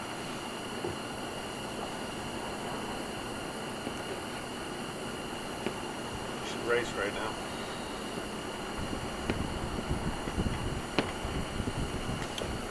What does tomorrow's weather hold for us? You mean today? Yeah, that's what I Today mean. is in tomorrow is in Saturday or today? Tomorrow is in today. Nice. It is going to drop 2 degrees before sunup.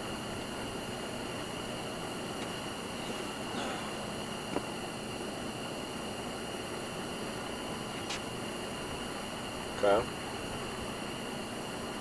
See, that's a great way to destroy your back, to sleep on concrete.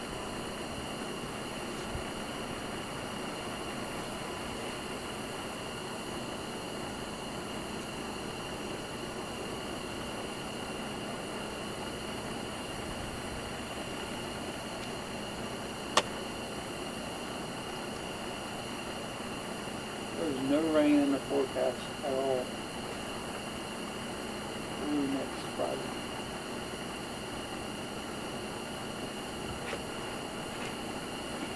I walk across the street right there. What do you think about it, Luke? See you later. You think I should? Man, look at Emil over there. He's just hanging out. It's got to be freezing. I try to offer him sweats. Go see this fella's.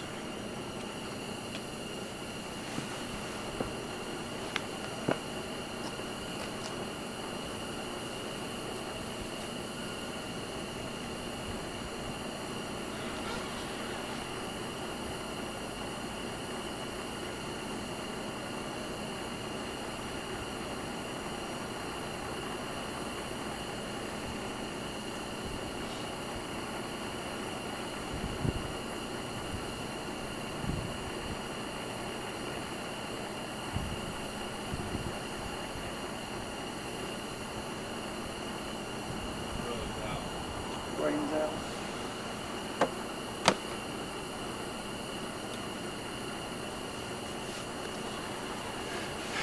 We lost our IT man. His bride is up, but he is I out. don't have it. Oh, as long as we remember to. Wait, do we have a cut in with somebody here soon? I think it's 4:30. Until like 4:30. I think. No, 4:30 is when Adam's coming. We have a 5:30. Should we go old school and trade licks? No.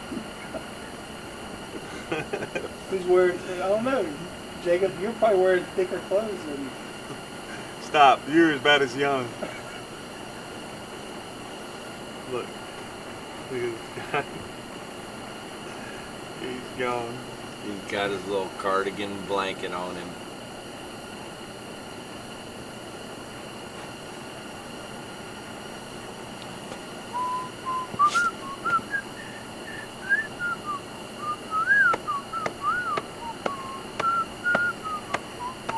I'm on the.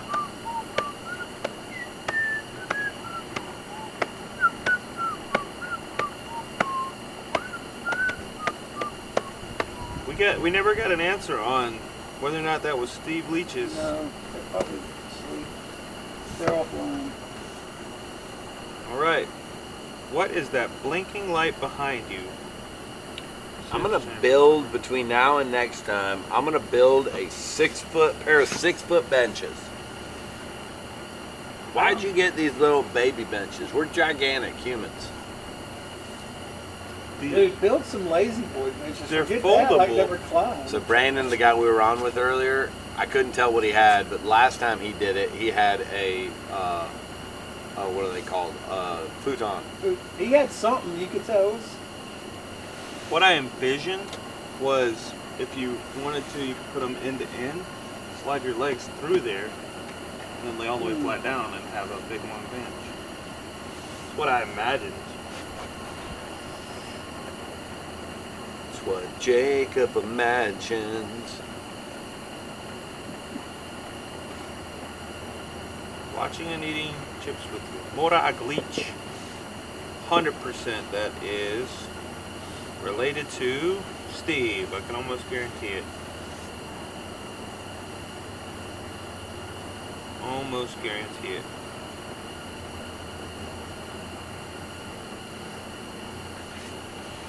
Well, let's answer my assumption here. What do you mean? how many leeches are there in stuff? How many leeches? Boom. Look at that. One mutual friend. Steve Leach. Equal. That is 100%. Jolanda's on. Hey, Jolanda. Hello, Jolanda.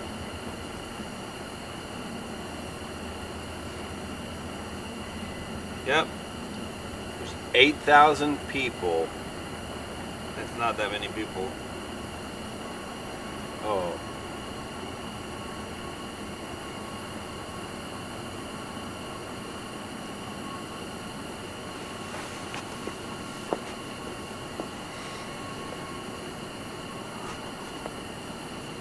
Steve is going to educate us on this tomorrow, I'm sure.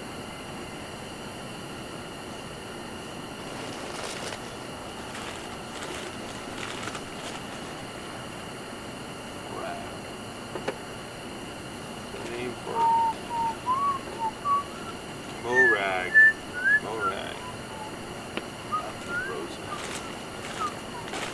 Most common in Scotland, especially in the Highlands and the Isles.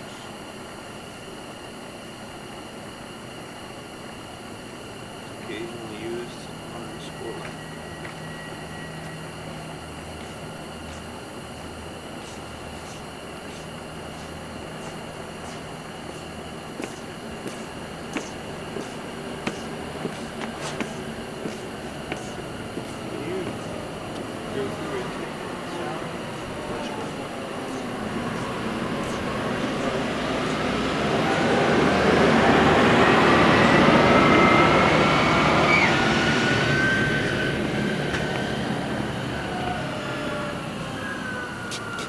That is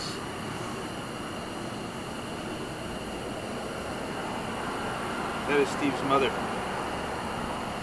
Steve is my son and Kelly's my daughter-in-law. Thank you, Steve. I mean, Morag. Miss Morag, yes. We love Steve and Kelly. We do love Steve and Kelly. I knew it. I knew it all along. I had soup with Steve last Saturday. I sure Good for did. Steve. I was at the Foster Care Community Night of Worship, and we had soup. There you are, ma'am. You had soup with your son last Saturday. Sure did. We're very grateful for them. 2 bowls of potato soup. It was delicious. What does Kelly do for the ministry? Tell them. Kelly is in charge of education for our older foster youth. Yep. Making sure that they get a good education. Pretty wild job. I'm just trying to make sure my youth is hard enough. My kids. I'm starting to see some grays in that beard, Jacob. I'm starting to see some grays in that beard. You've seen the grays in my beard. I am going to be a mall Santa one day. You've got some frosting going on. What is yours? Full on white. My wife, I tried to diet for about a month. Didn't you? Yeah. And it was too much work, man. Too much work. And I feel like people can tell when you dye stuff. What color did you dye it? Same color as my beard. What color do you think your beard is? Dark brown. Almost black.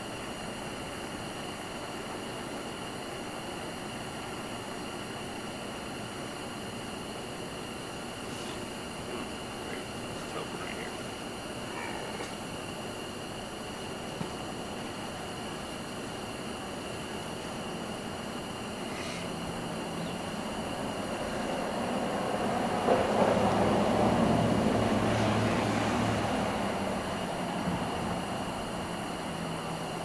These have fires on the restaurant. Don't know, man. It's difficult. I think we went through 2 of these last time. Yeah. What's that?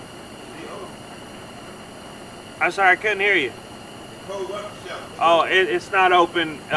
It's only supposed to get down to 50 tonight. It's not open tonight.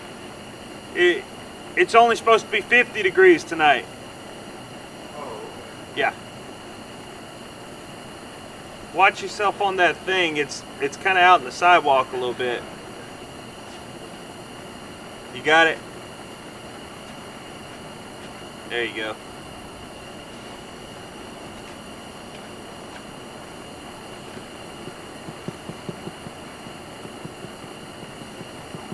Burned them longer last time too, didn't it? What's that? Those heaters. Burn them longer, yeah. We'd already cranked them up about 9 p.m.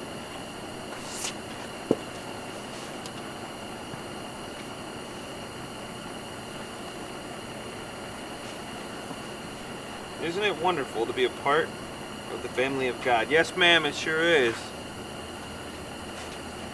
It sure is.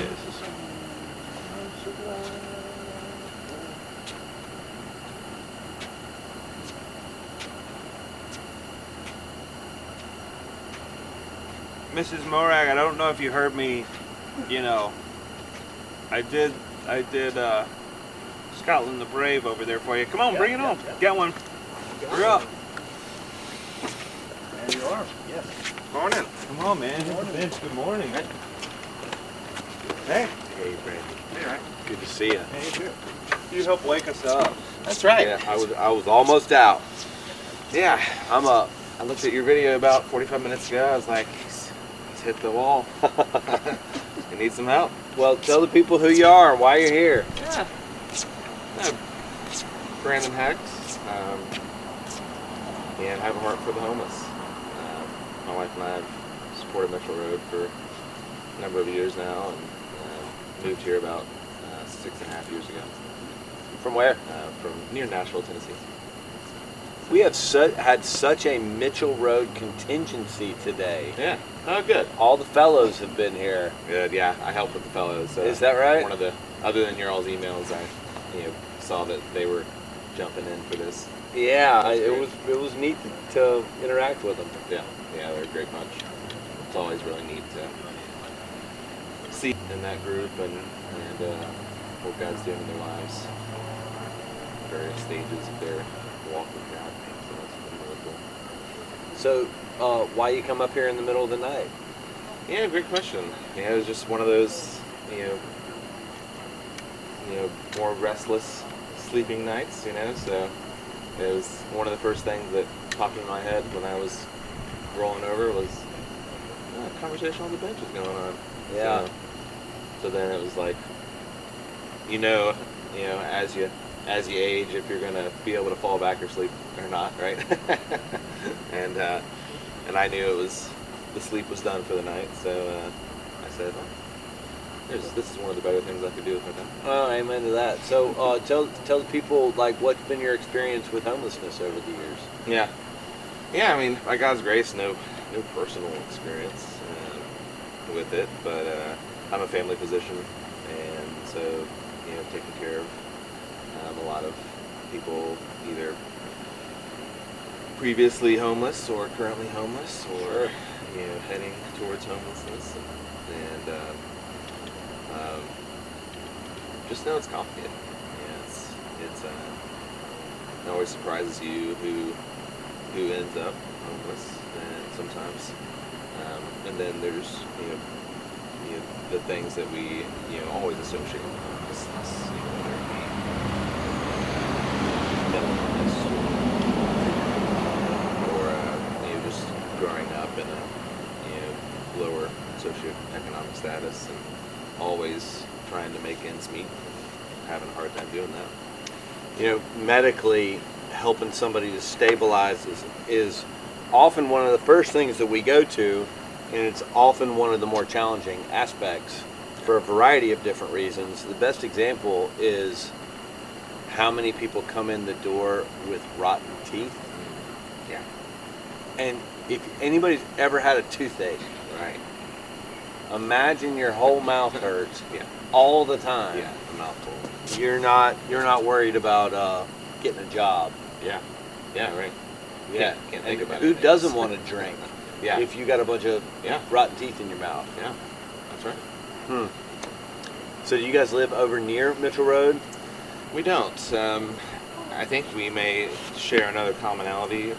We live near Five Forks, and our kids swim for the Orchard Farm Gators. Oh, is that right?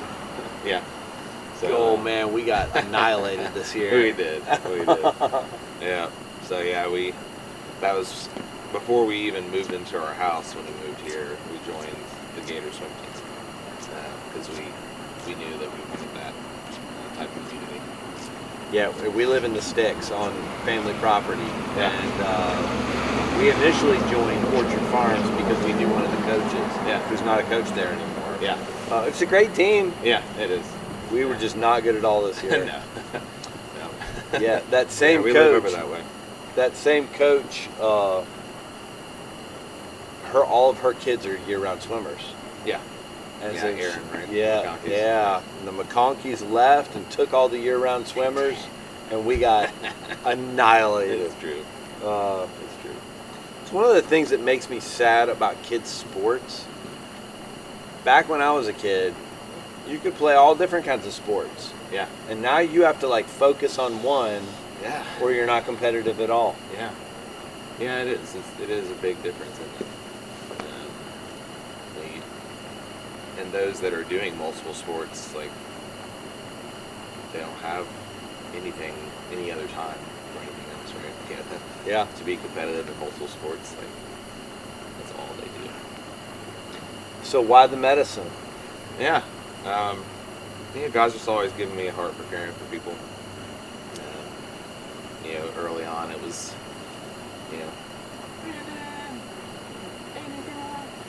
or, just they knew I would be calm in those scenarios and help them. So, high school, decided to lock in pursuing medicine. You knew that early. Yeah. And God opened the doors. I wasn't your top of the class student, going through, but he just kept the doors open all the way through, and now about 10 years into practicing. And it's all family medicine. Okay. Are you familiar with how we provide medical here at the rescue mission? Just a little bit. For a couple years after we moved here, about once every 6 weeks, I'd come and just sit in your all's medical room, and on a Sunday afternoon, and just take all numbers. And then my wife went back to school to become a counselor, and we just needed more margins, with family stuff, and I stopped coming over here. But so that was my exposure there. You're always kind of availability during the week with having some medical staff on hand for medication administration and the like, and then that's about the extent that I know. Yeah, so we, vast majority of it works through New Horizon Family Health Services and their Healthcare for the Homeless grant, which we couldn't do what we do without that partnership. Yeah. They pull up that mobile vehicle here, Great. a couple times a month at all of our facilities and handle all that general healthcare that people take for granted, right? Yeah. Oftentimes people need just the basic medications. They check in here and they're off their blood pressure medicine and they're off their cholesterol medicine and they're off all the things that normal people take for granted. But they can't get started on life until they get that stuff back going on, Right. or they need to get teeth snatched out of their head, or a variety of a million other issues. Yeah. When you've been here, are you familiar with our respite beds? I don't think so. So we have these beds in partnership with New Horizon and then with both of the major hospitals for people who, have had a minor surgery or some type of hospital stay, Yeah. are too sick to be in shelter, but too well to stay in the hospital. Sure. So instead of them constantly going through the revolving door of the hospital, they come in here and New Horizon provides the medical care for them, which is it's a huge game changer for those individuals, but it also ultimately millions of dollars, and frankly people's lives, because they're not, they get an appendix removed and making something up, and then they go live in the woods and it gets infected, and then the next thing you know they're on an antibiotic drip, and then they get released again and it gets reinfected. Stops that whole revolving door. Yeah, absolutely. You see areas where that, there's even more room for growth and healthcare for the homeless. Yeah, 100%. So even with our respite beds, in order to stay in shelter, because we don't have round-the-clock medical care, they have to be responsible for their ADLs, which really limits the number of people that we can take. So I would love for us to have a facility where there was round-the-clock medical care, so we could take people with more pronounced medical issues that we just can't deal with. From a medical care standpoint, one of the things that's been such a huge benefit in just recent years, as they've created, especially in the mental health field, some of these longer lasting shots, like the antipsychotics. Yeah. So somebody doesn't have to take a pill; they can take a shot once a month. Because if somebody leaves here, they're not going to have access to medication. Yeah. So the longer we can have medications that actually help them, the better. Yeah. There's certainly growth in that area. They can make it back here once a month for a shot. Yeah, or at least have enough time to re-stabilize before they go back to the mental health provider. Yeah. Yeah, just that whole gap too with, maybe they land a job, but benefits don't start for 3 months or more. That's a challenge. Yeah. Yeah, I'd like to, have a heart for making medicine more of a, mission. And I've always had more of a heart for domestic missions than international missions. Want to transition to providing primary care in kind of a nonprofit way where it's, partly providing to, general, middle income, upper class population, but also having a charitable, branch to that where it's, we can provide a lot of free care or a lot of discounted care, and provide a lot more continuity of care for people that need it, because it really makes a huge difference in somebody's long-term health if they can have somebody that knows them and takes care of them for years instead of. In your practice, what do you see, like what trends do you see in healthcare just with the general population that trouble you?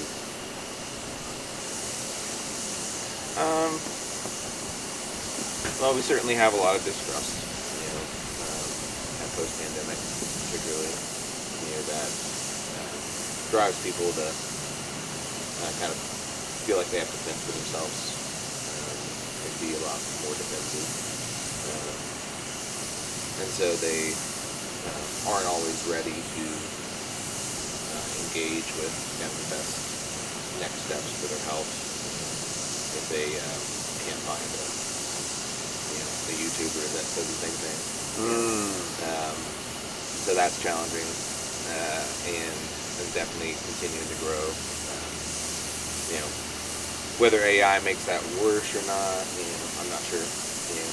TBD. TBD, yeah. I think it's some of the general cultural things, the isolation,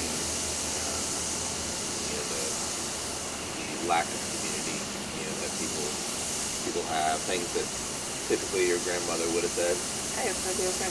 Like, you don't need to worry about that. What's the buzzword? Social determinants of health. That's right. Yeah, absolutely. Yeah, so, those are things that a lot of people don't want to talk about. They don't want to come in and tell you they're homeless, newly homeless, or been struggling with that. They want to put on kind of their best face and, receive care, but not get too personal. So we use those, the SDOH questionnaires,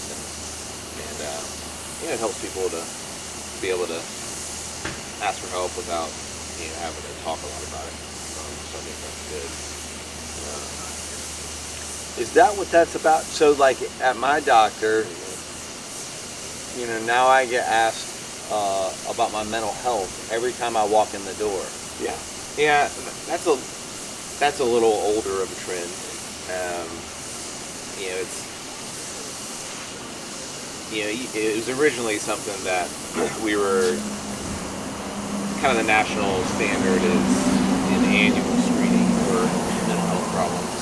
And certainly if you have a history, then every visit, we're going to kind of check in on you. But it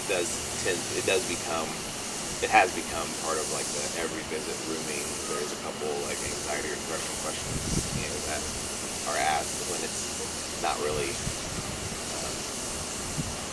true protocol, so to speak. And it feels very rude. Like it doesn't feel genuine at all. It's just like a roach, person that's asking you is just trying to get through it and log your answer right, and it may not even be addressed if you have if you answer it in a way that says triggers whatever you have a problem model they have. Maybe it won't even be addressed during the visit. So it is. Maybe I should play that next time. That's right. And just see what happens. That's right. Yeah, because it can become. There's so much that we're documenting that it can become lost in the shuffle. Just all the data that's being collected. So it's a challenge. Just on the healthcare side as a whole, there's a trend towards more like quality or value, but trying to emphasize that more. But it's trying to be emphasized in a way that is hard to measure. It's hard to measure, the quality of care that somebody's getting kind of through and through. You can try to, have great cancer screening numbers and diabetes control, but, to have the relationship with your physician, it's going to take time, and we consistently don't have a lot of time to sit and talk to people, which is it's a shame and a de-evolution of what makes good doctors good doctors. There's so many, I'm guessing, just additional requirements for documentation and how many people you churn through the system that there is no personalization anymore. You have to fight for it. You kind of have to take a personal hit to do it. You do the documentation on your own time instead of when you're seeing your patients. So, but I definitely fight for it. To give my patients the time that they need. Even if it leaves me with some extra paperwork at the end of the day.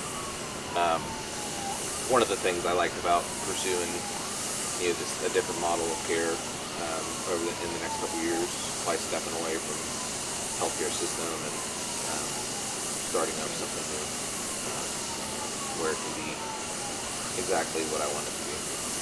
So, how do you make that profitable? Yeah, so there's a method of primary care now called direct primary care, and it's a subscription-based care, and there's a lot of healthcare, and you all may realize this with the healthcare you provide. There's a good bit of core healthcare that people need that doesn't need to be as expensive as it is. Yeah. You can get people, the most common 40 medicines that we use, you can get them at 10% of the cost that, in our pharmacies or charging insurance companies. Same with labs. You can get lab work done for much cheaper than what hospitals charge insurance companies for the lab. So, in a direct primary care model, you can have a monthly subscription that's less than $100 and provide kind of full scope primary care, in-office procedures, lab work, medications, kind of all included in the subscription price.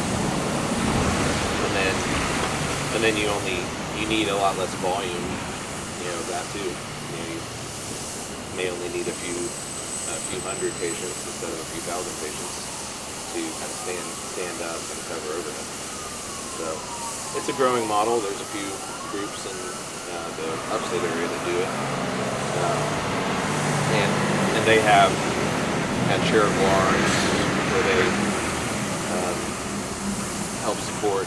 They offer discounted care to the local nonprofit ministries or their local churches, staff.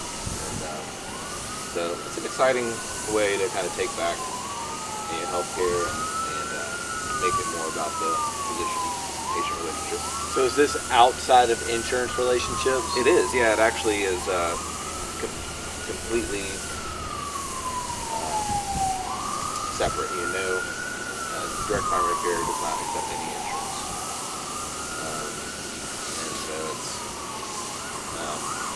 patients still would benefit from having some kind of catastrophic. Let's try some things. Like, okay, I'm gonna come to the shelter, see if they'll engage there. Go to where they're out on the street, see if they'll engage there. See if they'll come to me, see if they'll engage there. And figure it out. There's a lot of things that we deal with medically that we can be solved with. Power just clicked and the live just dropped. Solved with some life. Hold that thought. Yeah.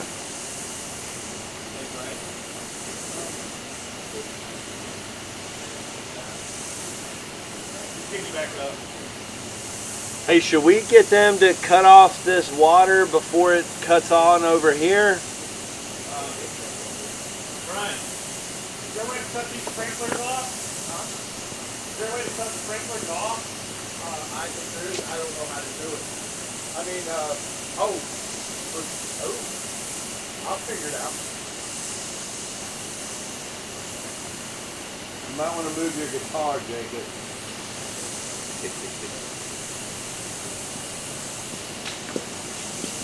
I didn't know we had sprinklers. I don't know that I knew that we had sprinklers either. Makes sense that we have sprinklers. That's why it looks so pretty all the time. That's why it looks so pretty.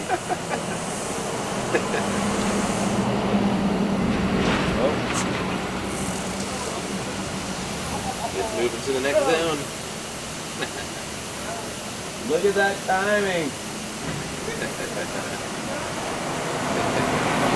So how many kids do you guys have? We have 3.